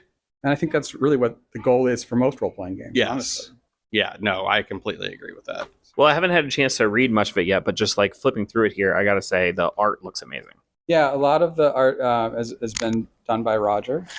And Roger's a great artist. And he's been working day and night on the construction of this book, actually on our website. So savingthrowsretreat.com. Actually, you can get the full-fledged copy of it for free right now. And you can take a look at it, and you can roll up a character. And that only takes, I think, probably 10, 15 minutes max. And you can start playing right then and there, honestly. So it's trying to make sure we take out the impediments, I think, and the learning curve, which tends to be kind of a thing that gets in the way. Yeah, oh yeah, definitely. So, you said the retreat is happening, it's going to be October 4th through 6th, correct? Yes. So yeah, in Winchester, Tennessee. Yeah. I will say that seats are extremely limited because we are literally just having a table for each of us in terms of dungeon masters. So we're going to be small beans for our first one and see where that goes. But I think that's the way to go, honestly. Oh yeah, definitely. You definitely want to, don't go crazy on your first one and just, see how it feels. Yeah. Yeah, absolutely. All right. Is there anything else about the game or the retreat that you would want our listeners to know? Yeah, I think I'd actually kind of want to talk about maybe the main concept of how the game is played, in the sense that instead of typical attributes like most role-playing games have, you have your strength and wisdom and whatnot. We decidedly focus on what I like to call motivations. And so all your decision making is made through what motivates that decision initially. And so as you decide and succeed in the roles for making those decision making points, you ultimately continually level up your character through narrative as opposed to anything mechanically. And it's a little bit more, I think, natural in that space, and kind of thinking about your character a little bit differently, instead of something that is apart from the story, but it's a kind of a natural growing progression of the story, which is your character.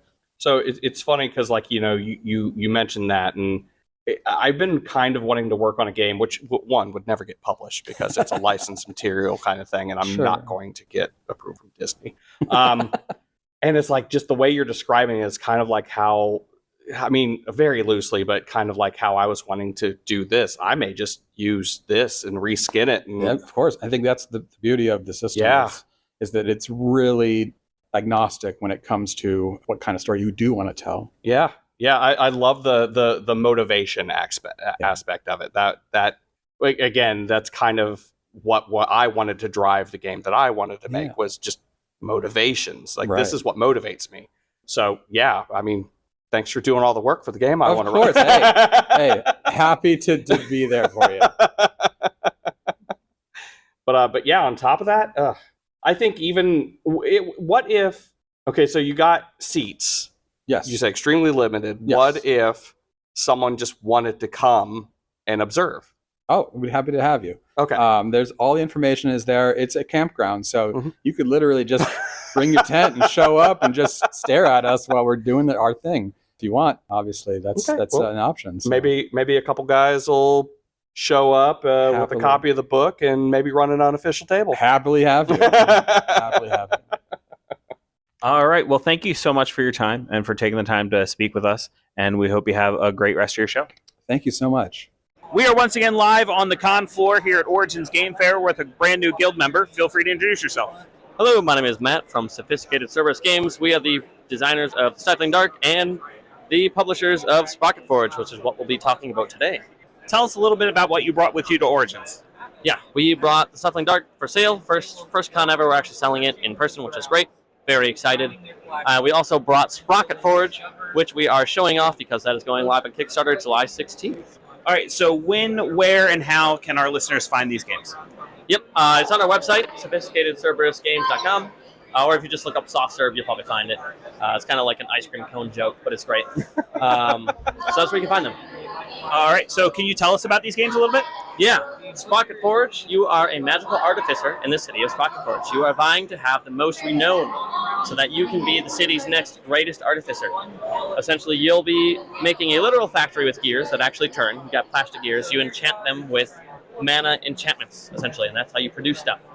And then you use that mana to fulfill customer orders, but it comes with the cost of creating pollution. So you'll have to spend some other actions getting rid of your pollution so that the city does not get too angry with you and you start losing renown. All right, so why Origins? Why show off at Origins? What about this convention made you want to show off what you got? Come here 2 years prior, and so since this is our first con where we have physical items to sell, wanted to see how it went. All right, perfect. How long have you been in the biz? We started about 4 years ago. That's when we formed our company.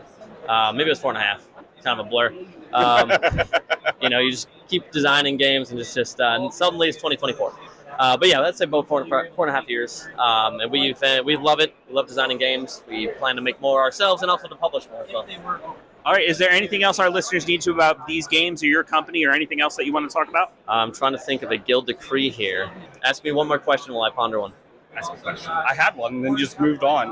Oh, you had one. Okay. What was it? Well, I mean, you talked about the Sprocket Forge. What about Stifling Dark? Yeah, so that is a hidden movement game. Yeah. It's a horror theme, so there's a bad evil person, some type of evil entity trying to murder everybody else, the paranormal investigators. They're looking for evidence, essentially, and they're trying to escape with their lives because it's far more than they bargained for. And they just want to get out, but it's trapped them in here with them. So we got a cool flashlight mechanic. Okay. And that is, you can kind of see it over there. I know listeners can't see it, but it's a template. And that is a really easy way to see what you can see.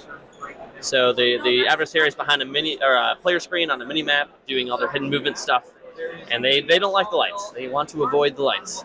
That's really cool. So I know I've played like the Jack the Ripper game, the Dracula game, and that was just, you move your guy, and then the flashlight mechanic is definitely never seen something like that before. And it looks like it could be a lot of fun at that. Yes, it is a ton of fun. Yeah. We are very happy with how it came out. It took a long time to get here, but we finally figured out a good solution. So it's very nice. Okay, I think I got a guild decree now. Okay. We've got a guild decree. All right, Bradley Kane? Yes, sir. When your hair gets long enough, you'll be known as Bradley Kane. You got to braid part of your hair at conventions. Shit. The All Guild right. decree. Guild decree. All right. Well, thank you very much for your time, and we hope you have a great rest of your show. Thank you. You too. We are here once again at Origins Game Fair with a brand new Guild member. Feel free to introduce yourself. Ted Waisaki. I am the owner and CEO of TNT Laser Works. Could you tell us a little bit about what you brought with you to Origins? So we brought our board game that we're self-publishing called Sage Stones. It's basically like a piece placement game with a lot of strategy behind it. The main goal is to get all of your pieces on the board before anybody else does, and you remove other players' pieces by surrounding them. And so there's a lot of take that kind of stuff going on. I'm going to direct any listeners here, and I don't ever do this, but I'm going to direct you all to our Instagram to take a look at pictures of some of these games, because what drew us as guild masters to their booth was these beautiful wooden inlaid boards that they had for this game. It is the game room piece. I am struggling not to buy one here at the convention for budgetary reasons, but the chance of me buying one in the future is 100%. Mm-hmm. Very cool. Very cool. So could you tell us a little about the wooden boards that you have versus the leather scrolls that you have? Sure. So it does come in two different main versions. We have the solid wood heirloom quality version, and it is made from solid woods. One version uses exotic woods, and the other one uses North American woods. And they're all hand-poured resin after we laser engrave the artwork into them. On the backs of the boards, they also have all the instructions put on there. We serialize every single board and have a photo gallery online of all the boards we've ever sold. And then on the back, there's also a routed notch that you can hang the board on the wall. So it comes out of the box one time, and it lives on your wall the rest of your life, your kids' lives, probably your grandkids' lives. And so that's the high quality version. And then we also made a travel version, which is like it's a rolled up gaming mat essentially, with two pockets on either end of it. And those pockets hold the instructions and the gaming pieces. And then when you roll it all up, there's some snaps that hold the whole thing together. You can throw it in your bag and take it wherever you want. Just on my part, I would have to say, one, the wooden pieces. When he says, you can hang this up on the wall, it is a piece worthy to be put up on your wall. It's beautiful. And then the leather scrolls, I know we have a bunch of LARPers, we have a bunch of reenactors, we have a lot of people who would be going out and, camping or just doing their game. This game and scroll is perfect for stuff like that. Maybe a little anachronistic for some people, who are trying to go for historical realism. Mm-hmm. But it's making sure that it looks like it's kind of an in-world gaming piece. Like you're playing at the inn, you're playing, someplace where it fits. Mm-hmm. And so that was very important to us. So we use glass pieces. Everything's made out of wood or leather, that kind of stuff. We try to keep the leathers are all very natural looking colors. Mm-hmm. And so, well, except for the lavender, that's my fault though. But who doesn't love purple? Yeah. Well, everybody loves look, and purple people are purple people. Yes, they definitely are. Yes, we are.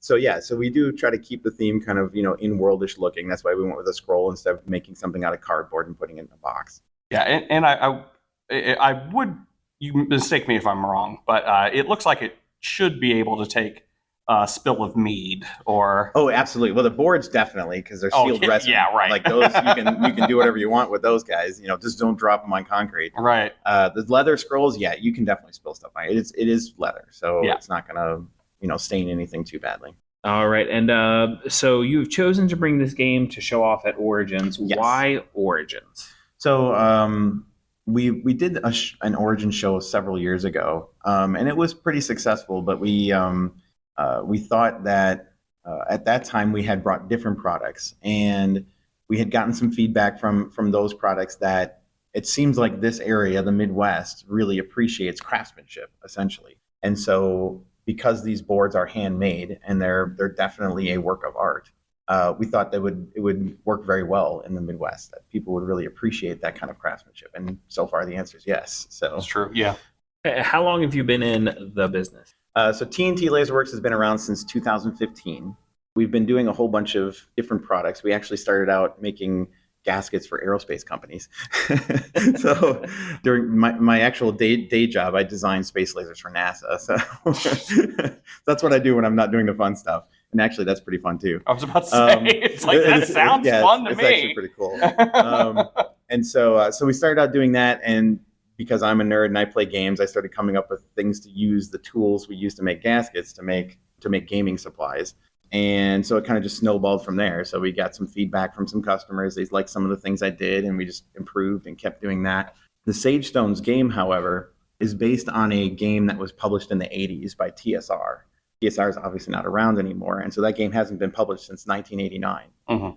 I played it as a kid, and when I had my own kids, I wanted them to play it, but you can't buy it anywhere. So I decided to make my own board. So that's how this whole thing started, is I wanted to make Sage Stones for my kids so they could play it. And I was like, well, we're going to make this thing. Let's make it so grandkids can play it, right? And so that's how we got to where we are now. Which I think is real funny. Like when you told us that earlier, you said that it was from Dragonlance. Yep, it's a Dragonlance-based IP when it was originally released. Which I was immediately sold on, because Dragonlance is my favorite world out of the D&D world. But it's clearly, like, even the people who would have originally made that concept of that game, it's clearly inspired by, actual historical games that people have played. Like, I know we were talking about Heffentoffel and Game of Kings, I believe. I ran into a gentleman, and I probably should have got his name or something, but he was like a historical game collector. And he listed off like 6 different games that these mechanics all came from. Like, like, this is the first time this mechanic was ever used anywhere, and it's here in this game. And this other one is a mechanic that, he gave me a whole bunch of names. I think I wrote them down, but yeah, it was very interesting that all of the mechanics in there came from somewhere, and they were all historical game references. Right. So, all that said, I fully believe that you are giving those games justice with this, because those board, like, again, the boards look great, and the scrolls were a great idea. Yeah, thank you. Yeah, it was just, it comes from customer feedback where they're like, we decided to make the boards. We wanted to make an art piece that just happened to be kind of a fun game to play. Yeah. It turns out people like the game enough that the game sells itself. It doesn't have to be on an art piece. So we made the scroll version, so there's a more affordable and easier to move around way of playing this really cool game. So. Right. Yeah, there's 100% chance I'm buying that wood version, the premium version.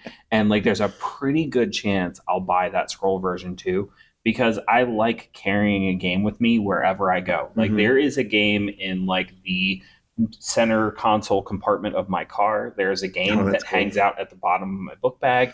I've got different games kind of stashed everywhere that are easily portable, simple to teach, and are still fun even though they're simple. Yeah, our when we explain the game rules, it takes 2 minutes to go through the whole game rule, and actually part of the sales spiel too. So you can probably cut that down to about 1:30 if you just do the rules. And it is simple to learn. And once you start playing it, you kind of realize there's some choices you can make that, now there's a little bit of strategy involved, right? Like, it's not, the rules, what's going to happen if you make that move, but there's some choices you can make that make it very strategic. Absolutely. Yeah, which makes this game perfect to live in my family of games that I carry with me wherever I go. So before we wrap things up here, is there anything else about the game or your company that you would want our listeners to know? Oh boy, that's one of those questions you think I should just like have a really nice, snappy marketing answer for, right? Something to know about us is that we're a very small company. It's me, my wife, and one employee. We're working on growing things. This convention's been amazing to learn how to work on marketing and distribution and all these kind of crazy things that I never thought I would be part of. We're learning, and so we like to hear feedback. So if you get one of these games and send us an email, send us a text message, send us a Facebook, whatever. Let us know what you think about it. And that would be, that's huge. It'd be very cool to know that. So if you want to know something about us, we want to know something about you. That's that we should take away. When, where, and how can our listeners find your game? We are taking the boards to conventions. We have, I think our next big one's PAX Unplugged. And we do have them online on our website as well. Although I don't think I've ever sold one on the website, because we have pictures of all the boards, but they're shiny and pearlescent and pretty. And the pictures, of course, don't do them justice whatsoever. Yeah. So we do take them to conventions, and that's where we expect to sell those. The scrolls are already on our website. And then we are also working on getting them into Amazon and into game stores. Although like hopefully like in the next 4 months or so. I don't know, the Amazon thing should be pretty soon. But otherwise, right now, this moment, you can get them on our website. Nice. All right. And did you say you had thought of a guild decree? Yes, I do have a guild decree. Go for it. All right. So Grimace is a sentient blueberry. Guild decree. Grimace decree. is a sentient blueberry. I think that we also said that he is a kaiju, but this does not counteract that. No, it does not. You can be a sentient blueberry kaiju. That actually makes him even more of a kaiju. Actually, the biggest kaiju I might. If you're talking about scale, blueberry to Grimace. Yeah, I like this ratio. That's growth. what led to the Big Bird is a kaiju. Oh, that's because really like Big Bird is like supposed to be like a canary, Okay. and then I like it. Yeah, I absolutely love blueberries. So I had to think like, how can I work blueberries into this? Yeah, sentient blueberry. We're in. All right. Well, thank you very much for your time, and we You're hope you have a welcome. great rest of your show. All right, thank you. You too. We are back again live on the con floor with a brand new guild member. Feel free to introduce yourself. Hello, I'm Dax Dyson, part of Lay of the Land 3D. We sell 3D printed dice towers, jails, and vaults. So tell us a little bit about what you brought to the con. Well, we brought a lot of dice towers that are all custom printed, as well as dice jails, vaults, custom terrain, and we're going to be doing a big 6x4 terrain set for Lurking Fears this Saturday, part of their Minds of Moria campaign they're doing. How long have you been in the business? We started just after COVID, so about 3 years now.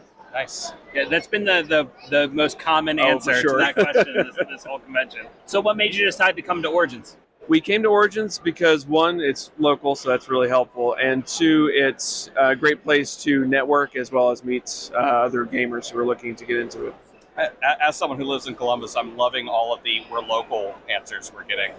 Yeah, and it's also like I love that people always point out that it's local, but then they're also like it's just a good con. Yeah. And like it's like the Origins has a different energy than just about any other convention I go to. Right. We go to a few other conventions. We go to Gen Con to shop and stuff. We haven't got a booth there yet. But as far as like the vibe here, it's way better than just, I mean, Gen Con is great, but it's also, shoulder to shoulder, and it's rough getting through there. Yeah. And I know we are an audio only medium, so I know you guys aren't looking at what I'm looking at.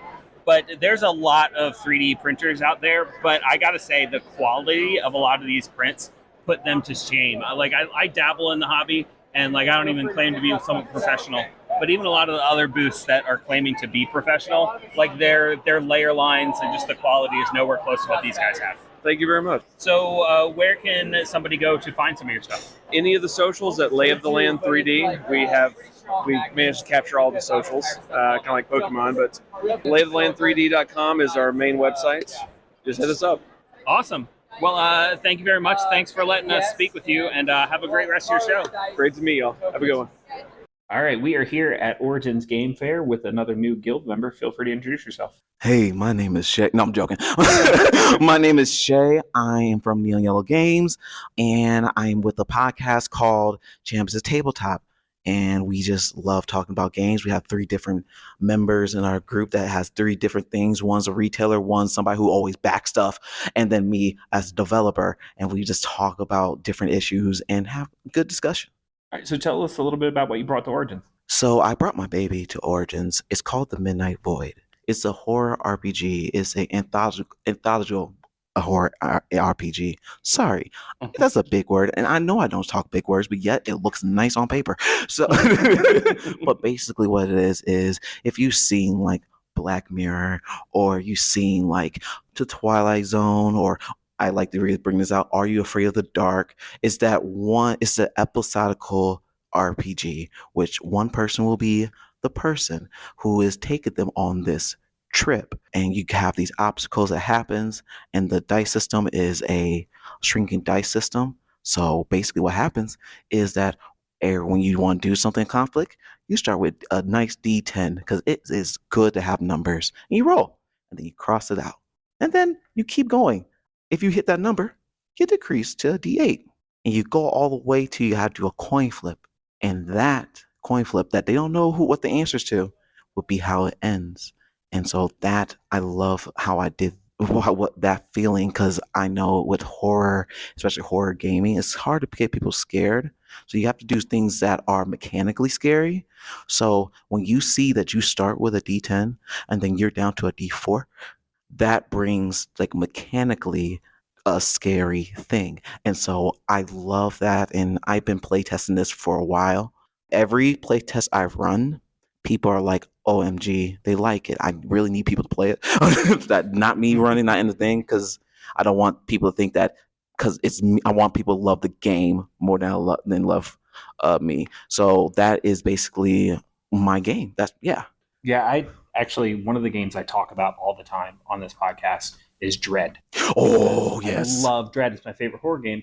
And the real reason is because that Jenga tower is a physical manifestation of the growing sense of terror, the growing, and you're doing the same thing with that shrinking dice system. Mm-hmm. It is like, here it is.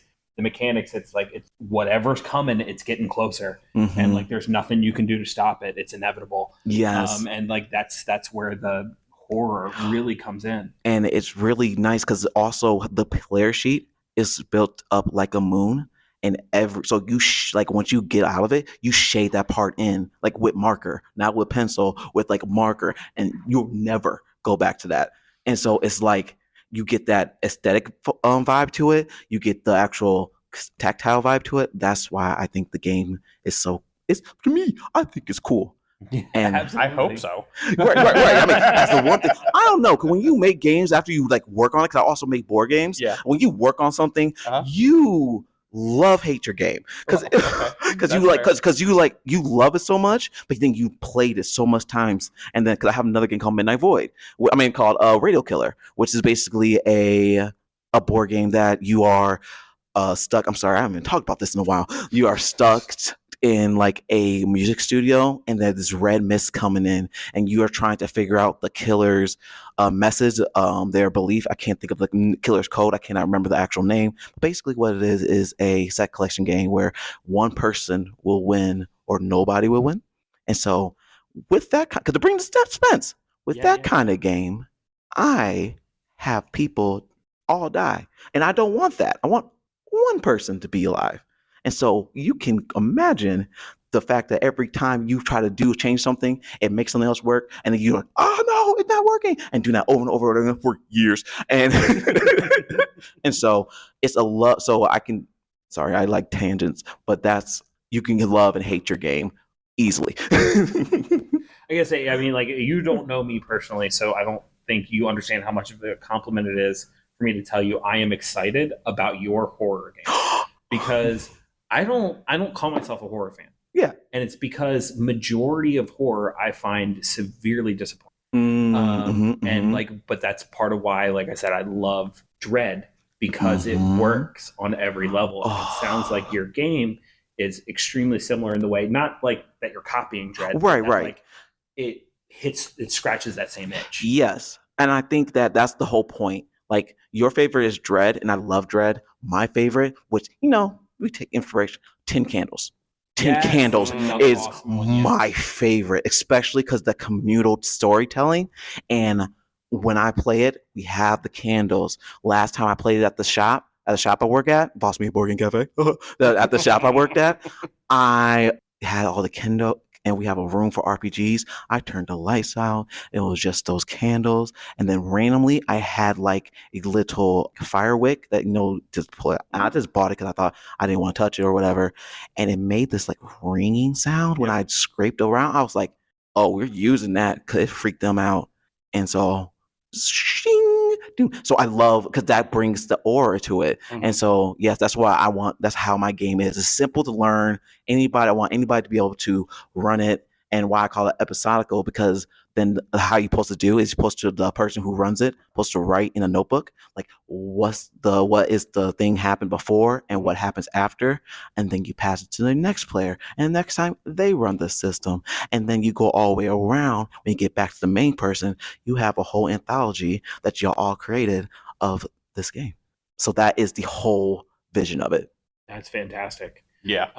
So you've chosen to bring your game to Origins. Mm-hmm. Why Well, because again, I need to play test stuff, and I need to just have people play it without me actually running it or even being a player of it.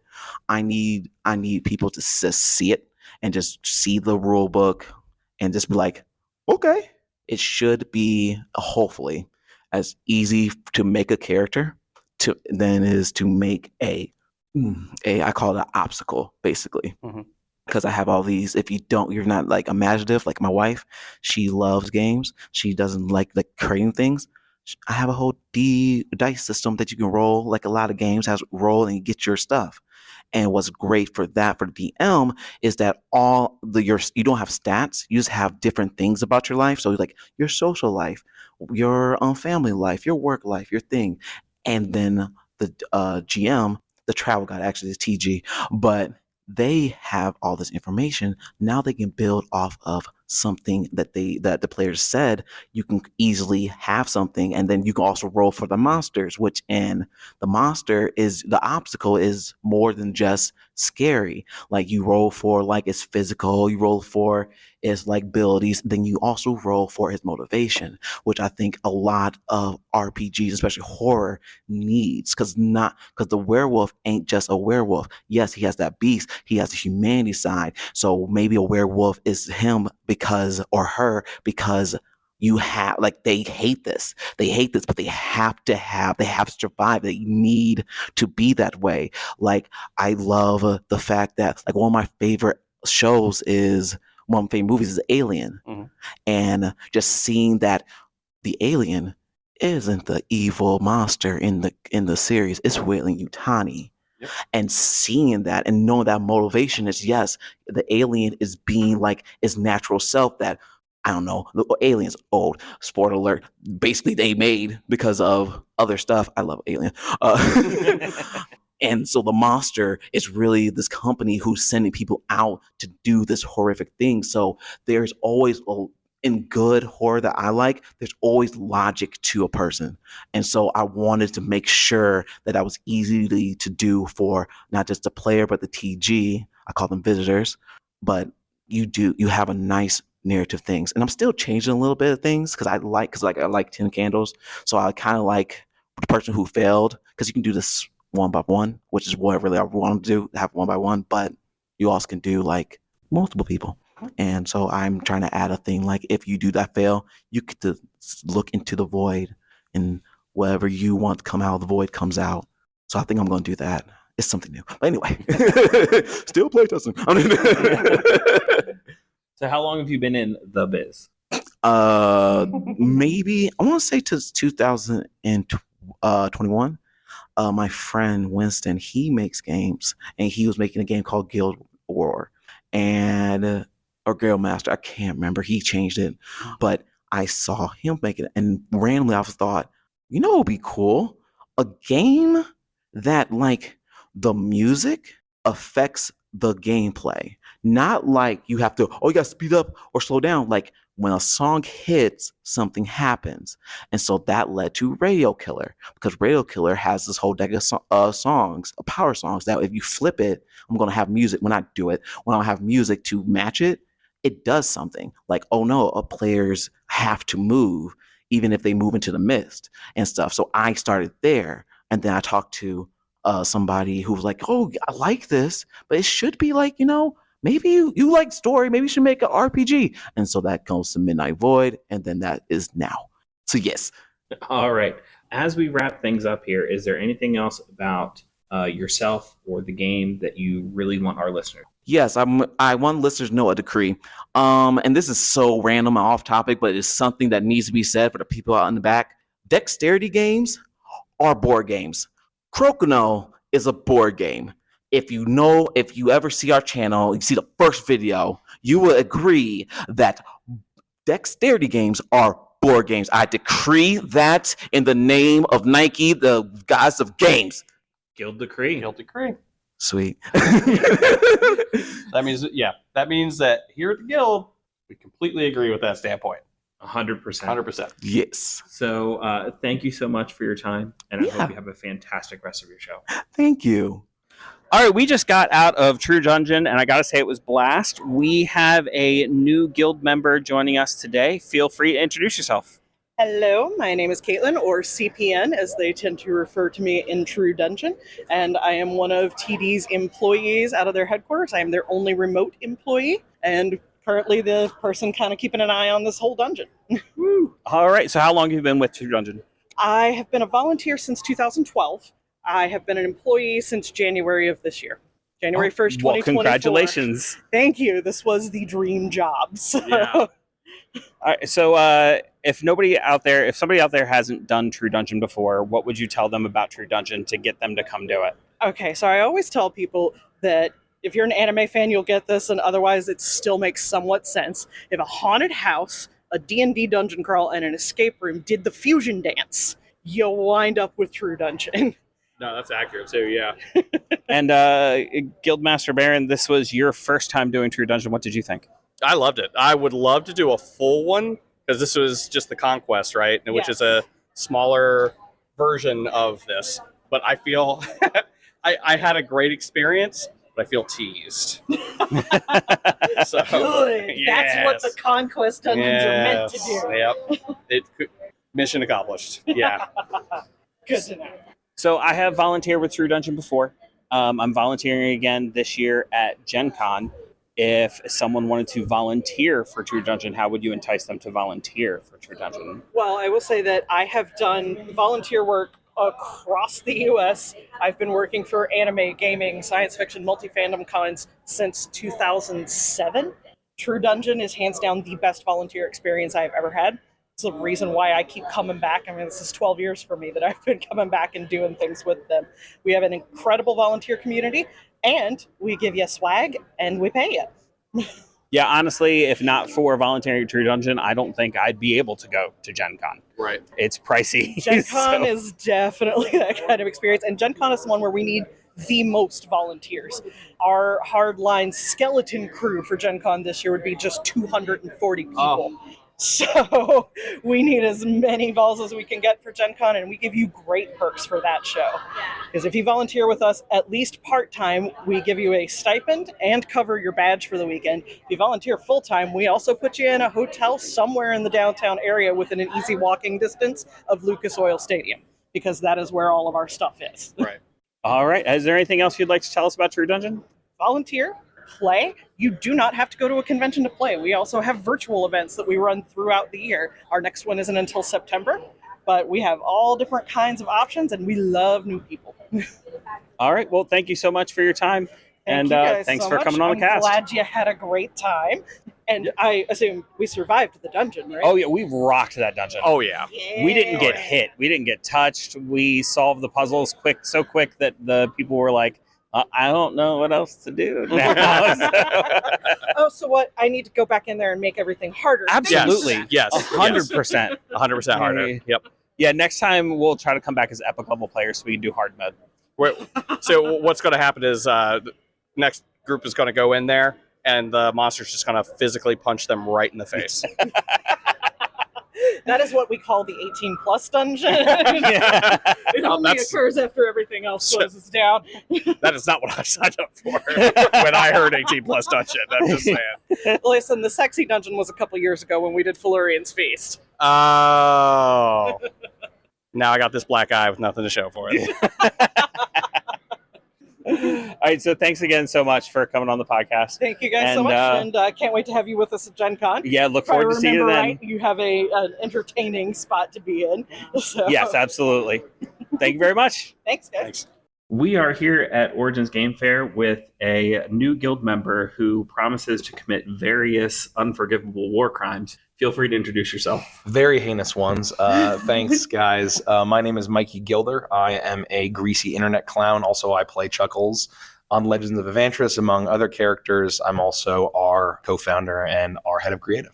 All right, so I understand you've brought some cool stuff with you to Origins. Could you tell us about that? Yeah. So last year, we crowdfunded The Crooked Moon. That was our first foray into game publishing. And so we decided just to kind of keep building out that buzz as we're working hard on making it some exclusive dice, convention exclusive dice and pins that were not part of the campaign, still themed around spooky biz. It features kind of a monster that's in the book, all big bad wolf kind of themes. And so we've just been collecting emails and just meeting people, and it's been awesome. So how's the Kickstarter been going so far as signups like that? Yeah, I mean the booth has been great. We've given away a lot of dice, a lot of pins, and people are really excited about it. The process of going from having zero experience in the game publishing space. Actually, we had been working on the project for a while before Origins of last year, but basically it was as we were working on it, we came to Origins to think like, can we really do this? Like, is this something that we can actually do? And we left Origins with thinking basically, oh my God, we knew it was going to be a ton of work. It is so much more work than we thought, but we think we can do this. And so then that's when we really ramped it up and then launched it up. I feel like the answer to this question is buried in the answer to your last question. Yep. You could be bringing this to any convention. Why Origins? Well, I think that, we loved Origins, and we knew basically this was the next one on the docket. And, we thought that it would be the right size, I think, and the right investment to make to really kind of just do an experiment, that there aren't a ton of us. And there's also so many obligations that we had here that we knew that, if it was something that it'd be impossible getting something like Gen Con, right? But, that we could possibly try to get in, and we were able to, thank goodness. And that B, that it wouldn't overwhelm just having one person booth. So it was the right size, I think, for this kind of experience. That's a good point. Yeah. Absolutely. So you got to do True Dungeon with my fellow guildmaster here, and I promised True Dungeon I'd ask you, how'd you like it? It was unbelievable. I think I told everybody, at least last night, this story that, we have been trying to get True Dungeon years.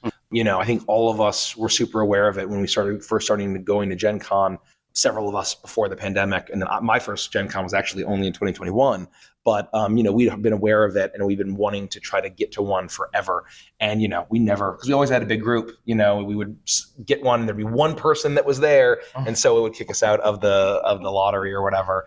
And so it was so amazing to actually be able to do it. And I think that, it's the right blend. And obviously they've been 20 something? Yeah, 20 years. 20 years. Like, they've obviously done the polishing maneuvers to combine kind of escape room with a little bit of LARP with Dungeons and Dragons in a really elegant way. And so it was a ton of fun. I'm very excited to hopefully try 1 or 3 of the dungeons at Gen Con this year.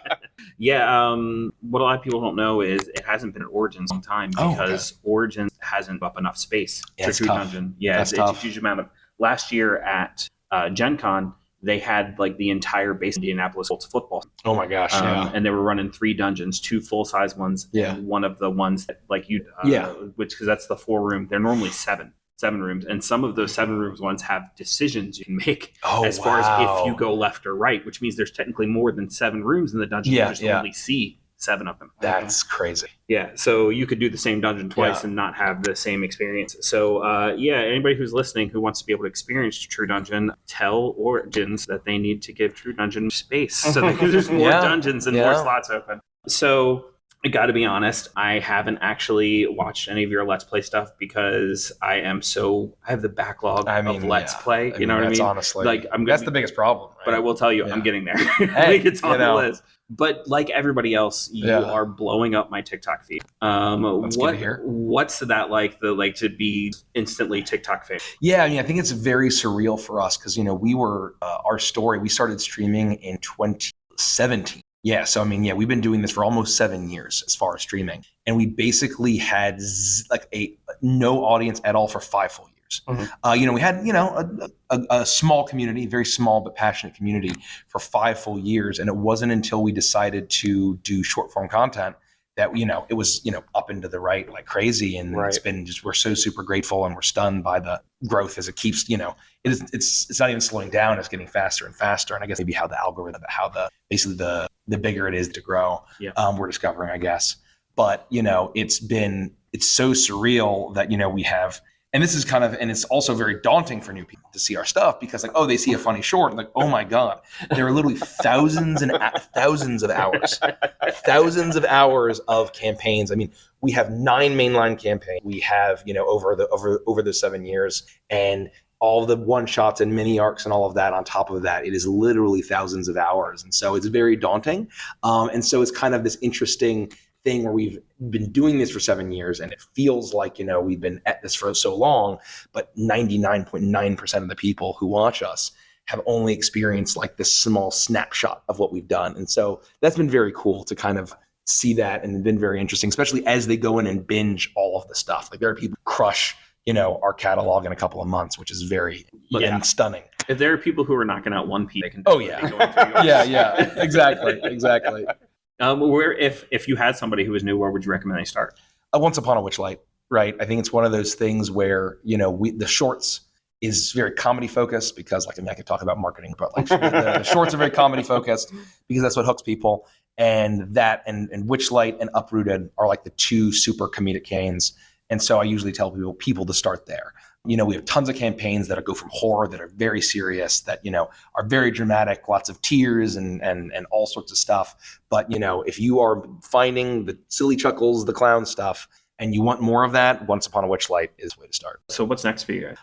We are basically just kind of building out the main capabilities of us, right? We have a handful of campaigns that we're running. We're finishing out a campaign that we've been playing for over 6 years. Beneath Dark Wings, that's a monthly campaign. There's only 2 more sessions of that, getting that out of the way, and really just kind of getting our streaming schedule to be as consistent as possible while we're producing a behemoth of a project and traveling to the conventions and all that sort of stuff. And so it's, we are building out the team, and we're, to allow us to be more. So that's really kind of stabilization is the name of the, and there's other stuff we're looking to in the future that can't quite talk about yet, but should be pretty. I can't, no one can really pretend to know any of you guys who watch, and that's their only exposure to you guys. But I just want to say that just talking to you, all of you have just been extremely humble, really cool guys. Nikki's been great. She's a rock star at the booth. Oh yeah, 100%. You've only been stalking a little bit. Well, see the booth. She's not going anywhere. I think that my favorite part of your guys' show is you guys really come off as really close friends. I mean, you look at the other actual plays, and you see Critical Role, you see Dimension 20, and they seem very. They definitely seem like coworkers almost, but you guys really come off as friends. And I think that that's been my big appeal watching you is this is what friends do. This is how they have fun and stuff like that. And I've really enjoyed seeing that. And as I've said before, is as you are very humble. Definitely, I would love to see you guys use your clout to get into. That's been a tough thing to navigate, because we very much are we are just a bunch of regular people, right? We're not actors, we're not writers, we're not directors, we're not from Hollywood or New York or anything like that. We're just a bunch of friends in Maryland that have known each other, from spanning from our entire lives, with my twin brother. Or a decade plus, right? Right. And so it's just people that we've known as a friend group. We've known each other for a really long time. We love each other. It's very genuine. We are genuinely having the time of our lives. I don't think that I would say that we're not great performers. Frankly, I don't think that when you put a camera on us and we're trying to be deliver things and and act, it is a totally different vibe than is just sitting down at a D&D table and actually having a good time and what that brings, and it's a totally different energy. And I think that, that's kind of one of our philosophies is the authenticity, is, making sure that, while there's amazing content produced by, people in LA or in New York or wherever else that has, people who are professionals and a cast is assembled. Generally it's, the cast of the show is usually the terms. We're not a cast. Right. We're not a cast. We play literally in the loft of our house still to this day. And people bitch about that in the comments about the production value. And it's you guys don't look like hot Hollywood actors. No, of course not. There's some amazing shows and campaigns where there are a bunch of, beautiful LA people in a super produced thing. And that's amazing. And there's great stories. And so we're not for everybody. Right. But we're just literally real people that are very good friends. And that's a core.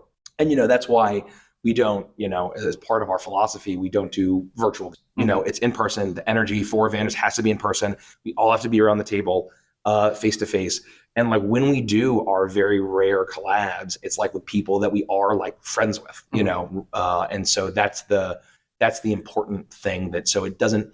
We never want that kind of stilted, stiff energy of that can occasionally come from when people that aren't super comfortable, because role playing and D&D and all tabletop role playing and all role playing requires a level of vulnerability to hit that 11, right? To hit that 11 of what makes the hobby so good.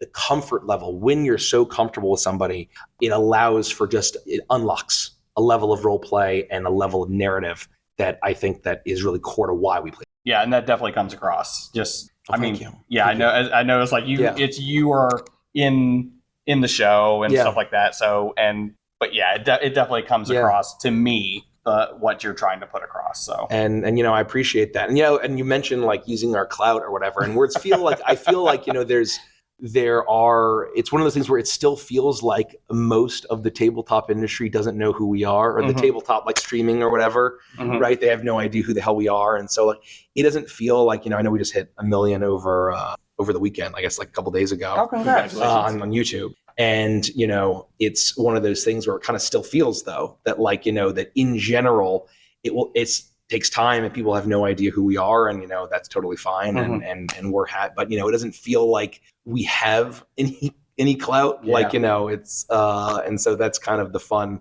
I think that we've never even like thought to that. It's very new and alien to us to have anyone give a shit who we are, frankly.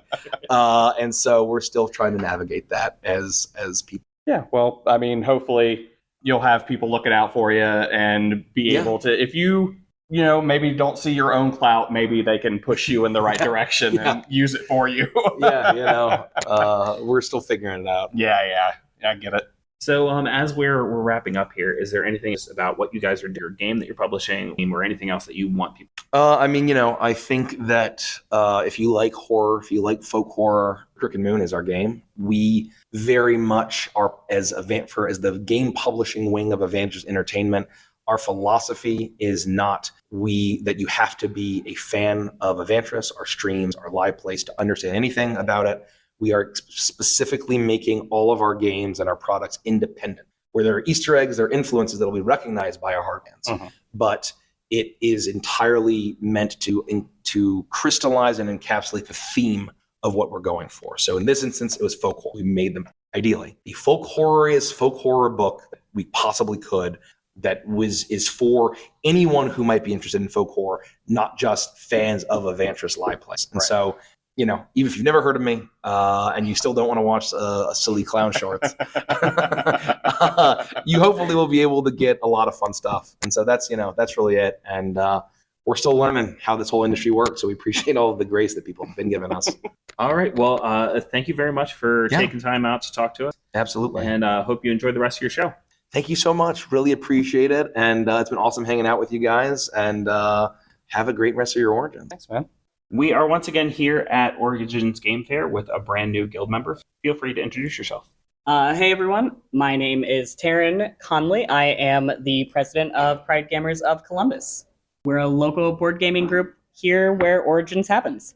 All right. So tell us a little bit about what you're doing here at Origins. For the last couple of years, we've actually been able to have an entire room dedicated to our organization. We are a 501c3 nonprofit, and so we actually are able to, we host a raffle in there, we host board games that we run, we host RPGs, and we also have open tables for people to just come in, relax in a quieter, safer space, and make sure that we just have a space that is ours for the people who need it. All right, and you could be doing this at any number of conventions. Why Origins? So the biggest reason why Origins is we are local to Columbus, so this is our board game convention, right? So we want to be here. We live here. This is our city, and we want to be represented here. Hell yeah! All right. So how long have you been doing this? So we established. So we had some just like generic board gaming groups, like a queer board gaming group, and we actually established Pride Gamers of Columbus as a separate group in, I believe, 2021, and it was about that time where we officially became the Pride Gamers of Columbus. And so we have had our presence at Origins the whole week this year, the whole week last year, and then the year before we had just a meetup, basically. So we've been trying to get progressively bigger at our presence here.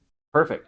What would you say is the biggest goal for you here at Origins? So Origins is actually our biggest fundraiser of the year. So like I mentioned, we had that huge raffle. That raffle we have every year, and that is essentially what helps us gain money. One of the big things that we do as a 501c3 is we curate and donate a board game library to different groups. This year is going to a queer youth group up in Cleveland, Ohio. And so we have talked with them and we've figured out a curated board game library that we want to get for them. We're going to donate it, and it'll help bridge the gap between their youth group and their adult group. Something with like a lot of players that create like a lot of conversations to help engage both groups. And so this being our largest event and our largest fundraiser is what really allows us to make those kinds of purchases. And we want to be able to keep doing that, keep giving back and building the board game community. I want to just point out like how important what it is you guys are doing, because we take it a lot for granted now that these spaces exist, because they have for a little while now.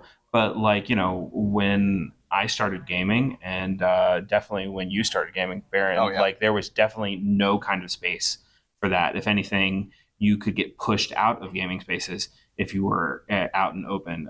So thank you. Yeah. Yeah. I mean, and thank you all too for being some trailblazers, so to speak, right? Like if you are someone who's been in the board game community for a long time and in any way been out, even when you were uncomfortable, like that helped with some exposure, right? And that maybe helped people get their first taste before they start coming around to being like, oh, maybe I should be open and not a jerk. Oh yeah, I definitely have known some just queer in general, just players throughout my life, and I came out relatively late, so I don't know how much trailblazing I've done. Yeah, and I gotta be honest, it's the same. But I mean, I knew some people in like the late 90s, and like they were out, and very, very few of them. So I think that was actually probably my eye opener, was seeing these men and women out there being, you know, proud and out and still in the community. And it's like, you know what, if they can do it, I think I can do it too. So I will definitely shout out to them for trailblazing, as you said, and making me feel safe and that there are other people out there like me. Yeah. So I love that for you. Yeah, because I mean, I was a queer kid growing up, so I was pretty visibly queer my whole life. But I actually got into board gaming a little later, and so by the time I was really getting invested in it, a lot of everyone that I knew was at least open-minded and kind. And so I've never actually had really negative experiences, but I know I've heard from other people about their negative experiences and stuff. So I'm glad someone was able to be that person for you, though. I think that's awesome. Yeah, and then what you're doing now too is going to help people like, you know, my son, who is a trans boy and a gamer. Yeah. So, you know, he's going to have these spaces. We, you know, even when he's not with me gaming or whatever, he could still have these places out in the youth groups and such, and be able to game and be comfortable who he is. Yeah, so, yeah. Absolutely. Yeah, and it's important that we, you know, just continue to not take it for granted. And as long as there's somebody like, yeah, you said when you started, everybody was pretty open and accepting, but like it's because we're continuing to hold that flag, right? Yeah. We're continuing to have spaces like this. If at any point in time we take it so much for granted that it's like nobody sets up the space because everybody assumes there's going to be one, you know what I mean? Then we're just backsliding. No, I totally agree. And I mean, honestly, I actively seek out queer spaces in the majority of like the things that I want to do, the different activities I enjoy doing in my social life. I would much rather be in a queer-centric space just because I already know that that's going to be a safer space for me to be able to hang out. Yeah. All right. So is there anything about your organization or the event you're doing here at Origins that you'd really want our listeners to know? So we have a huge variety of different types of things we do. So the last couple of years with having the full room, a new thing that we've been trying to do, and this year we did 2 of them, is murder mysteries.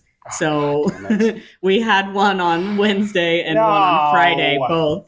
And it was great. You missed me in a dress. I looked really cute. Yeah, the first night, and so we sort of based it off of our characters are sort of like in the style of Clue, right? We've got like Duke Crimson, and I was Deputy Denim because I had a little sheriff hat and These are amazing. Yeah, so we try to do a variety of fun things with it, but it's Wait. actually something. You said you were in a dress? The second night, I was okay. Cornelia Gold in that one. See, now you have me thinking of a denim dress. Oh my gosh, and I'm like, what's happening? I should have been the deputy in a dress. Last year I was the Viscountess Violet, and I was also in a dress. Names are so cool. Yeah, we just like have a good time, right? So, and they're actually like, we're hoping to continue doing these, and we're hoping to maybe at some point try to do them like quarterly, just for our own stuff, maybe outside of Origins. Well, I hope so. Yeah. I'm following the group. I've been following the group for a while, but every time there's a meetup, I'm working or something. But I needed to have that. So if you do that, I've always wanted to do a murder mystery. Oh, they're a lot of fun. So the style we do here doesn't really allow for the people who are coming in to get a character, so to speak. So it's an interview style, right? All of us are in character and you interview us. But we also, at some point, might try to shift to where we do a ticketed event where people can actually all have different characters. Oh.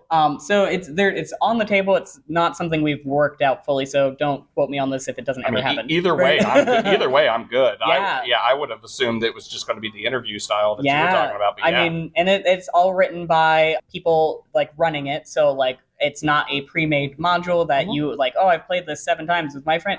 Like it's going to be something that we've made up. And just to mention, since I haven't actually mentioned it, we have 3 events a month. We have our second Wednesday, which is our weeknight event. And I'm just going to shout out all the places that have been supporting us because we love to throw love at the businesses that support us. Oh, yeah. So the second Wednesday nights are at the Forge Tavern, and it's currently 6 to 10. So if things change, it's possible, but currently, we also do the third Saturday is our RPG day, where we have people in running one-shots. People are welcome to bring stuff if they know they want to play a certain thing and see if they can get players. That is at the Westerville Library. Okay. And I believe that one is 2 to 5:45 because we have to end just before they actually close. And then our fourth Sunday is at Tabletop Game Cafe, and that is noon to 4. And they've actually supported us since our inception. The other 2 have been super supportive since we've approached them, but yeah, Tabletop's been great to us since the very beginning. So it's been wonderful. That's awesome. Well, thank you so much for giving us some of your time and speaking with us, and we hope you have an excellent rest of your show. Yeah, I hope you do too. Thanks. We are back safe and sound in our homes after Origins Game Fair. Guildmaster Baron, how was your Game Fair? Thought it was great. It was the first time I've been to Origins, I'll say full-time, in years. So it definitely, I'm glad to see it kind of back to its former glory, because, it used to be a big deal, and then after the pandemic hit, it hit everybody, including, con attendance and all that stuff. And even once they started to lift some of the restrictions, they still had to do certain things that definitely affected attendance. But, this was a pretty busy con and a lot of stuff to do.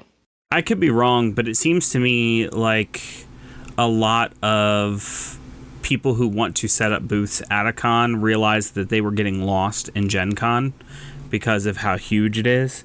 Or people who wanted to run events were getting lost in Gen Con, and they were like, you know what, I'm going to come to Origins. That seems to be the correct con for me to go to. Yeah, and honestly, I would say it's easier to get lost at Gen Con, mostly because of how big it is. It's not just attendance-wise. I mean, just the square space that con takes up. It's daunting. Even when it first moved to Indiana, it was daunting.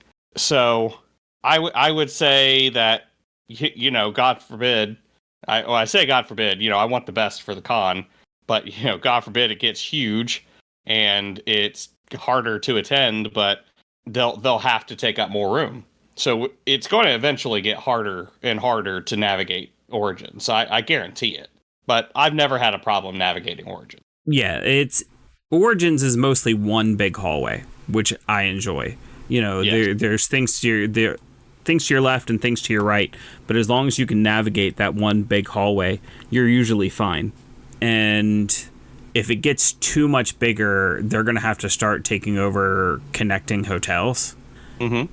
And that will get daunting. That will make it much more maze-like. Yeah.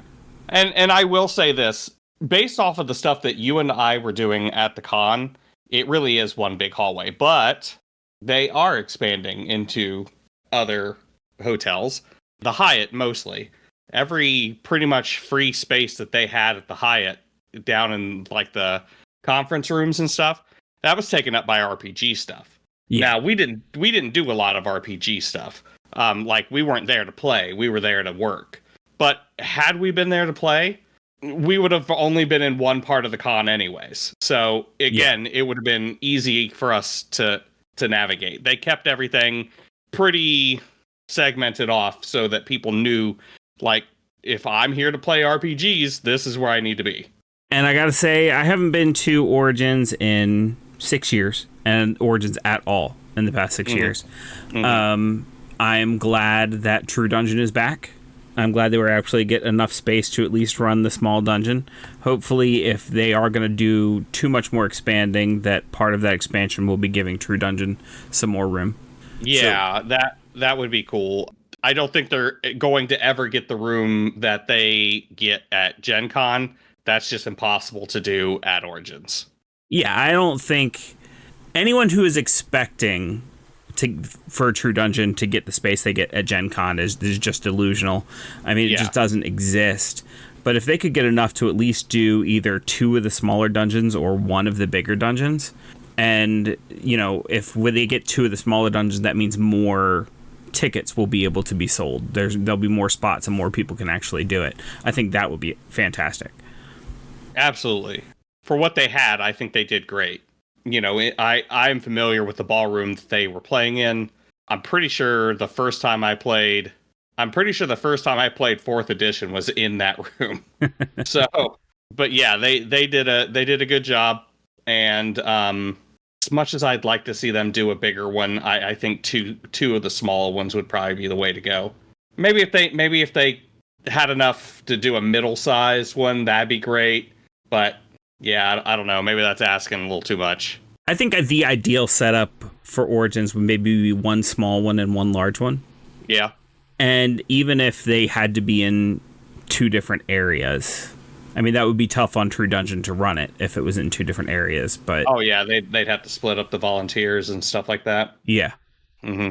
But I think that would be the ideal setup because you'd still have 2 dungeons, which means 2 more tickets that you can sell. And then you can have the smaller dungeon for the newbies and the larger dungeon for the people who've been doing it for years. Right. Which I think that newbie dungeons are the way to go. I don't know. It's daunting. I keep using that word, but it is daunting for someone who is brand new to the whole thing. Walking into, like, let's just say I'm brand new and I got tickets to play one of the experienced ones. I can't imagine walking in there to these, you know, this group of people who has, you know, tokens upon tokens upon tokens, and I'm just like, hey, here I am doing not much. I will say what I have seen from working on the other side is usually when you do have that newbie who walks into that group of people who have tons of tokens, that group descends upon that newbie and completely outfits them with gear and stuff like that. Mm-hmm. So and they're usually very helpful as far as, you know, carrying them through and showing them what needs to be done. That way they don't feel like they're useless. It's a pretty cool community. But I do agree with you. I mean, like, if it's your first time, you probably still should do the sealed pack smaller dungeon. But that being said, before we talk too much about True Dungeon, I don't want this to be a True Dungeon wrap-up, but an Origins wrap-up. I did play Kobold's Ate My Baby for the first time and had a blast. Like, that was really fun. That was the 25th anniversary event, whatever it is that they call that. Mm-hmm. and I'm sold on the polymorph system. Oh yeah. Which anybody listening, polymorph system. If anybody's listening is familiar with Kobolds Ate My Baby, and you don't know that they've changed to a new system, they've changed to a new system called the polymorph system. And the polymorph system, don't let it, intimidate you, is super, super good, super easy. Kobolds was easy anyways. They took the polymorph system, which is actually simple already, but they simplified it even more just for kobolds, and it's perfect. It's perfect. Yeah, playing through that game and talking with Chris O'Neill really sold me on it, and I went ahead and picked up the Excellence while I was at the convention, and I can't wait to run a game. Yeah, I have actually a few ideas for some kobold games myself, and then, picked up Mazes. So I get to look at that and see what I can come up with that too. We also just got to talk to a ton of people. If you just listened to the episode, you heard all the interviews. I'm just so grateful to everybody who took the time to speak with us. And it didn't feel like I was working. It felt like this podcast is supposed to feel like. It felt like I was sitting down with a friend, even with people who we had just met for the first time. Yeah. Oh, yeah. I will say, even then, it's like our table, who I feel like we were at a table of people who were taking it too seriously. They were still having fun. It was still silly, goofy. A couple people were fighting the fact that they had to make horrible kobold death checks, but it's just like, roll with it. Go with it. It's just roll fine. the dice. It's like, I think you and I were literally trying to throw ourselves into the frying pan. Yeah.